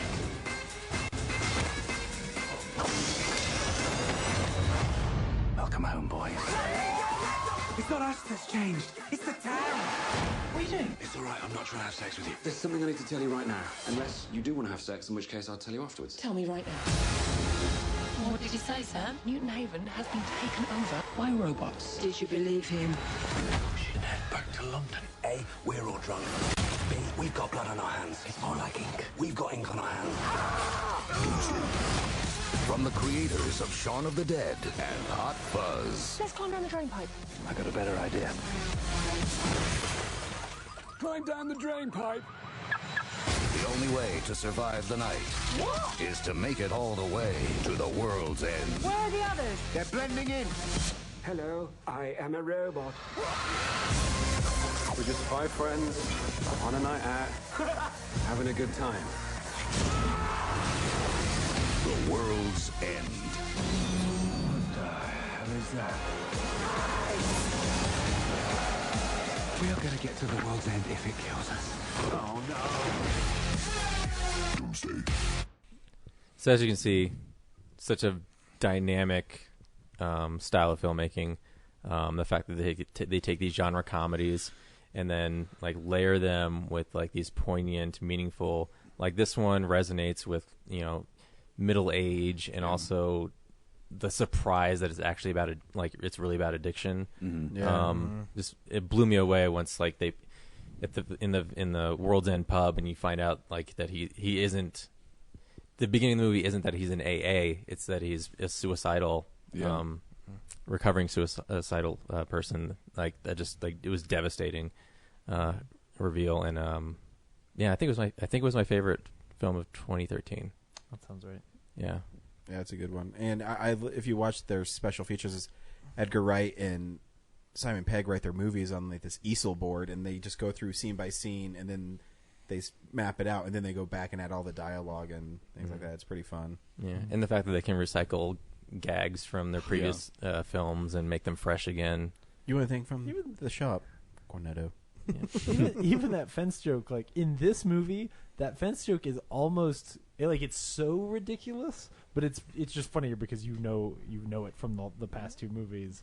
But like the fact that he builds it so that like the fence posts stay up, the sections fall, which makes no sense, but it's amazing. It's a recently built fence, and they just like laid it up against the post, and they're going to finish it tomorrow. Yeah, they're all strung together with string, so that when if one falls over, they all go. Oh man, it's so good. Yeah, it's so good. I think it's his best written film. Yeah, I think Hoffa is my favorite one that I'll rewatch a lot, but I think this is his best written film. Yeah, so I think Shaun of the Dead is the more fun one, but this one's definitely like the densest story. I'm not ready to talk about this film yet. Cool. Well, then we'll move. Well, revenge is a dish best served cold. So now you know what it's like. It's freezing. My number 3 is it's a movie that I watch a couple. Ladies and gentlemen, the childish part of Brad Haig just came out in full force. I got you. My number 3 is a movie that's long and that I watch a couple of times a year, and that every time I watch it becomes more and more, in my opinion, the masterpiece by the greatest director of all time. It's Twombly, isn't it? No. My number 3 is Lincoln. Ah. We here highly resolve that these dead shall not have died in vain, that this nation under God shall have a new birth of freedom, that government of the people, by the people, for the people, shall not perish from the earth.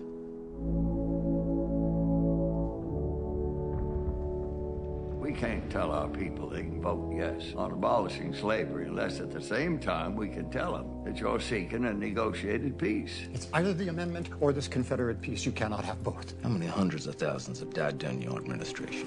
Congress must never declare equal those whom God created unequal. Leave the Constitution alone. We are stepped out upon the world stage now, with the fate of human dignity in our hands. Blood's been spilled to afford us this moment. Now!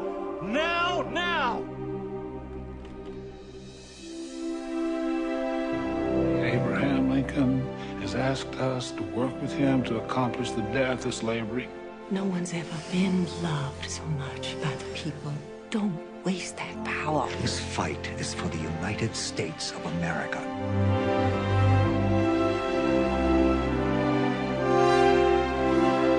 Do we choose to be born, or are we fitted to the times we're born into?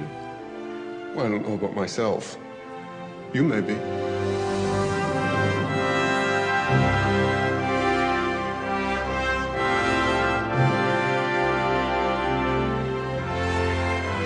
This settles the fate for all coming time. Not only of the millions now in bondage, but of unborn millions to come. Shall we stop this bleeding?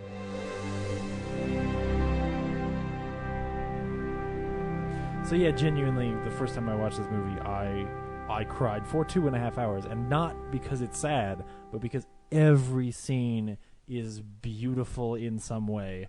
Whether because it's that first scene with the Gettysburg Address, or the scene where he goes home and lays down next to Todd, or not Todd, his son. Like every single part of this movie is perfect, and it's lighthearted when it needs to be lighthearted, and it hits every beat that it needs to hit. It's just like, it's like a warm blanket of a film that is moving and powerful and has so much to say. Man, I mean, you just Sally Field alone could make this movie earn its way onto this list. It's an incredible film, and I enjoy watching it every time that I see it. So, yeah, man, it's Good one. It was a very good film. It's got a guy named Bilbo in it. That's pretty good. I guess I just like it's weird because we've had like plenty of talks on the way back from recording episodes, and we've never had a discussion about Lincoln before, and I don't know why. But I do love this film a lot. I guess when you say Spielberg, I guess I just encompass everything, but I've never thought to discuss specifics with you on this one. I would not have pegged it. Out of all the Spielberg films that have probably come out between now and when this podcast started and now, I guess I wouldn't have pegged Lincoln. But yeah, I will tell you that the two movies above this are there for sentimental reasons. Mhm. When it comes to really like being a masterpiece of film, this is the number one. Okay. When you see the other two, and Brad already knows them, when you see the other two, you'll be like, oh yeah, James picked those because he's James. There's a thing I really want to say, so remind me to come back to this moment, because when we get to my number one, there's a thing. But anyway. Okay, Siri, make a note. Yeah. So, yeah. Anyway, Lincoln. It's great. Good year Ryan? for film. My number 3 is a movie that came out this year, and it's already been talked about. My number 3 is Logan. Way to have the balls to do it, man. No, it's a movie I've seen twice in theaters, and I think Hugh Jackman is so great in this movie. I think it's a wonderful send-off. It's a great culmination of the X-Men movies, and it works even without the superhero angle. Yeah. You know, it's about to have a popular character like Wolverine be so vulnerable throughout the whole film, I think is risky, and it pays off in spades. And it just, everything works for me for this film. We've talked about it earlier, but yeah, I mean, 4 hours ago, but it's it's just one of my favorite films I've seen. Yeah. And I can't wait to see it again in black and white. That's so because I don't think does that change my viewing? I don't know. We'll see. The only thing I think it'll do is make me feel classier. Make the CG of young Logan a little bit better. Like, that's the only thing I can think. Other than that, I mean, the CG of young Logan in the film? Yeah, of Weapon X. Yeah, the clone. Oh, right, yeah. Spoilers. But yeah, there's just so many little moments in it where the shocking revelation where Logan kills Professor X. So good. And the scene, that scene would be brilliant even if not for that ending, right? Like, yeah. Just that scene of him talking in bed is great. Yeah, because what I liked about it, when you see movies like that, sometimes they take, I call it the pussyfoot way out, where it's going to be a dream. Yeah. But no, and not only does he kill Xavier, he kills that whole family. Yeah. Mm-hmm. And the heartbreak of when Logan grabs him and he's like, "That wasn't me. That wasn't me." Yeah. Is just everything about that movie just works for me. Like, that scene is so what the movie is about, Mm-hmm. right? Like, I agree. When I had that realization after leaving the theater, because walking out, I was like, "Oh man, like the villain was a clone. That's too bad." And then as I thought about it for the next few days and realized, like, oh no, the villain is the personification of everything he's this his character own worst is. nightmare. I was like, oh my gosh, this is brilliant. Like, it's just so smart. Yep. Ah, man. Yep. My number 3. I just noticed that, like, a lot of the time, like, what ends up being in our top, like, 3 is always a film that comes out, like, in the beginning of the year. Yeah. Like Logan, Mad Max, Nice Guys, Fast 5. Just all of, like, the best films. Like, pretty much. Oh, dude, if Fast 5 was within the 6 years, you had better believe. I think it is. No, I saw that in Fort Collins. Yeah, I think it's 2010. Yeah. Wow. Yeah. Time flies. All right, well, cool. My number 2 What is language is this movie in? English. It's I was hoping for German. We've gotten to, like, Zach's defining film, your defining film, your defining film, your defining film. This is my defining film. This is the film. Rude. Ugh, I can't believe I'm in the middle of something. Wait. Laura has to make an appearance on the 300th episode, guys. You don't understand. She's probably just like, "Are you dead on the side of the road?" When we're doing Yeah. Filmsplosion with each of us having 10 films. Yeah, she's like, number 2, so why aren't you home yet? I'm afraid you're dead. Aww. Thank you for caring. I love you. Tell her I said hi. James says hi. Aww. Hi, Laura. Ryan says hi. Everybody everybody misses you. Yeah. I guess I do too. Happy 300th episode. Hey, yeah, Laura, why don't you tell our listeners what your favorite film of the past 6 years has been? I literally heard her go, oh. Oh, she's amazing. I love you too. Bye. She thought I was like dead. Because Yeah, no. I mean, I've been awake for 32 hours now. Right. Yeah. Oh, no. Oh, boy. Well, You so get- you you are get- a cop. So. Yeah, you get to this Yeah. point 1:30 where it's in the just like whatever. Brad knows, he's used to do this, right? You like where you stay awake for so long that it's like meh, It's whatever. a haze. Like Yeah. you're just like you're just existing. Yeah, totally. Like you have these Like, out of body somehow I'm experiences. still alive right and- now. yeah. Yep. So sorry yeah. you had that tremendous build up and then just got Okay, Yeah. so like, this is my my defining defining film. This is one that I won't shut up about, and yeah, it's my defining film of the podcast. So yeah, my number 2 is Moonlight.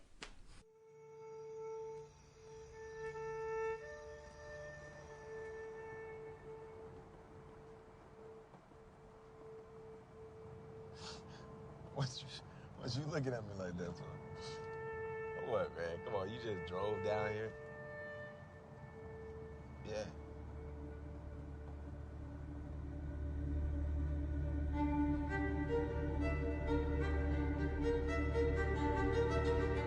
Who is you, Sharon?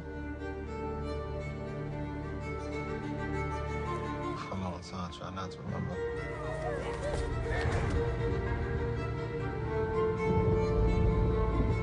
Try to forget all those times. At some point, you gotta decide for yourself who you gonna be. Can't let nobody make that decision for you. You gonna tell him why the other boys kick his ass all the time? What's wrong? I'm good. No, I done seen good, and you ain't it. Remember the last time I saw you?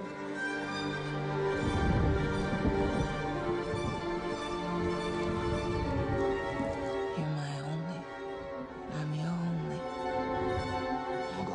No, you gonna listen. To who, Ma? Huh? To you? Who is you, man? I ain't seen you in like a decade. It's not what I expected. What did you expect?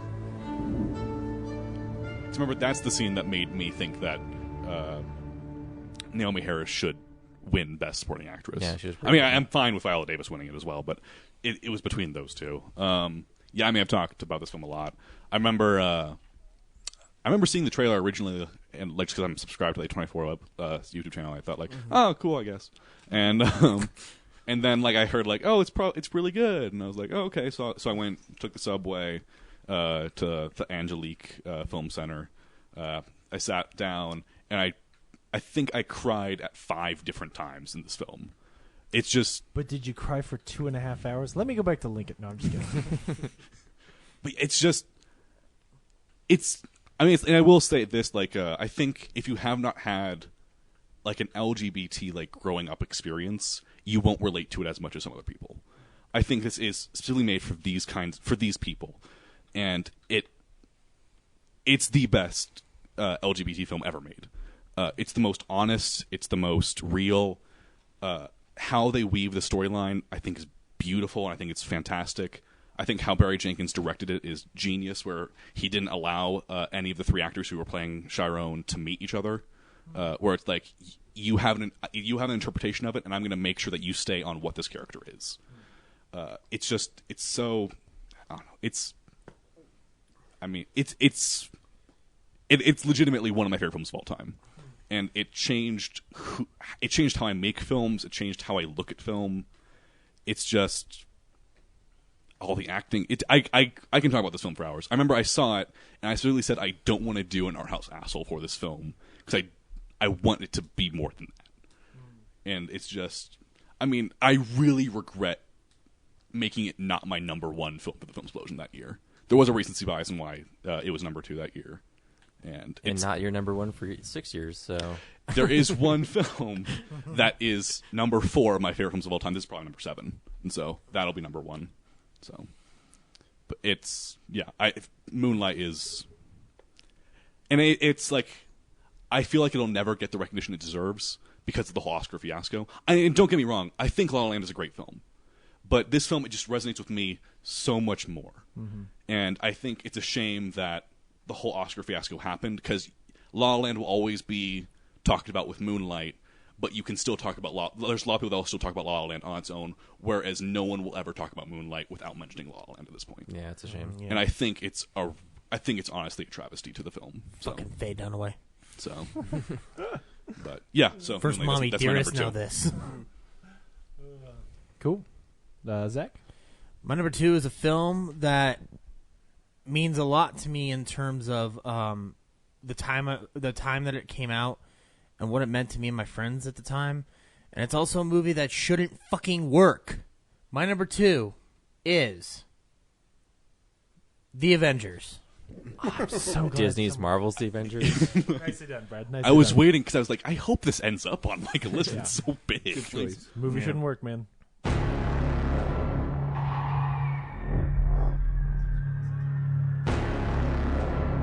War has started.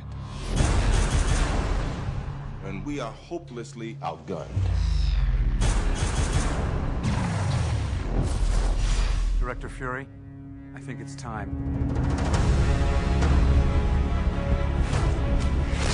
You here with the mission, sir? Trying to get me back in the world? Trying to save it. Doctor, I need you to come in. What if I say no? I'll persuade you. What are you asking me to do?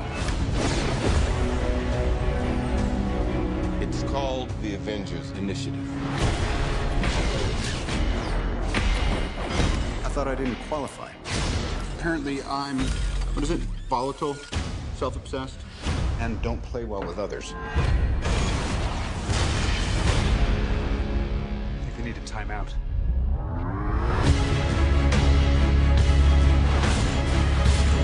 How desperate are you? And you call on such lost creatures to defend you. You have made me very desperate. We're a time bomb.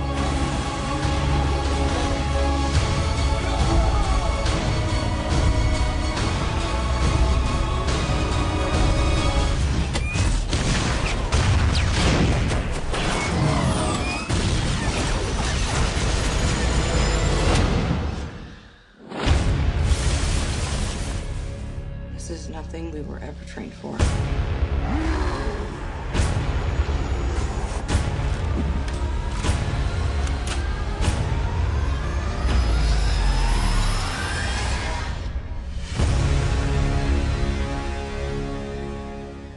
Guys, I'm bringing the party to you.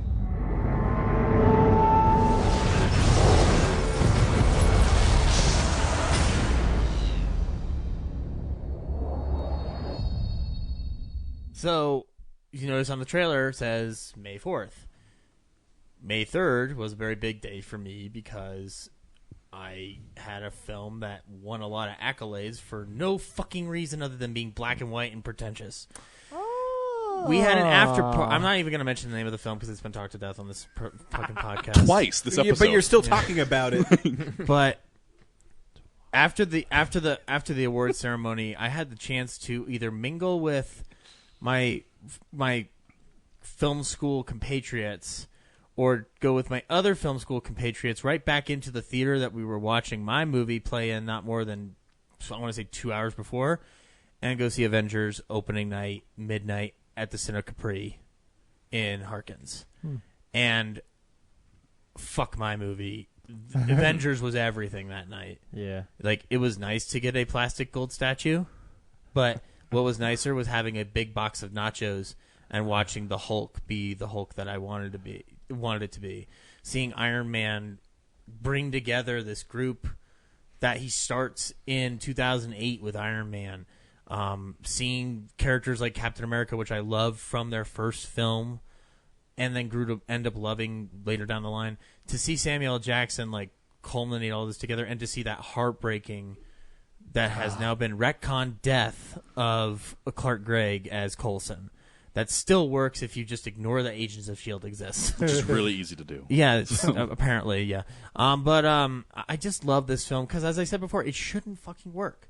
Yeah. And I mean, I knew that with this list, I had to pick an MCU film of some kind. And for a while, it was Winter Soldier. And then for a little while, it was Civil War. But then this one kept just coming back at me, going like, this is the one you saw 8 times in theaters. This is the one that you and Andrew Bueno, who's been on the show, would just say like, hey, it's like 3 weeks later. Hey, we're bored, and you work for a movie theater. Want to just go watch Avengers again? And we would do that several times, and it was so much fun. We saw it in every size theater possible, big, small, like freaking, like it was just fun. Fat, tall. It was literally like, I can honestly say that even in spite of the fact of what would happen later in that summer, this was still one of my favorite summers of film because of what we got. Yes, there's heartbreak in that for me in my life, but there's also a lot of uplift because there's a lot of great memories that were made. And that's also reflected in my number one.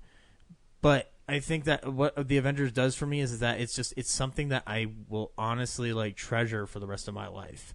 And I know I don't talk about MCU films a lot in terms of a top 10 list, but this one just like always stands out for me. And it was a travesty that it wasn't in my top 10 of 2012, the year it came out and whatnot. My number one.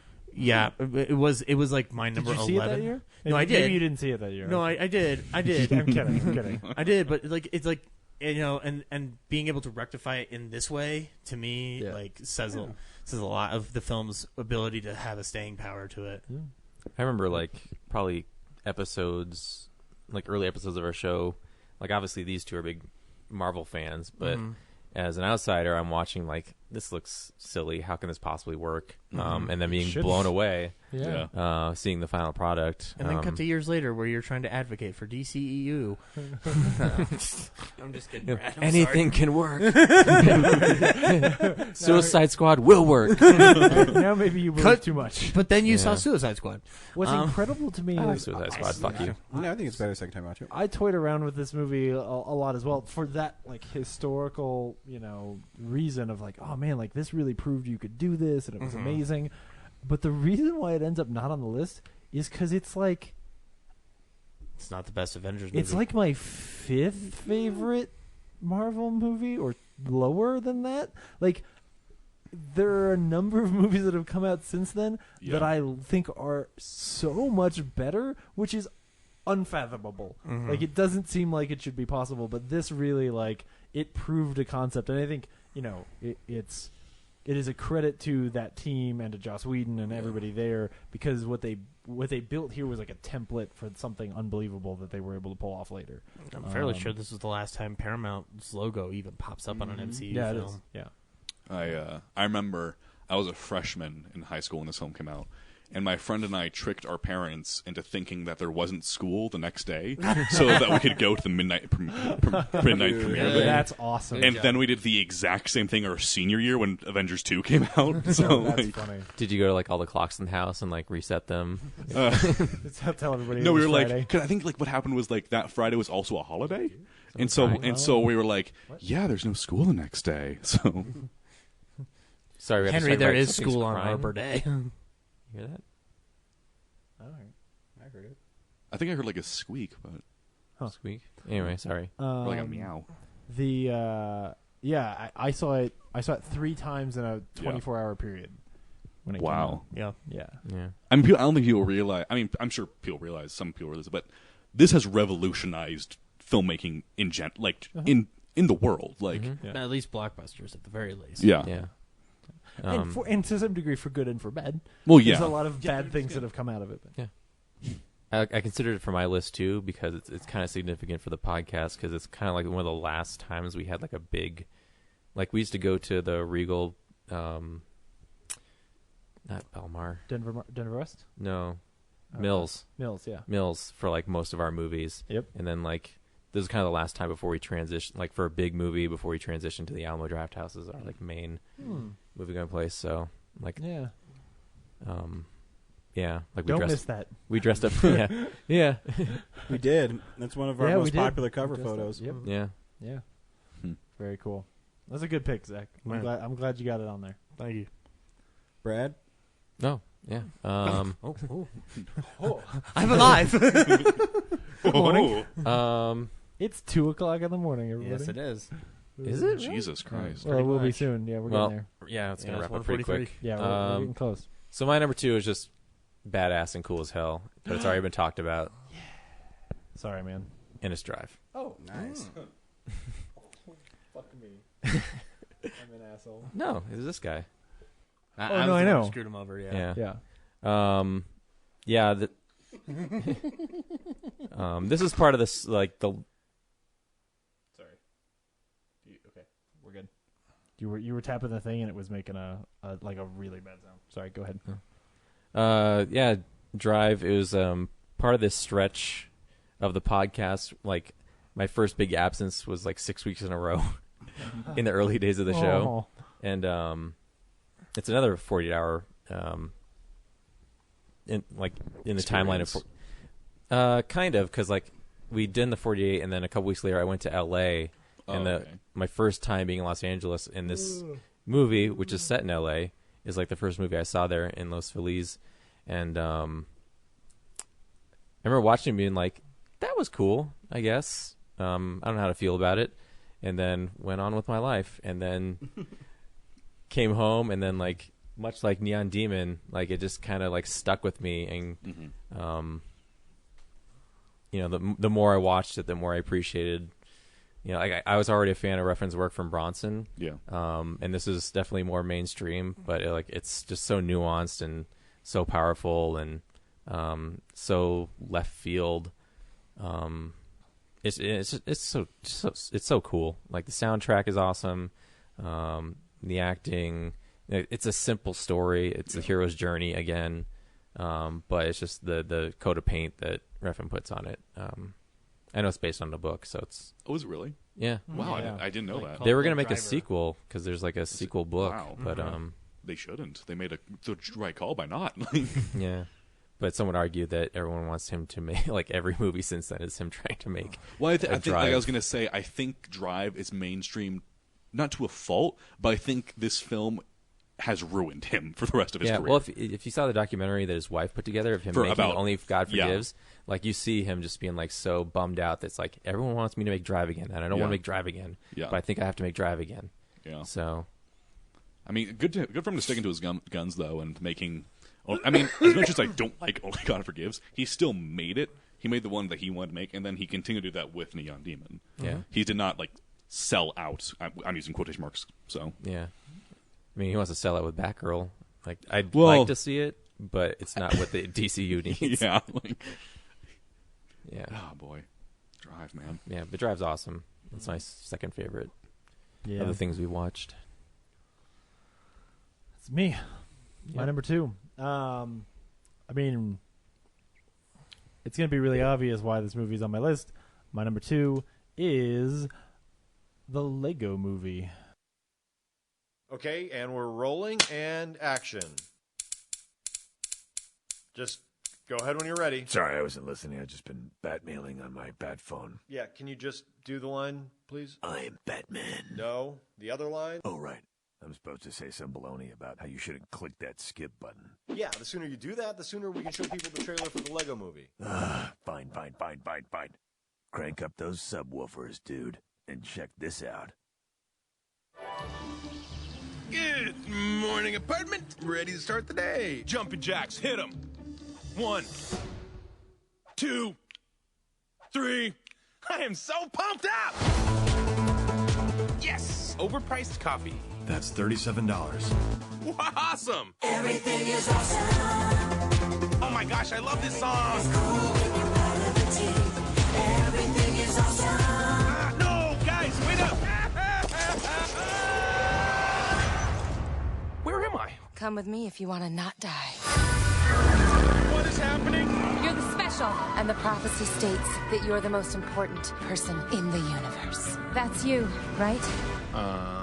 Yes. That's me. Relax, everybody. I'm here. Pac-Man? Awesome! Who are you here to see? I'm here to see your butt. Oh my gosh.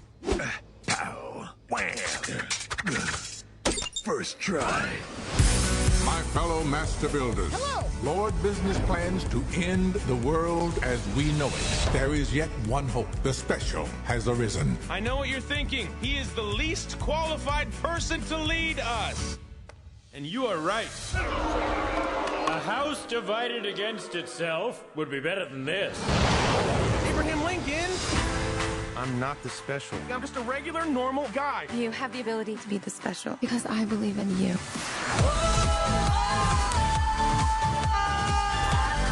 Robots, destroy him! Aloha, loser! We'll wing it. It's a bad pun. Take him to the melding chamber. Isn't there supposed to also be a good cop? Hi, buddy. Would you like a glass of water? Yeah, actually. Too bad. We are entering your mind. What? I don't think he's ever had an original thought. That's not true. Introducing the double-decker couch. So everyone could watch TV together and be buddies. That is literally the dumbest thing I've ever heard. Let me handle this. That idea is just the worst. To the Batmobile. Dang it. To the invisible jet! Dang it. Yet another movie that shouldn't fucking work.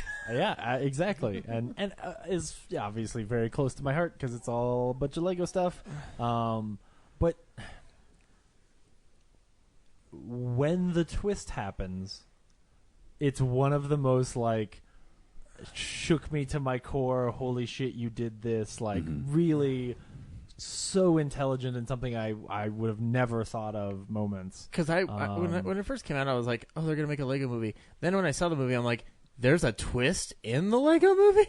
And it's like, it's a wise twist. Like, it's so smart. Very wise. And it makes that movie become so much more than just like, oh, this is a fun movie with some Lego guys. Which, if it was just the fun movie with the Lego guys, would have still made it one of the most fun like kids movies I've seen. It's already really intelligent. The story about Emmett is a good kids movie lesson, but then when that twist happens, like, that is such a heart-wrenching, beautiful moment. That I adore this movie so much. So, yeah, it's great. Awesome pick. Thank you. Just the making of it is just like, if you watch like the making of it, it's so I mean, especially like the detail that they put in, where like they put in like fingerprints on the Lego bricks. Oh, I'll even go so far as to say, so yeah, I've loved Lego since I was a kid. I own a lot of Lego. There's Lego all over the apartment that we are in right now. Yeah. Which Legos you can see in season 1 of the Real Nerds Pod Show episode. You can. Episode 4. 4? Yeah. Yeah, one of those. Anyway, episode 1. Yeah. Yeah, it's the Robert Downey Jr. scene. We do it in the Lego room. Yeah, I think.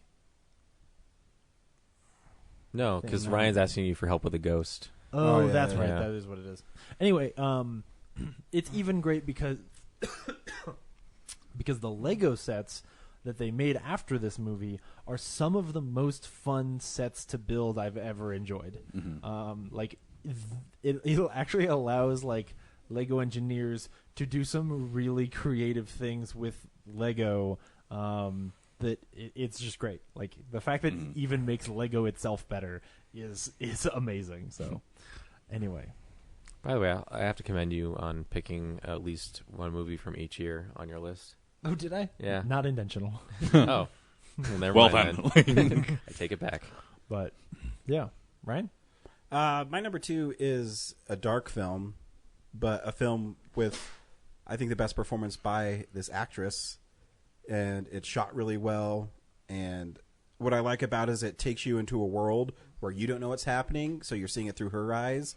And as the world slowly plays itself out, you find out who the hitman really is. And my number 2 film is Sicario.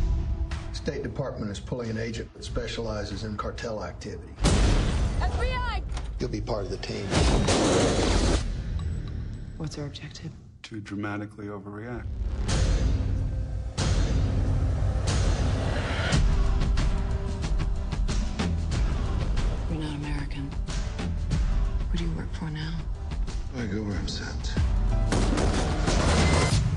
Welcome to Juarez.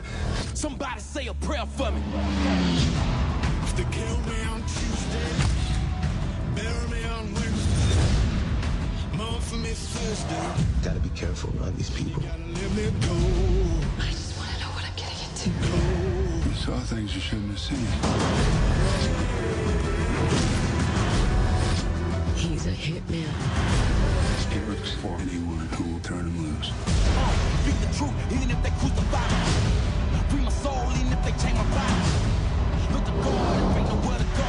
Beware those prophets that touch the leg before they touch the soul. Nothing will make sense to your American youth. Then they gotta let me go. Then they gotta let me go. But in the end, you will understand.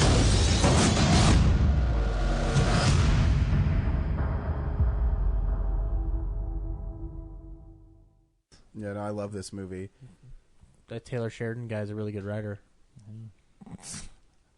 It's just things I love about movies. It's dark, and because even the character, Emily Blunt's character, she's not perfect. She makes mistakes.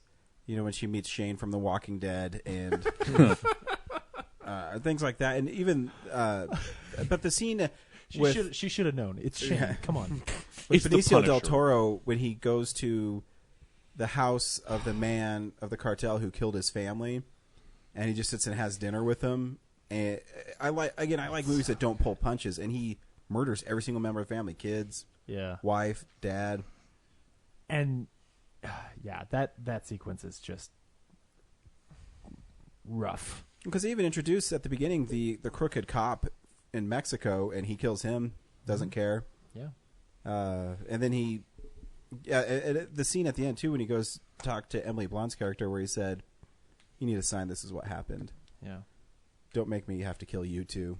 It's really powerful stuff. Kind of quiet, but it's a long movie, but it doesn't feel long. Yeah. It's wonderfully shot, and I love the film. He's like Anton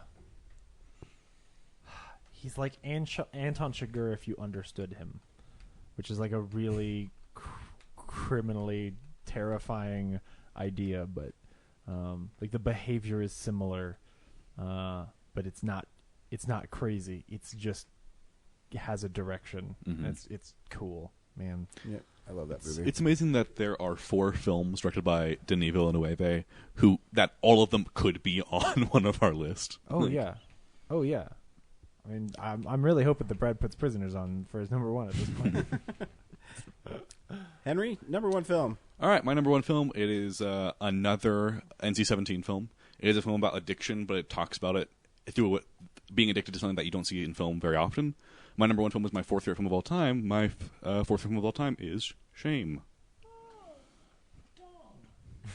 Yeah, Fassbender, huge dong.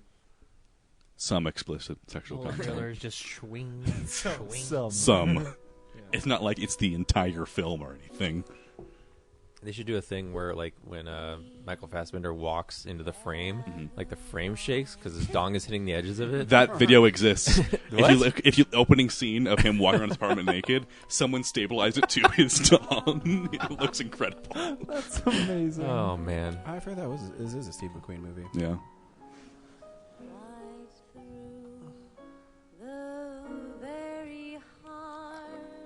Michael Fassbender's such a great actor. I think he's so good at moving in and out of roles. This is the film that made me fall in love with him. Because this is the same year that First Class happened. And so, like, this like was his big year. Huh.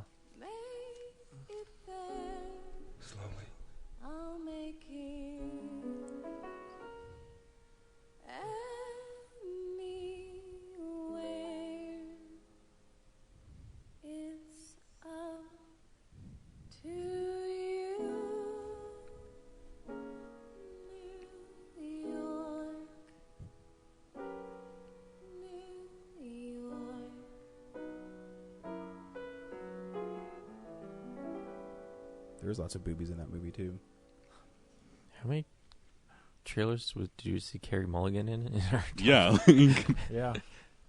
Oh boy, so Shame. It's I think it's the best film about sex ever made. I think because it paints it in a really in a really disgusting way, almost, which you don't see in film a lot. I think it's just really interesting how Steve McQueen approaches. I think every film Steve McQueen has made is a masterpiece. Have you seen 50 Shades of Darker? Because that's pretty disgusting. Yeah, but that's still trying to romanticize it. Like, this film is like, this is what it is, and it's awful. So, but I mean, between this, Hunger, 12 Years a Slave, Steve McQueen knows how to direct really uncomfortable things, and he does it in a way that's so elegant. This film, I also is a special place in my heart because I saw it before I was 17. And I was reported to the authorities, and I was almost suspended from school for seeing this film. Really? Yeah. So wow. It was an interesting time. So that was when I was a freshman in high school. Priorities, huh? They're like walking you out of the theater. You're like, it's my number 4 film of all time. But it's just Get it. Fassbender was not nominated for Best Actor for it. But he definitely should have. It is easy. My wife loved me so much. Relax. But I think if you have not seen it yet, you definitely need to, because this is the best performance Michael Fassbender has ever given. I think it is. He just completely. I don't know. It was before he officially became this huge name. Yeah. And he was still. You don't see him in these roles anymore. He was able to take more risks. Yeah, he doesn't hang dong anymore. And I think that's the real travesty. Did you see travesty. Assassin's Creed? Because I didn't. Maybe he does. Brad, you saw it. Does he hang dong? There's no dong. Oh, see, guys, doesn't hang dong. It's not on screen, but when he's suspended in midair, true. Technically his dong is hanging. We don't know if there's a cock sock on there. Speaking of socks, but it's just, it just. Yeah, I know. Great visual joke. That was great. Why is the head purple? That He's should been not have holding worked it so out like tightly. that. It's the perfect uncircumcised penis. So for those at home, we were out of pop filters, so there's just a sock over Henry's mic right now, And it's bunching up like And a it's bunching foreskin. up, yeah. Oh, God damn it. Sorry, Mom. But shame. It's just. What a shame. What a shame that it's your number 1.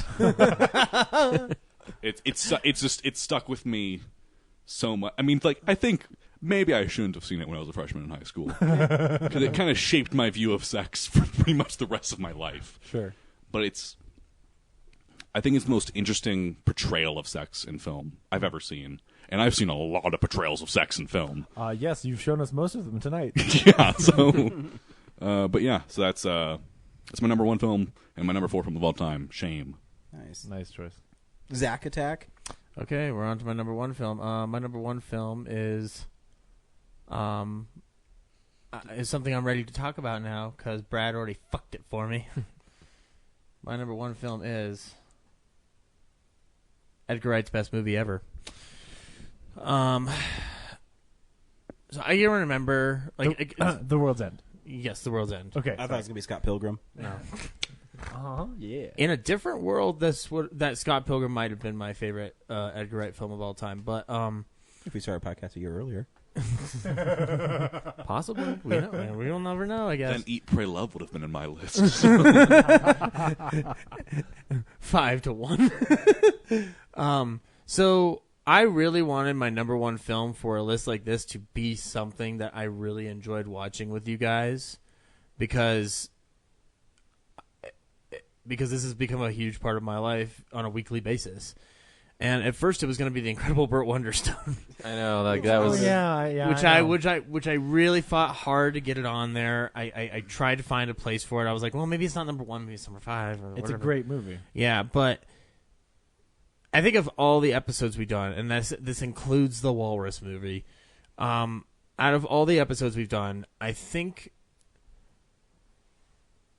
my favorite episode to listen to is the one where we review The World's End, because it is one of the most mature discussions I had with people about cinema outside of people in film school.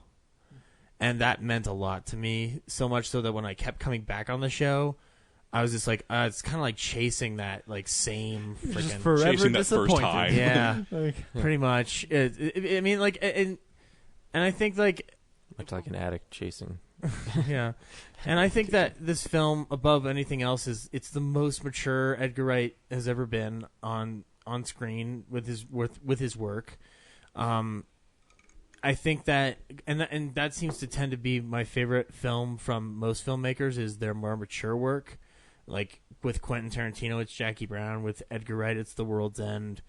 I'm kind of blanking right now because it's like 2 a.m. But I love Simon Pegg's performance in this movie. The reveal that Brad talked about at the end, where or close to the end, where he reveals that he was slashing his wrists. I'm like, I remember being in the theater, and I went to the Alamo. That was my first time going to the Alamo, actually. It was also this. And I actually went to the big party where they showed Shaun of the Dead, Hot Fuzz, and this. Back to back to back. And it was a great rollicking time. Everybody was having fun and laughing. And then that moment happened, and the theater went silent. Mm-hmm. And for a solid 5 minutes, even though there's some jokes being laid down, you could tell everybody in the room was having the same effect of just like, wow, these films mean a lot to not just me, but to the people making them. And that just blew my mind away. I didn't there's only 1 year that I didn't make a top 10 list, and it was 2013, because I was living in LA and I was going through a very, very rough period of my life that I've thankfully come out of in a better way for the better, because of stuff that had happened the year before. And I can honestly say that this film I'll go back to when I'm feeling very, very low, just so I can remind myself of what cinema can do for me to make me feel better. It's not necessarily comfort food per se. It's more like a kick in the ass that I need every so often. So I will watch this film regularly, more so than... Because when Scott Pilgrim came out, I actually saw that a lot in theaters. And up to then, it was my favorite Edgar Wright movie, because I was like, oh, he's saying something about love that I really, really respect. And then this movie comes out, and I'm like, yeah, that movie about that asshole is really great, but this movie about this asshole is really, really great. Yeah. And so it's a movie that, I mean, honestly, like how Edgar and Simon did not get nominated for a screenplay Oscar for this film truly made me disrespect the Academy. Because it's sci-fi. sci-fi. It doesn't matter. It is. I know it doesn't matter. It shouldn't matter, at least. Yeah. But yeah. So yeah, I mean, The World's End. It could only be this movie. Nice. So cool. Good choice. Good one. Mm-hmm. Brad? All right, that's it. So I before I said Drive was cool and super badass, but this movie is even cooler and even more badass. I'm sorry. I'm a different person. You know, It's Keanu. I got preview tickets to it, and I was like, you know, it had been advertised leading up to the summer movie season, just thinking like, okay, they're making another one of these, whatever. And then I went into this preview, and it was just like things, my life had changed. Like how could this? And I sat there like watching it in the first few frames, going like, God, this dialogue is terrible. Like, is this what I'm in for? This is gonna be like garbage. And then by the end of the movie, I could not wait to see it again. But it was a preview, so I had to wait. And my number one movie that we've seen in our 10 years podcasters is Mad Max Fury Road. I'm sorry. I was really hoping you were building that up to be like, and my number one is Thunderbolt. My own movies. Turbo Kid. I just lumped them all into the number one. Just Brad's films. My number one is Thunderbolt 2 and JCVD and you can sit here Catastrophe. through all of the trailers. Yeah. No, we're gonna watch them all. It's okay. They're short. Oh my goodness. Oh, man. Yeah. So yeah, I watched it. Like the action, amazing. Immediately rushed to Facebook, telling everyone like this is a new experience in film. Like you have to check it out, and it changed my summer. Yeah, and then I saw it again at the drive-in, and that introduced me to the 88 drive-in, where apart from the Alamo is like the second best experience I have watching movies in Denver. So like it opened that door. Well, that's cool. It's funny. I hadn't thought about the fact that that opening scene.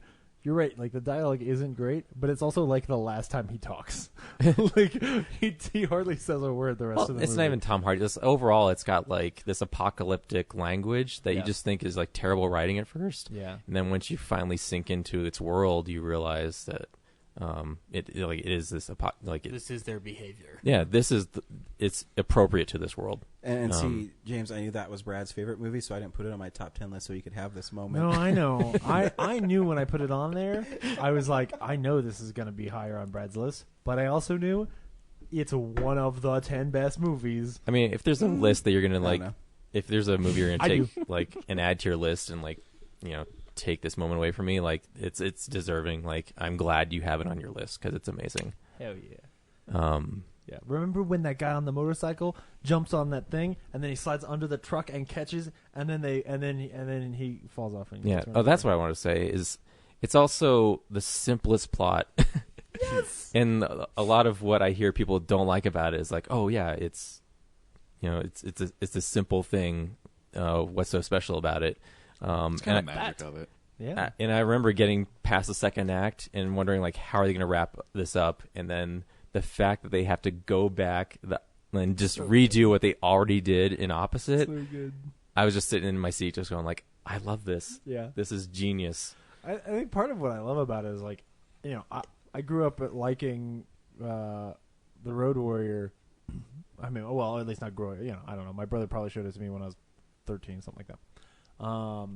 And the one really good, I mean, the Road Warrior is cool, but the best part of the Road Warrior is the truck chase at the end. And this movie is just that truck chase for 2 hours. Yep. But like on acid, like it's so much better. It's genuinely 11. like if you thought like, oh, what would I want out of a Mad Max movie? Like this is it, but way more. Yeah. I know. I'd seen the Road Warrior and like the first one's barely like the apocalyptic. Oh yeah, the first one's not even like each of the movies are they're kind of like the Legend of Zelda, where they're iterations of the same characters, but they all have their own stories in the same world. So I like I said, got preview tickets. I was like, okay, I'm doing a thing. Mm-hmm. I don't care if this Mad Max's movie is good or not, and then just being like, I want more of this. So I hope George Miller gets to do The Wasteland or whatever he's got planned. But whatever he wants, give him more money. Sheesh. James, my number one. My number one is so the thing about Lincoln is that the reason I was freaking out before was because the funny thing is my number one is actually a reference to Steven Spielberg in almost every moment. Oh yeah. So the slowly but surely, this is a movie that is absolutely here for a lot of sentimental reasons. I think it's one of the first couple of reviews that we did, and honestly, like I remember that night and I remember that review, and it was probably the moment when I was like, oh hell yeah, this is like really fun and I want to do this for a really long time.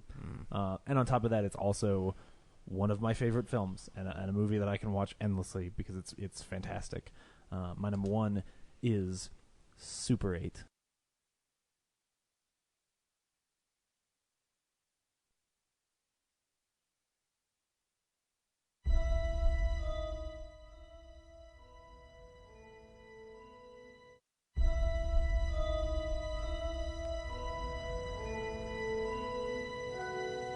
Got nothing against your friends. I like your friends. Well, things have obviously changed for us. I have to help Charles finish his movie. Be good for you to spend some time with kids who don't run around with cameras and monster makeup. Could you close your eyes, please? Yeah. And action!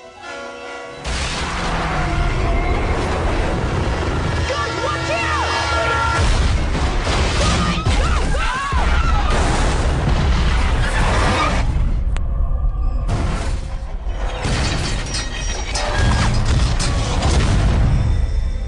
An eastbound freight freighter derailed. What the cargo was on that freighter, we don't know. I can't tell anyone. I know. I understand you have concerns about our cargo. Colonel, there isn't anything else that I should know, is there? I can assure you the answer is no. We've gotten calls from people who found local dogs, but the calls coming in aren't local. Lucy! It's like they all just ran away. I've got property damage, I've got theft. I've got 9 people missing now. There are things happening around here that I can't explain.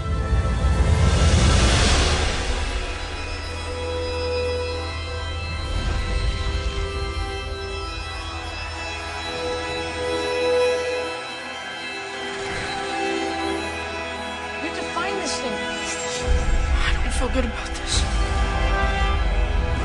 Go! I saw it. No one believes me. I believe you.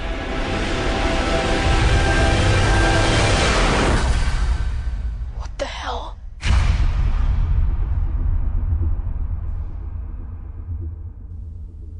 Yeah, I mean, starring Bruce Greenwood as the monster. I'll start off just by saying that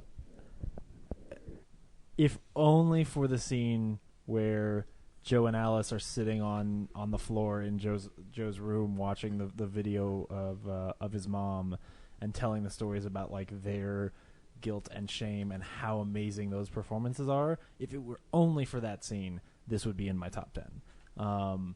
This movie is so much fun. It is maybe the most perfect like example of what I love in movies and why I like watching movies, because it's a great coming of age story and it's a great adventure film, and the characters are the reason you're there. Like, it's got so much heart. It's more than just like, a silly alien movie. And man, like, I just remember walking out of that theater and being so blown away by these kids. I watched it earlier today just because I was like, I want to make sure I'm not crazy and I don't need to like make a last minute change, and I don't.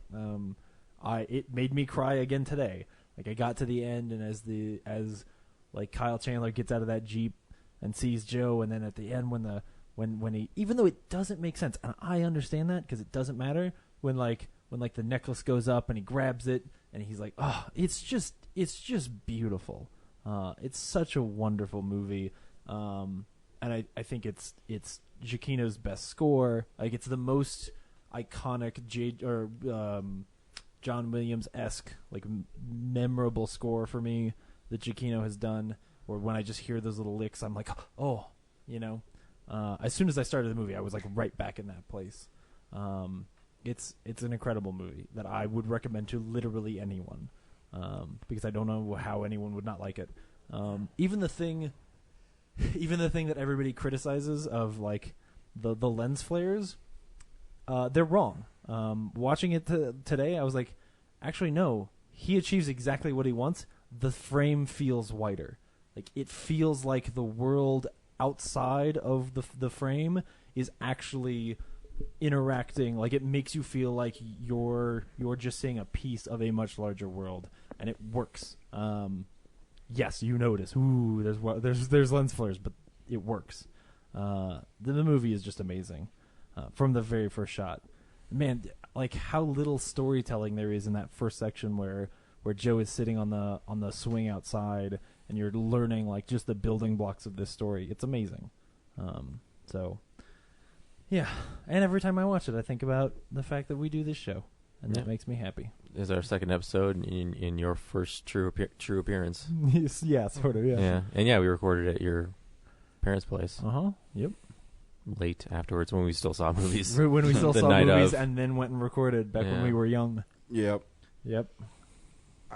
So originally, my number one was going to be from our pod show, but then I thought I was cheating. I was actually going to pick Jonathan Tierson's Human Barbecue. Really? Because I actually think it was us at our best making it. So, I mean, my idea, I thought your directing and shots are the best in that, and then James took my idea and made a script out of it, and being at a con we were invited to because we had a panel with 3 people there. and we're like, fuck this. We decided to write a script. So I really enjoyed that. If you haven't seen this episode, you can go to our Vimeo page or our YouTube page and watch it. Or you can go to Colorado Coins, Cards, and Comics and pick up the very last Blu-ray in existence. Maybe it got bought today. Who knows? Who knows? So Run, you don't can walk. pick that up. But if Write into Real Nerds Podcast and tell us if you bought that last copy. But everybody here, we're getting to the end, and I won't make it too long because I know everyone's tired. That's but all I right. appreciate everybody, what they do. Henry, your beautiful voice. And being in James' apartment for the first time and meeting you for the first time and you opening up with your story about your feature film you were making, I think is a wonderful thing you're doing. And now that you're going to film school in New York, hats off to you, my man. Thank you.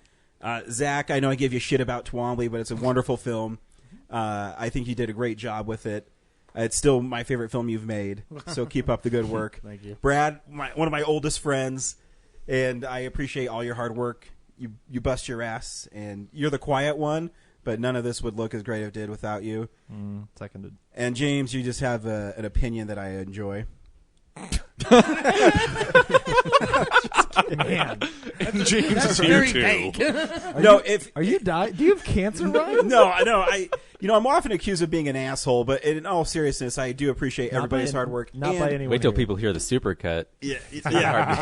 And James has become one of my closest friends because I met him through my wife, and that just made me and James close because of how great he was to my wife before she was my wife. And I think that's really important. And how great he is with my kid is something I'll never be able to replace. That my kid calls you Uncle James means the world to me.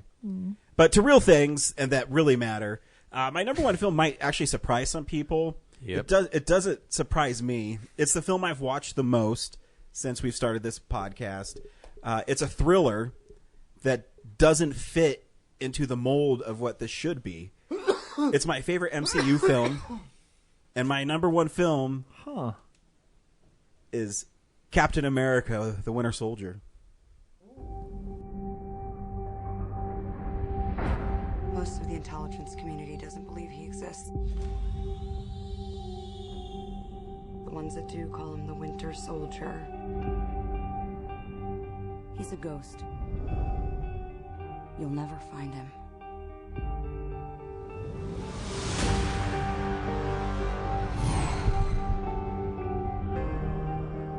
I joined S.H.I.E.L.D. to protect people.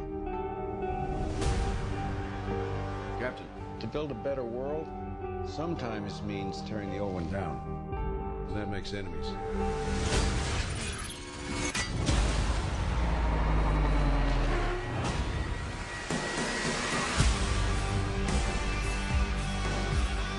Fast.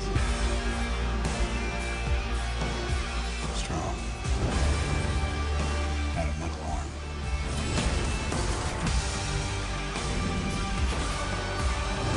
Are you ready? All it takes is one step. People are gonna die. I can't let that happen. Captain America needs my help. When do we start? We just did. The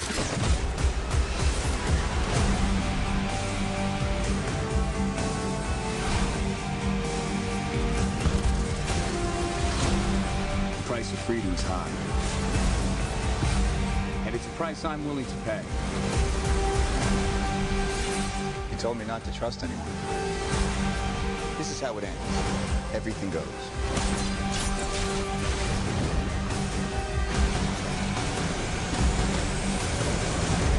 Looks like you're giving the orders now, Captain. Damn right.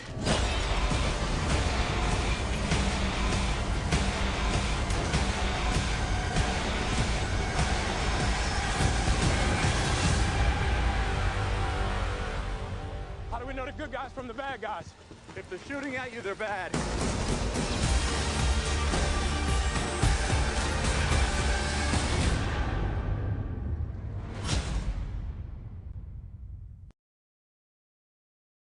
Man, I love Iron Man 3. I love all those movies. But this one also took some of my favorite directors from a sitcom and proved that they could make super big budget action movies with lots of heart and take in directions you wouldn't expect. I mean, you have Robert Redford playing the villain, Yeah. Robert Redford says Hell Hydra. Yeah, I was gonna say. Remember Yeah. when he said that thing that nobody ever thought would ever come out of his fucking mouth? Oh man. And, so it's the culmination of everything I love about movies. You know, I love superhero movies, and I absolutely adore that movie, and I watch it probably once every 3 months, just because I want to experience it again, and I always catch things I missed, and yeah, it shaped the Marvel universe how we know it today, and it's just a wonderful film. I am surprised. I'm definitely surprised. That I that's your number really one. thought it was going to be Iron Man 3. That's cool. Yeah, Really? me too. Or Saving No. Mr. Banks. I'm surprised there's no Statham on your list. Well, it's No. not the best Was 10 best there a movies. good Saving Mr. Banks, Lincoln, those were movies that I really struggled with. Yeah. If you could see my list, I literally crossed things off over and over again, and then I just boiled it down to, like I said at the top of the show, what do I enjoy watching the most, and Yeah. what do I watch the most? And I do think Winter Soldier, if you go back, I did rank every single comic book movie. Winter Soldier is number 3, and it goes Winter Soldier, The Dark Knight, then Spider-Man 2. So maybe Spider-Man Homecoming will unseat it. I don't know. Supplant that. Actually, I take that back. I thought Frozen would be your number one. I gotta say, But you had to let it go.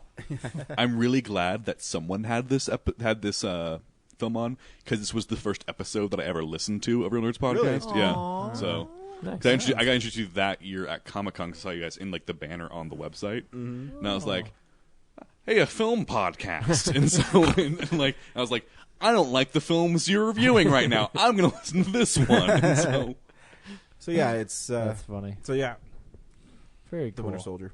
That's a good one. Man, how many did we hit every MCU movie? Like did we? No. No, Thor.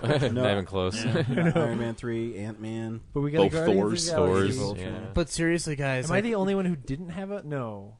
I didn't. Well, no, yeah, you didn't. You What- don't- what- Henry what- doesn't Age of what- Ultron's who on would there. have guessed? Like, who would have guessed? Like in 2013, that less than a year later, like you would have had to take like long shot bets to say like, "Hey, Robert Redford's going to be in this movie." That's true, but he's going to say something that's going to shock the nerd community into a instant orgasm. It's good. He's so good in that movie. That's basically what happened. And Black Widow. The Yeah. whole thing is good. Yep, it's a really good movie. Yeah. Awesome. Okay, so this is how do you want to do this? Brad, we're just going to start reading everybody. I think everyone should just pick a column, and then you read the column, and then you pass it on to the next guy. Okay, I'll go first. Okay, go first. So this is everybody who's been involved with Real Nerds Podcast. We're just going to give shout outs to everybody. yeah, instead of doing a general you know who you are, we want to like really express our gratitude by naming names. Absolutely. And unfortunately, I didn't get through all 300 episodes to pick out everybody, so I'll catch you on episode 400 if you didn't show up here. But thank you. I'll take interviews. People who came to our booth and allowed us to record your So you're story. going to skip the and first share it. column? You can do the first column. Can I request voicemail? I'll do audiences.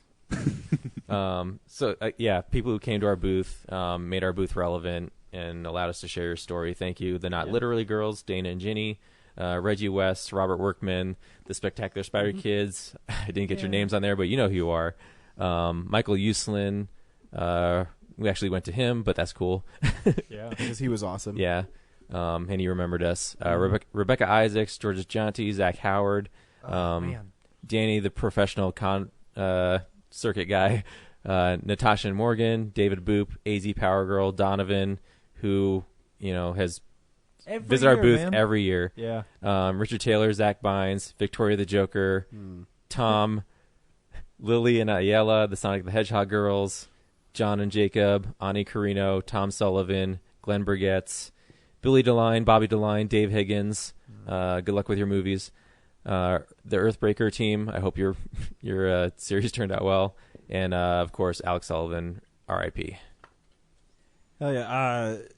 Show guest Joe, Jesse, Tuku Nation, Chris, Dan Weingart, Maddie O'Connor. You should listen to our epic trilogy of his interviews at Never Comic Con. They're pretty great. Yeah. Spencer Kane, Andrew Bueno, Charlie Frost. God, I'm getting old, bro, or I can't even read. Joshua Cantalinodo. Sorry, totally. Calinato. Yeah, Ryan Trashman. Go buy Cristiano, Trashman Lisa, at Queen's Cards Comics. Edit. Benjamin Urbeck, John Osak, Amanda Prentice, Batman. Breeze might be on the show next week. Oh, cool. Randy, come back on. Yeah, seriously. Matthew Forcella, Palace Reve, Jesse Stewart, Aaron Lade, Alex Rhodes, Wilmer. I can't even. Wilmer. I can't read, dude. I don't know if it's because I've been awake for 36 hours, but I'm like moving it in and out. 2:30. I'm moving the page in and out, and I have perfect 20/20 vision. Do you know you get tested for that when you become a police officer? Really? I hope so. Shauna, Mick, RJ, Shauna C. McDaniel, Matt Wilcox? Matt Willix. Thank you. Good job. Brian Richards, Steve Fassett, Dan Schechter. Kendall Hurst, Andrew Middleton, my boy. I love Andrew. And Corinne Westerman. She is awesome as well. Yeah, absolutely. Which one am I doing? Fan mail? Sure. Okay. Oh yeah, man, Dan from Ohio. We miss you. Yeah, absolutely. Cora Uni, who now Correspondence. our correspondent in Seattle. She's fantastic. Russell Maltempo, Zach D7, Matt Galvin. Man, I'm doing it now too. It's so late. We should have done this at the beginning of the day. Kevin Burke, Christopher Mim, who is awesome. That interview that I did with Christopher Mim at DCC was one of my highlights. That was like this weird moment. Tow Truck Joshua, Charlie Frost again, Jessica, Kelly McQuaid, amazing. Thank you. An absolute highlight of doing this show was having her walk up and be a fan and just be amazing. So Bailey, narrate. Marcy McGovern. Oh, Marcy McGovern. Oh, yeah, Marcy. That's cool. Yeah. Yeah, cool. Fan mail. And then for the voicemail, we have Adam, Jesse, Nicole, Bane, Mark Wahlberg, Mayo Schiavone, Russell Maltempo. Oh, very cool. And also Henry. Oh, True. Yeah. Like I call on week occasionally. now. So.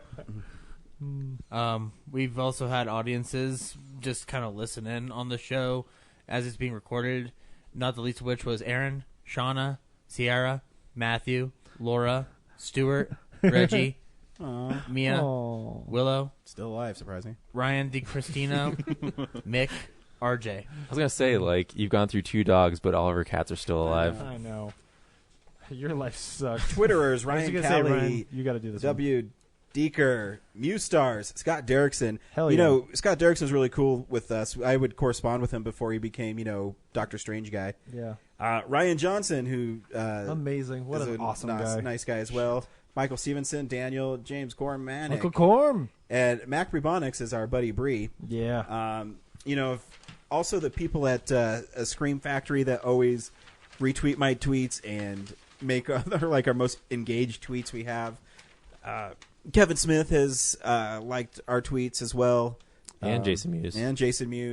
And not like, oh, look how great we are. It's kind of cool that, they would take time and read them. They acknowledge we exist. Cheryl Jones from Movies Made Me also interacted on a Yeah. couple of episodes. So Yeah, and all the other interviews from 2013, 14, 15. There's stuff on here too. Yeah, you did it, and you have to do the pod show. I have to do the pod show.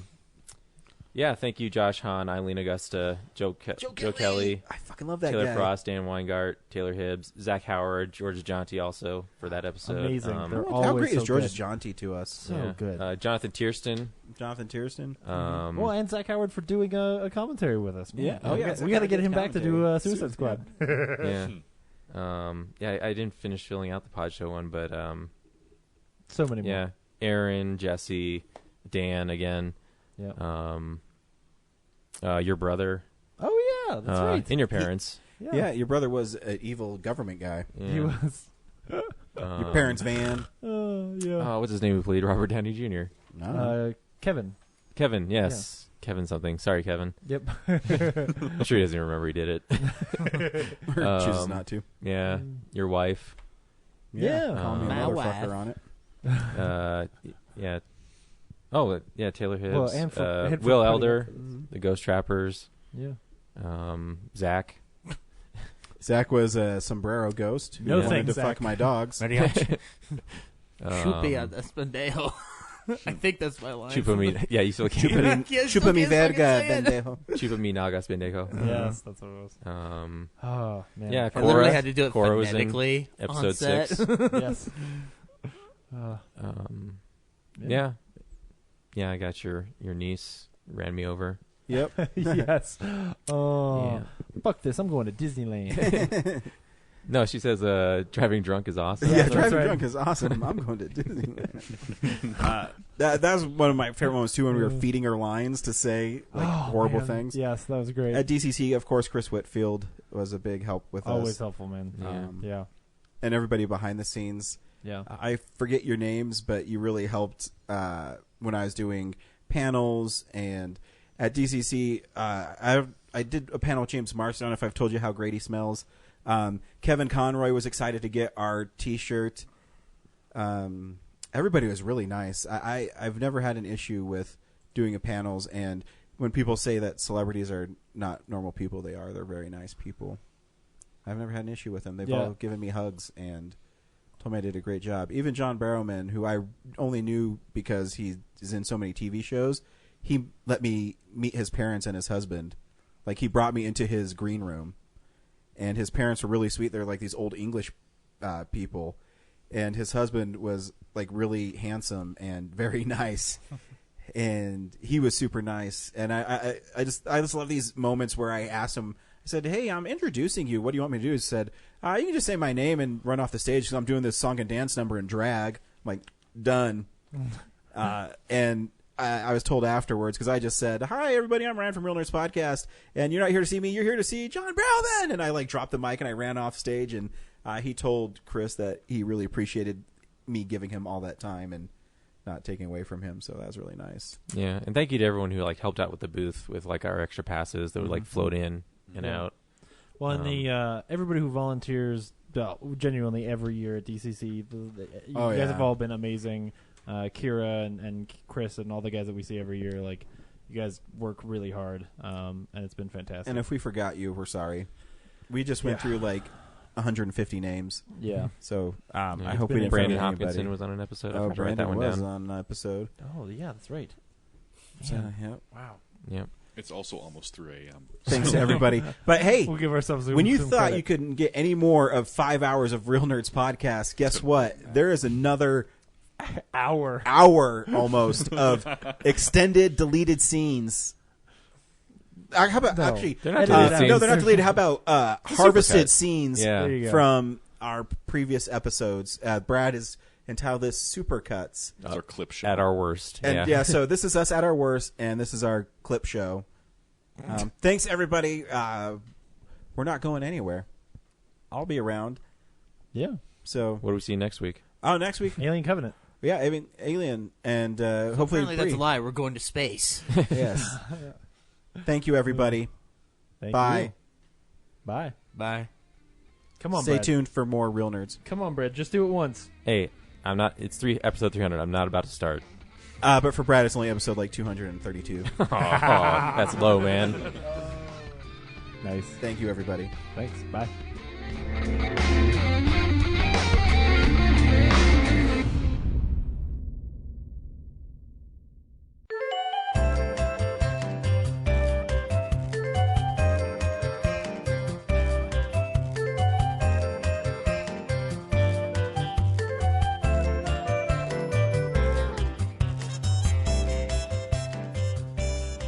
Hey, everybody. Welcome to Real Nerds. I just got the hand job from Brad, and it felt so great to see that hand. The what job?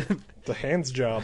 Yeah, I was trying to be funny. It all smells like grape or chocolate or just ass. Yeah. It smells. There's one of them just smells like butt. He's like the vein that spirals up your cock, just throbbing dickhead. See, when I see Precious and I see that fat black chick running away eating fried chicken, I laugh.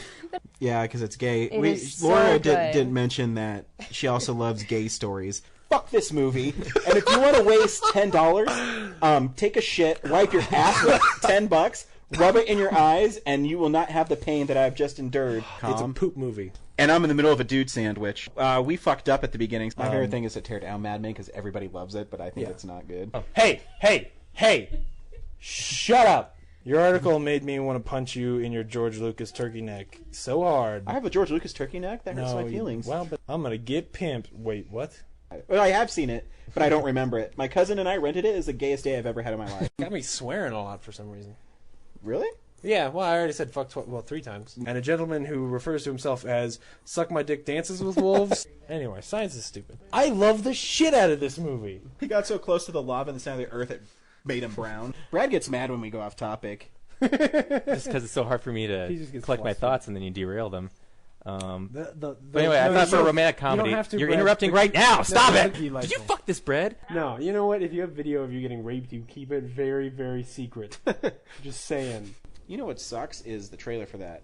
I wanted to jump down his throat and be like, "No, fuck you, dude! I go every week and I watch the movie. I don't even like eating popcorn. I don't like when people sitting next to me eat popcorn. What snacks do they get?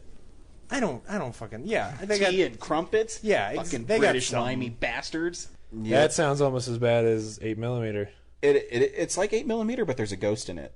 Hey everybody, welcome to Real Nerds. I am Ryan. To my left is Brad. Cockmonger. To my right is Dude, that was mean. I'm really afraid if I say my name that Ryan's going to say something bad. Badgemonger or something. That was Cockmonger. He attacks. Hate you, Ryan Frost. He attacks the vag like Pac-Man. And Lucy Lawless is really good as his wife, who's really good at taking her clothes off. She has big does boobs. fine. Yeah, she does. There's a part where she leans over. I was like, nice. She has big boobs. Is she naked in it? They're Christina Hendricks' large breasts. Yeah, Christina Hendricks does have big boobs. Is Rachel Nichols naked? Probably not. Then I'm not seeing it. Oh, when he chops off that dude's head, though?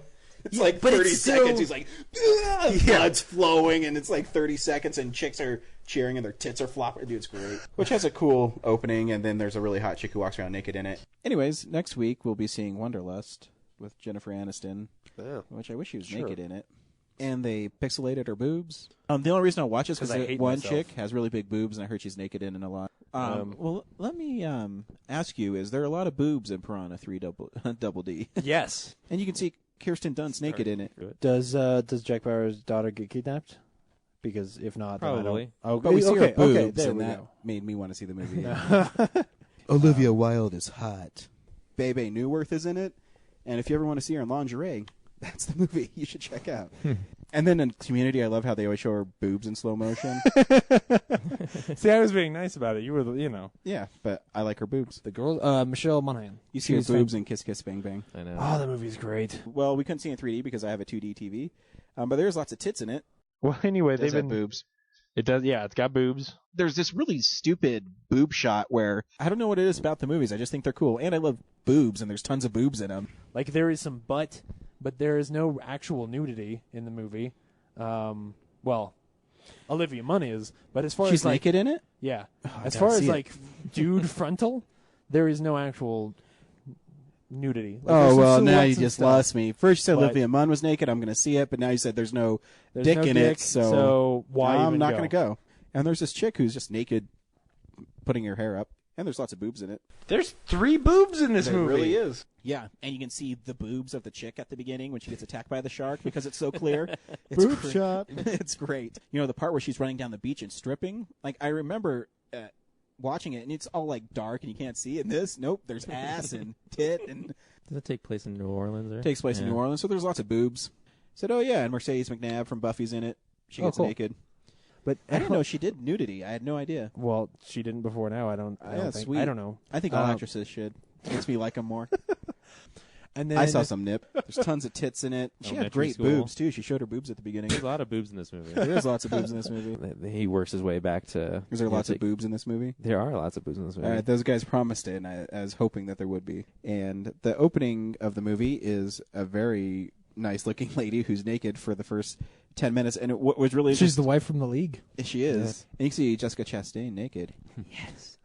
Also, it's a really good movie. Like, totally naked, too. She's, like, walking totally nude and towards the camera, Yeah. and my boner gets all hard. God damn it, that There movie you is go. good. This, right? Yeah. With her saggy boobs and her flat ass. Really hoping there'd be boobs or something in it, but It's the longest negotiation to get boobs in a movie I've ever seen. Do you see Scarlett Johansson naked? No. I don't want to hear this anymore. They've already fucked, James. Oh, okay, good. With the masks on. What?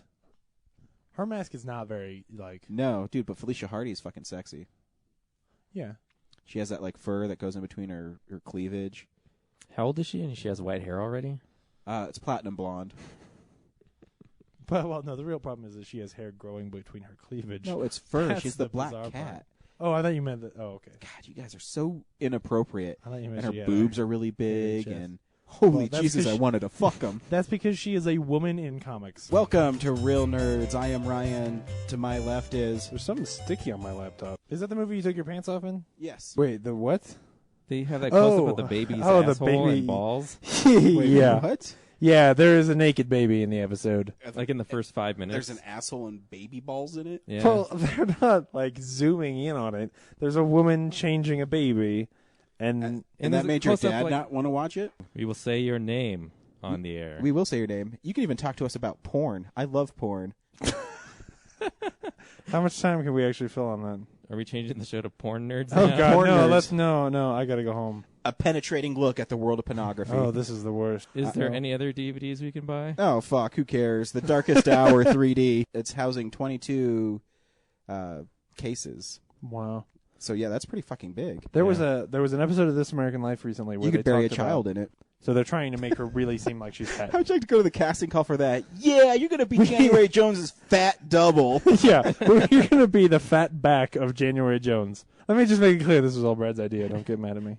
I'm not mad. I just think it was stupid. That whole scene with the plowing, that sounds weird. So I was telling you guys earlier that I saw this movie in 1999, and that's the year I graduated from high school. Weird. So you are Jason Biggs. So I'm like totally like Jason Biggs, except I'm not Jewish or look like Adam Sandler. But he did fuck a pie, so I have fucked many pies. But I don't fuck like homemade, apple pies, Hostess pies, where I fuck. Home run pies. You fuck them right into your mouth. I'm like cherry filling. Oh yeah, home run pies. Oh gosh. Oh. Those are really good though, home run pies without my dick in them. If you just eat them like out of the package, dude, they're great. But anyways, so the opening shot, I'm not even joking, is the movie starts and it's just this close up of these tits. These tits, and it's this woman in a pilgrim outfit with her breasts exposed, like perfectly cut costume, so her tits are hanging out. That doesn't seem very Puritan. And exactly, and she's running from turkey vision because you see through the eyes of this turkey, right? And he catches up to her, and you expect it just to kill her. Oh no, my friends, there's more. He says, "Nice fucking tits." And he kills this chick. The turkey talks? The turkey talks. And it's vulgar. Wow. Yeah. Who in the right mind makes this piece of shit? My best friend was killed by a turkey. It went through his stomach. He's dead. I guess I'd have to be Shake, though, because I'm the biggest dickhead here. She's going, right? She is. She wants me to get her a T-shirt. She says, make sure you get a small one so people can see how big my boobs are. What is it? Women Entertainment TV? I So would it's a bunch of assume. bitching going on. You guys do this all the time. I've noticed on the podcast. You guys make yourselves watch shitty shit. Hey, cat. Hey, cat. I'm gonna punch you. I'm gonna punch you in the face, cat. Get die. Die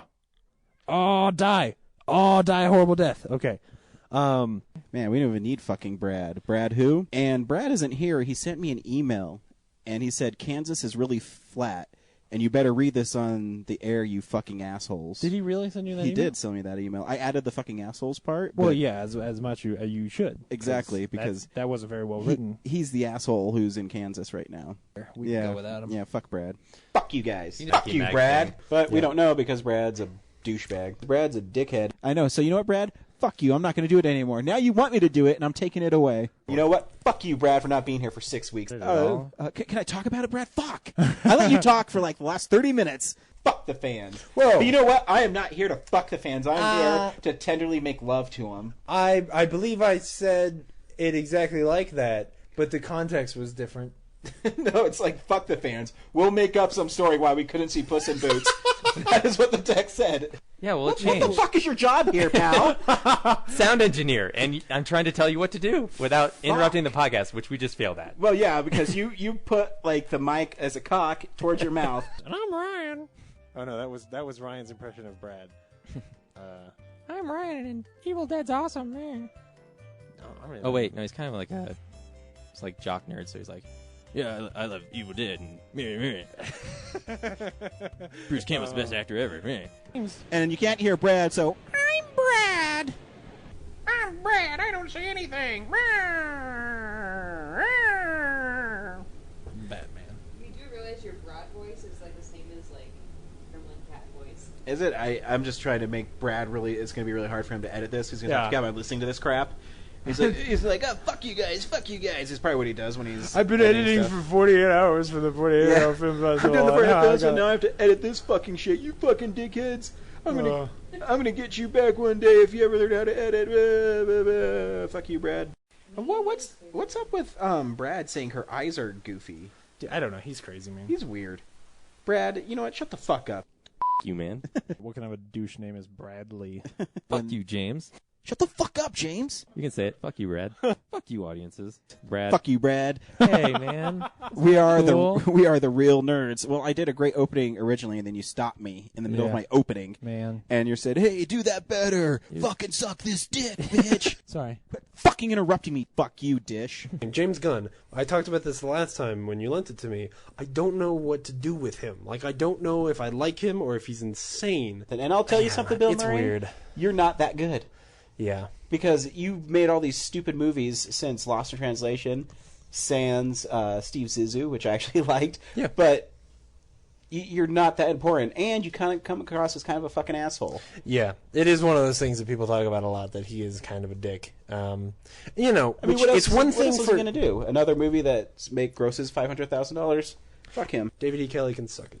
I don't know how she does it. Oh, okay. I don't even know. Is the name of it's the horse movie. Jessica Parker. It's a sequel to Seabiscuit. I'm just glad they got rid of Christian Slater. I hated every commercial where they were like, I can't believe we got Christian Slater on our show. And I'm thinking, why? What was he doing? I wanted to see it already, and then I heard Roland Emmerich directed it. Now I really want to see it. Because I want to see how that's possible that he could... Because I heard it's a good movie, so I don't know how that director can make a good movie. Hunter S. Thompson, not that good. Yeah, I said it. He's dead. He's not going to do anything about it. How come Kirsten Dunst looks like someone punched her in the mouth? Ray Park is so friggin' short. You know who's weird looking? It's Kristen Bell with her weird eyes. Oh, Kristen Bell does not have weird eyes. Where's our horsey date? It was. Oh. And there was no movie with Sarah Jessica Parker. Oh, wow. Went to that well. Well, that's what James calls her. I don't. She looks like a horse, dude. I think there's a Joke and Family. Isn't there a Joke and Family guy where Peter feeds her a carrot and rubs her face? Yeah, but they weren't the ones that came up with that. He also said she looks like a foot. People have been drawing connections between her and horses for many, many years. Because she looks like one. Sometimes she's all right. She's married to Matthew Broderick. I like Matthew Broderick. Yeah, I like Matthew Broderick too, and he likes horses. Evidently, bestiality. Ooh, the zoo. So Speaking of zoos. So thank you to Digital Bits for our DVD release information. Why doesn't Brad just let us ramble? I bet we'd get a lot more hits if they just let us ramble and be Yeah, really I mean, funny. we were just on the brink of talking about bestiality films. I know, and then, you know what? That would have sold. You know what? Sorry, I'll let you finish. No, you know what? You just killed... Keep talking about horse fuck. Whoa, you're hijacking my fucking show? So we're talking about Mad Men. So anyway, Betty Draper's fat now. Oh my god, she's so fat. She's so fat. How fat is she? She thought she had cancer, but she's just eating too much. And then makeup looks okay. It almost looks like she's actually fat. I said, how fat is she? She's so fat. That if she sat on a quarter, boogers would squeeze out of George Washington's nose? Oh, that's actually pretty good. I've never heard that before. That's awesome. Spider-Man. I so want to see Emma Stone die. No, wait, that's not what I meant. Vince Vaughn, like this lanky-looking, funny-looking bloke, is not a good Rockford. I don't know. Maybe he walks in the room and he's really excited to be the Rockford guy, and he's going to say, hey, look at me, I'm the new Rockford guy, and you're going to get all mad at him, but hey, I can still do it, right? He's doing a Vince Vaughn. That was my Vince Vaughn. That was amazing. Yeah. I started... I got it right away. Thank you. Pretty quick, I was like, oh yeah, he's being obnoxious, like Vince Vaughn. Anyway, Vince Vaughn can suck it. He doesn't look like James Garner, and I don't want to see that movie. Yeah, but Damon Lindelof is at that point now where like he's about to be like almost a home name. You know, like people are gonna know who he is. I think. When I came back to the booth, like giddy as a schoolgirl, and this is even before the con even started. And this is true. And James is going, oh my god, I just met Rebecca Isaacs. Oh my god. I hear he's a dick. Kind I of can seems just like say one. that. Yeah. I've heard from people who've met him in interviews and stuff that he is just kind of a jerk. It's really unprofessional of you, James, to bring that up. I'm sorry. Well, if I ever meet him and he's great, then I will retract that. But okay, that's better. Make sure I've met some famous 55. people. Who are great, so. Yeah. I heard Steven Spielberg's a dick. Do you guys want to No. elaborate on Steven this? Spielberg is not a dick. You don't know. You never met him. I don't think, but I've seen I'm enough sure he's stuff not with a him. dick. Yeah, exactly. I'm just saying how irresponsible it was of you to I've seen call enough- out Aaron Johnson. You didn't know the man. It probably was. But I like starting rumors, especially about dudes being dicks. I saw some behind-the-scenes stuff on the Kick-Ass DVD where he said that James Hart's a dick. Wow.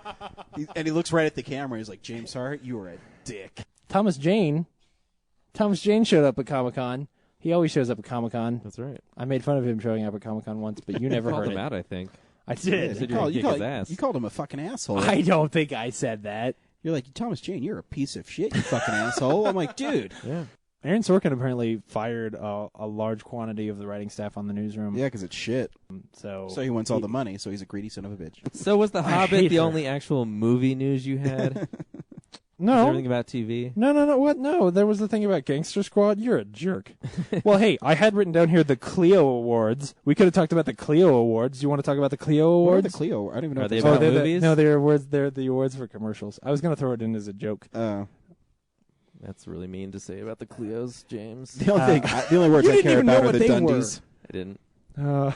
But now that I know what they are, I am sad that you have disparaged them. Oh, because last week we bored everybody by talking about Emmy nominations for a minute and a half. So I figured, we'd bless the Clios with some promotion. The Clios, check it out. The Clios. What channel? TV Guide channel? I have no idea. Find them on the The internet. commercial channel. I After don't the watch. show. And this is the Bud Light commercial that won most appealing to young men, 18 to 34. I just want to thank my storyboard artist and the director for having a clear vision of what this Bud Light commercial really was. I want to thank my wife for giving me the little nugget of an idea to to have a girl in a bikini dance with pom-poms while I ran down for a touchdown. Thank you so much. I miss you. I think there are commentaries with Kristen Stewart on them. don't What do know. you think they sound like? The scene I was walking through the woods and I was... She's like the quiet Schwarzenegger. She describes what she's doing. every day on the set's a party and it rocked. And you guys are awesome. I love you all. That was just like her. Wow. I was mimicking her MTV Movie Award experience. Yeah, exactly. Rupert Sanders really wants to have sex with you right now. Totally. He wants to... Maybe I'll get in the next Snow White movie. Yeah. So you can have sex with Rupert Saunders? If you're going to have sex Brad with a Hank director... is Snow White in Snow White and the director. Oh, man, that was good. You were supposed to show our tapes. Turn them into a movie. Who's your favorite new kid? Call me Joey.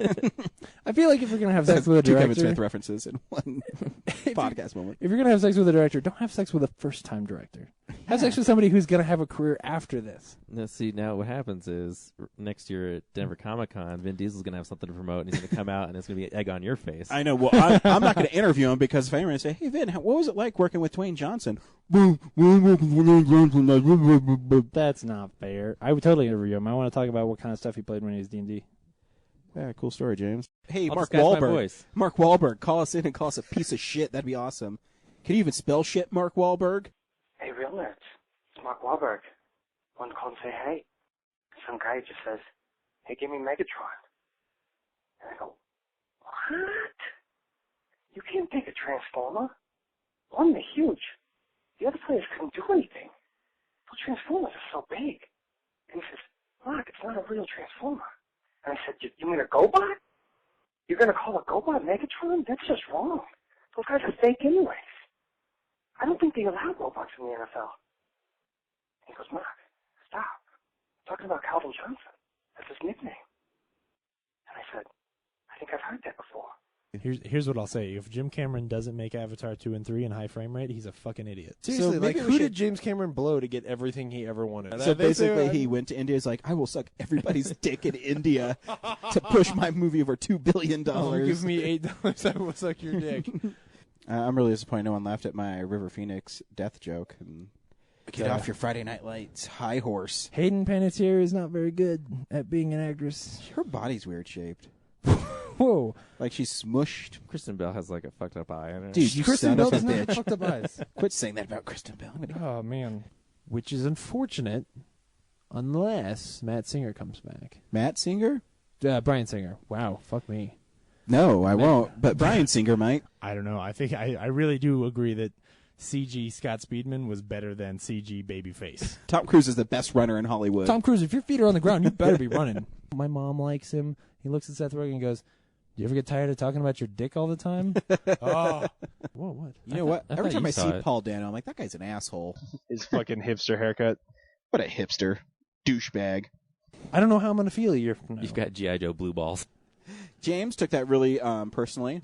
I took it personally because he said I had a small dick. Why? I can make fun of Asian people. They We don't need to listen. put a mic over there so people can hear the paper land. I'm just kidding. Russell knows I'm kidding. Yeah. I don't know who Russell is, but he can go fuck himself. Wow. Wow. James just... We finally get someone generous enough to write in and give us some comments, and you tear him apart? Yeah, Wow. yeah. So you can look forward to that if you leave a voicemail. Leave a James will just- voicemail, and then we will tell you to go fuck yourselves. He'll rip your anus apart. Oh, that sounds awesome. I am going to have to pee in the middle of that movie. Wait. Oh, okay, yeah, I'll go. Dude, we've been doing this for a year, and you keep on interrupting. Let him just push the fucking button. I'm sorry. It was just a little bit too far. What the What hell? the hell? Jesus you Christ, you stopped scared my the heart. hell out of everybody. Oh, my God. And it's still crawling around. Oh, why didn't you just squish it? Jesus Christ almighty. Yeah, look, I'm, been a long time listener, just kind of a newer caller. Actually, it's my first time. But I just kind of wanted to call and, tell you guys that, in all honesty, I really did not enjoy your rant about Snow White and the Huntsman. That was a great movie. And I think that it was actually Grimm Brothers wise, or, whoever wrote the story originally, was actually pretty accurate. Because, it's hard these days to make something as bold and, something as totally different than Twilight. And, I think they did it, and Kristen Stewart, she's like the best actress that I've ever seen in my life. So I'm stunned that you would do this kind of thing. You guys are a bunch of assholes. I didn't know there was actual fan for Snow White and the Huntsman. Some people liked that movie. I didn't know they were that passionate. But that passionate about it's hardcore. Kristen Stewart. And I will say, if we pissed anybody off, I guess I'm sorry. I'm not. Fuck that guy. But you know what? He should have better assholes. I know. He called us Oh assholes. yeah, you're right. He called us assholes. No, fuck that kid. He says, Yeah. I'm a construction worker. This is my job, or something. Like whatever. he just narrates during what's happening on screen. During those early Schwarzenegger movies, when they were doing commentaries, that's all he would do. Is say this is the scene where I do this. This is the scene where I fight the predator. Then to hell, if you don't like this commentary, then to hell with you. Dude, we do amazing Schwarzeneggers. Yeah, I'm a really good. You guys make fun of Mike impersonator. Connery, dude. Your Schwarzenegger needs lots of work. Aw. It needs to be like this. Oh, the weather outside is frightful. Thank you. And the fire is so delightful. Tip your waitresses. Love and feeling. You've lost that love and feeling. Now it's gone, gone, gone. Whoa, whoa, whoa. Did you ever know that you're my hero? The Dark Knight Rises. Batman is a good character. He's so dark. And I really like Batman. The Batman. Yeah, when you were podcast. like a baby, your parents should have made you hang out in dumpsters and shit, so that you had more Build up an immune system for this stuff. you exposed you to gross shit more often. Yeah, it's because you're just pathetic. You're a pathetic excuse for you. Wait, what are we doing? I don't know what you're talking about. I'm sorry. I'm sorry. On a little I just feel like I want to No, die now. Yeah, no, I'm sorry. I didn't mean to do that, Brad. Sometimes I get angry. The first thing he said is, "I hate the movie Brave." Aw. To me, it was like you put Brother Bear meets Freaky Friday, and it was horse. And then he also put, "I saw the movie Brave. It sucked ass." Haha, you can't say anything bad about me because it's a family show. I can't. Darn it. I did really good till the end. And finally, Dick was that Magic Mike 2 is getting, or they're Finally, talking about making. Did you say and finally Dick? And finally, Dick. And everybody will go, "Oh man, So they I sort have of, like- AIDS now." James, who are you texting during our fucking podcast, dude? Knock on your wiener. She told me she'd. suck my dick right now if I started playing World of Warcraft. Laura. No. Family members listen to this show. Do not say stuff like that. I have to. You guys are skipping over me on Comic Corner again because Brad got some stupid fucking Batman book that I'm going to have to listen to him babble about. Comic Corner. And that a piece of fucking shit took that away from the world is bullshit. So fuck that piece of shit. I hope he gets anally raped and his asshole gets so wide that... This isn't about that. I'm just kidding. I'm going to tickle your ear pussy. I stole that from Kevin Smith. Hey, James. How's it going? Pretty good. We're going, like, old school style this week. We are. So if it sounds like crap, it's not our fault. Yeah, it's because Brad's not here because he's off making a movie. It's a porn. It's He's not in it, though. It's called The Casting Couch. It's about a young girl trying to make it in the movie business, and the only way she can get in the movie business is by fucking the director. I want to make it entirely clear that I have never seen this movie and have no intentions of watching it. I do know that my voice gets all homosexually when I talk to, like, children and fucking this fucking shit, my fucking shit, or something like that. Yeah, he says it quite a bit. It's literally, fuck you, you fucking piece of fuking shit. Or a couple of comic series I don't think you've touched on, but if you have this, can be redundant, are The Boys by Garth Ennis. Which are Garth Ennis. Isn't it Ennis? I mean Garth Ennis. Sorry, that's a good one too. I need it. Yeah, I've got a picture on my phone of what looks like Snoopy eating a dick. It was bad. Damn, that's a good one. I hate you. That's when you're going like, were any of the characters on the lamb? But the bad one's better. Yeah, bad is better in line. There is some funny bits in it, but nothing that lives up to the promise of zombie sheep, which is awesome. Exactly. Hey, would you tell us more about it?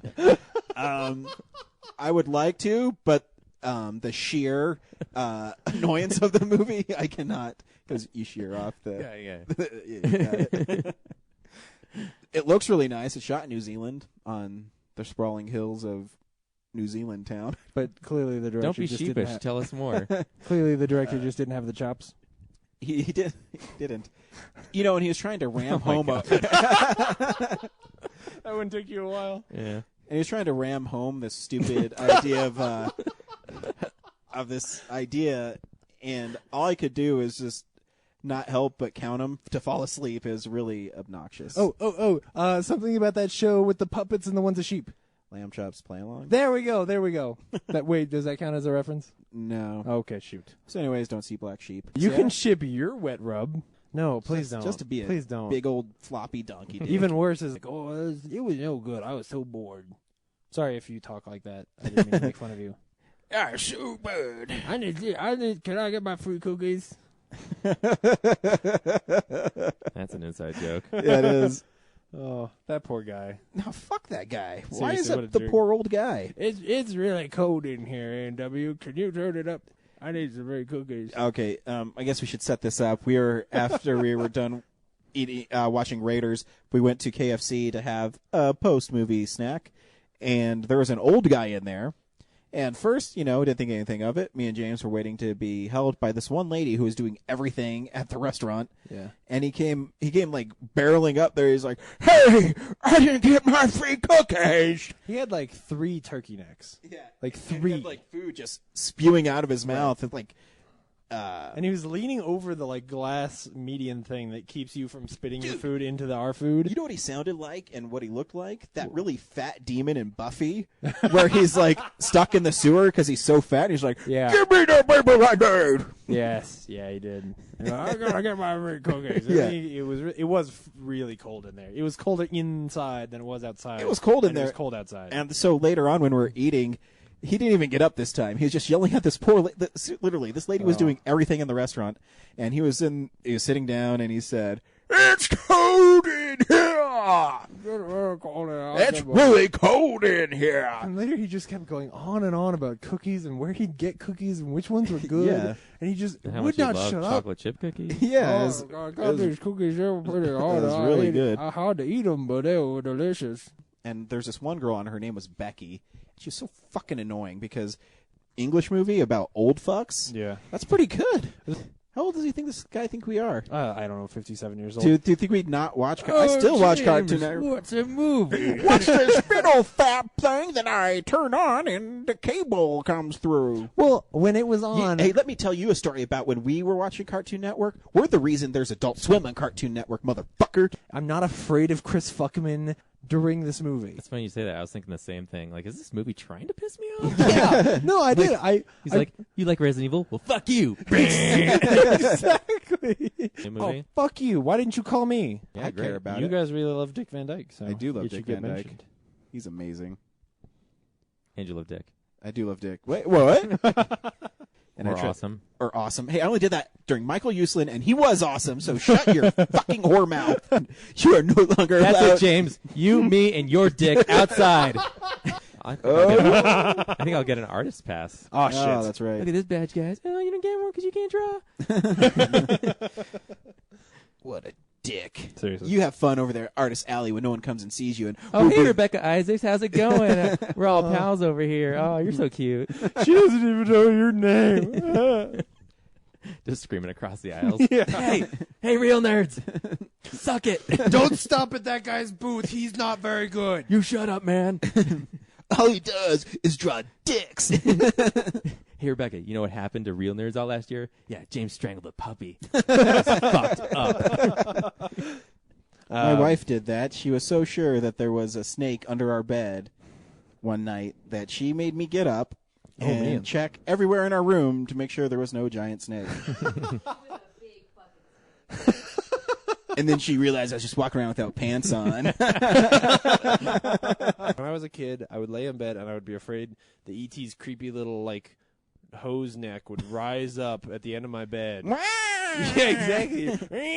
And it just scares the shit out of me. And then he would literally run out of his bedroom with the shit falling out of his ass because it scared the shit out of him, thinking that, E.T. scared him. And his mom would come out and be like, fuck, James, I have to clean up your shit again. You don't like Cloverfield? Not really. What a limp dick. Dude, I still haven't seen a But that's trailer not for... news. Have you guys know anything about Gravity with Robert Downey Jr.? No, I haven't heard anything about it. I know it's in coming out a in long November. time. Yeah. That's all I know about it. I've seen no photos. I've seen no trailer. And I want my Robert Downey Jr. fix. This is fucking bullshit that I can't find it. Well, hold on. Was that a joke about how you keep all of your comic books in Brad's ass? Yes. That's This what we guy were doesn't talking even about. fucking listen to me. I don't even know why I even talk on this fucking show. And every time that Liam Neeson would hit somebody, which it's a Taken movie, so he hits a lot of people, the guy would go, "Hello." Yeah. Hello. Hello. Sorry there, chap. Boom. Oh, you're gone. Boom. Boom. So, he's just being a butt knocker. Yeah. Butt knocker. So fuck him. Speaking of Stan Lee, though. Give it a fucking chance, Brad. Jeez. Give me something Batman. No, fuck Batman. And I was like, dude, why do you want me to suck your dick? Fine, I'll stop being a I was producer. more like this, why do you want me to suck your dick? And then I just sat here and stared at you, and I was just He weird was to watch. fascinated.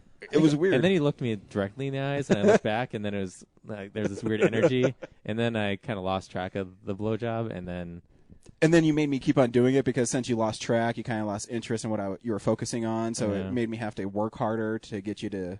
But at least you guys had fun. And do you have a piercing? Because I think I knocked out a tooth on that one. Well, it's I had really loose in there. Yeah, emergency dentist. You go to Comfort Dental, I'm sure they'll take care of it. This is the worst Is there conversation a- since bestiality. A broken blowjob tooth dental insurance out there that I can get covered. There is. If you have full coverage. If you don't, if you go to Comfort Dental, it's another $19 because you have to get the X-ray and they got to see what tooth your dick knocked out. And when they do that, they go ahead and cap it depending on how big the mushroom indentation in your mouth is, and it goes from there. Whoa, how do you know so much about this? Well, when you suck as much dick as I do. I mean, this week we saw The 7 Psychopaths. What, dude? Spoilers? Fuck. Tune in Sunday for The Walking Dead. Unless you own Dish, then fuck you. You're like one of those people that drive me nuts. Or like, oh, British TV's so much better than American. No, here's the take thing. my tea Look, with you just my raised, biscuits. Union- I saw Shaun of the Dead at the freaking Esquire before it was even popular. So fuck all you motherfuckers. He's the German. And you know Let's what? pick on him. You know what? If we want to make it in Hollywood, we better start kissing some Jew ass, or we're never going to make it. The last thing I saw was it's called The Burning, and Is it about your crotch? no, don't stick your dick in it, dude. Push the button. Right, LED dicks pointing in his face. Stolen thunder. Call me Thor, bitch. a I'm year getting ago. cramps in my fucking leg. You want some leg Midol? And Wait, what you're the right. fuck are you talking about? Okay, so Quit being vague about it and tell me what the fuck is going on in this movie. You certainly did not You're make such me a cry. dick. You love seeing an alcoholic pilot kill people. You're like, oh, fuck that guy. But He when didn't kill people. He saved 96 when kids are trying to be themselves, that's stupid. Ball sack. That looks like a dick. So you can draw a waveform. See if we can make a waveform that looks like a dick. I want to listen to the wheel notes. Fuck. You can tell us we suck donkey dick. We'll read it on the air. And then we will suck. No. Whoa, no. James will suck donkey Whoa. dick. I will watch and film it, and then I'll call it Jackass 4 Donkey Dick Edition. Every week we have a donkey standing in the middle of the room, tied to just a waiting to post, get its waiting dick to get sucked. I don't think as you've soon ever as someone seen. tells us to do it, James is going to do it. I don't think So- you've ever seen an actual Jackass film. That's not what happens in those movies. Yeah, Ryan Nundring's horse That's semen. a horse, not a donkey. Basically same thing. He doesn't look like Stitch. He looks like a amorphous blob of poop. Is that with really giant eyes. E.T.'s fault? You're judging someone by the way they look? Yes. That's fucked up, Yeah. James. If you don't like E.T., you're not cool. This is why I Fuck don't- this is fucking why- I'm shit. flipping Fuck. you off in my mind right now. This is fucking shit. Fuck motherfuck. I'm going to try to set the record for most fucks in a podcast. Yeah, he's gonna have to bleep out all those fucks. Yeah, So- well, life sucks. Wear a helmet. We need to just change the name of this podcast to "Ship Full of Plague Rats." What? The fuck does that mean, James? Because we're all sick. What? Ship full of plague? Never. Oh, mind. ship full of Yeah, plague ship full rats. of- I thought Oh, you yeah, said no, shit shit full full of plague bats. I'm like, what the fuck is that? Okay, when you guys are done with your butt fucking, let's get back to the show. Okay, so Joss Whedon must have shit in his lunch. 15 people died on that beach. I don't know how he knew how many people died. And one of them was my sister. I'm going to make sure you pay. So I don't go to foreign countries because I'm afraid of getting my face cut off. Brad has big old fucking balls that he just can't do it. Once tries to go into my mouth, it's just the hardest thing ever. Favorite I always thought female she was so performance of the cute year. for how old she is. Oh yeah, You absolutely. know? I mean, I probably won't fuck her, but I think she's cute. I smell cat shit. Did I'm a cat totally come out okay here and with just shit? Plus I they're don't know what badass. else to say. I'm getting all sentimental here, but You are. I just want to say thanks to you guys. You guys have anything to say after a year of doing this? I wish that Brad wasn't sick. yeah, me too. Yeah, what a dick. Way to Yeah. ruin our fucking year anniversary show. Fucking bye. Bye. Twilight sucks dick. Edit that out, motherfucker. Real Nerds Podcast is a Nebulous Visions multimedia production. The Real Nerds would like to thank the Alamo Draft House in Littleton and now open in Sloan's Lake. We also would like to thank Colorado Coins, Cards, and Comics, especially Andrew. Our music has been brought to you by Sparks Mandrill and Plan 9 Studios. And of course, thanks to James's mother, our most loyal listener. Have a nice day.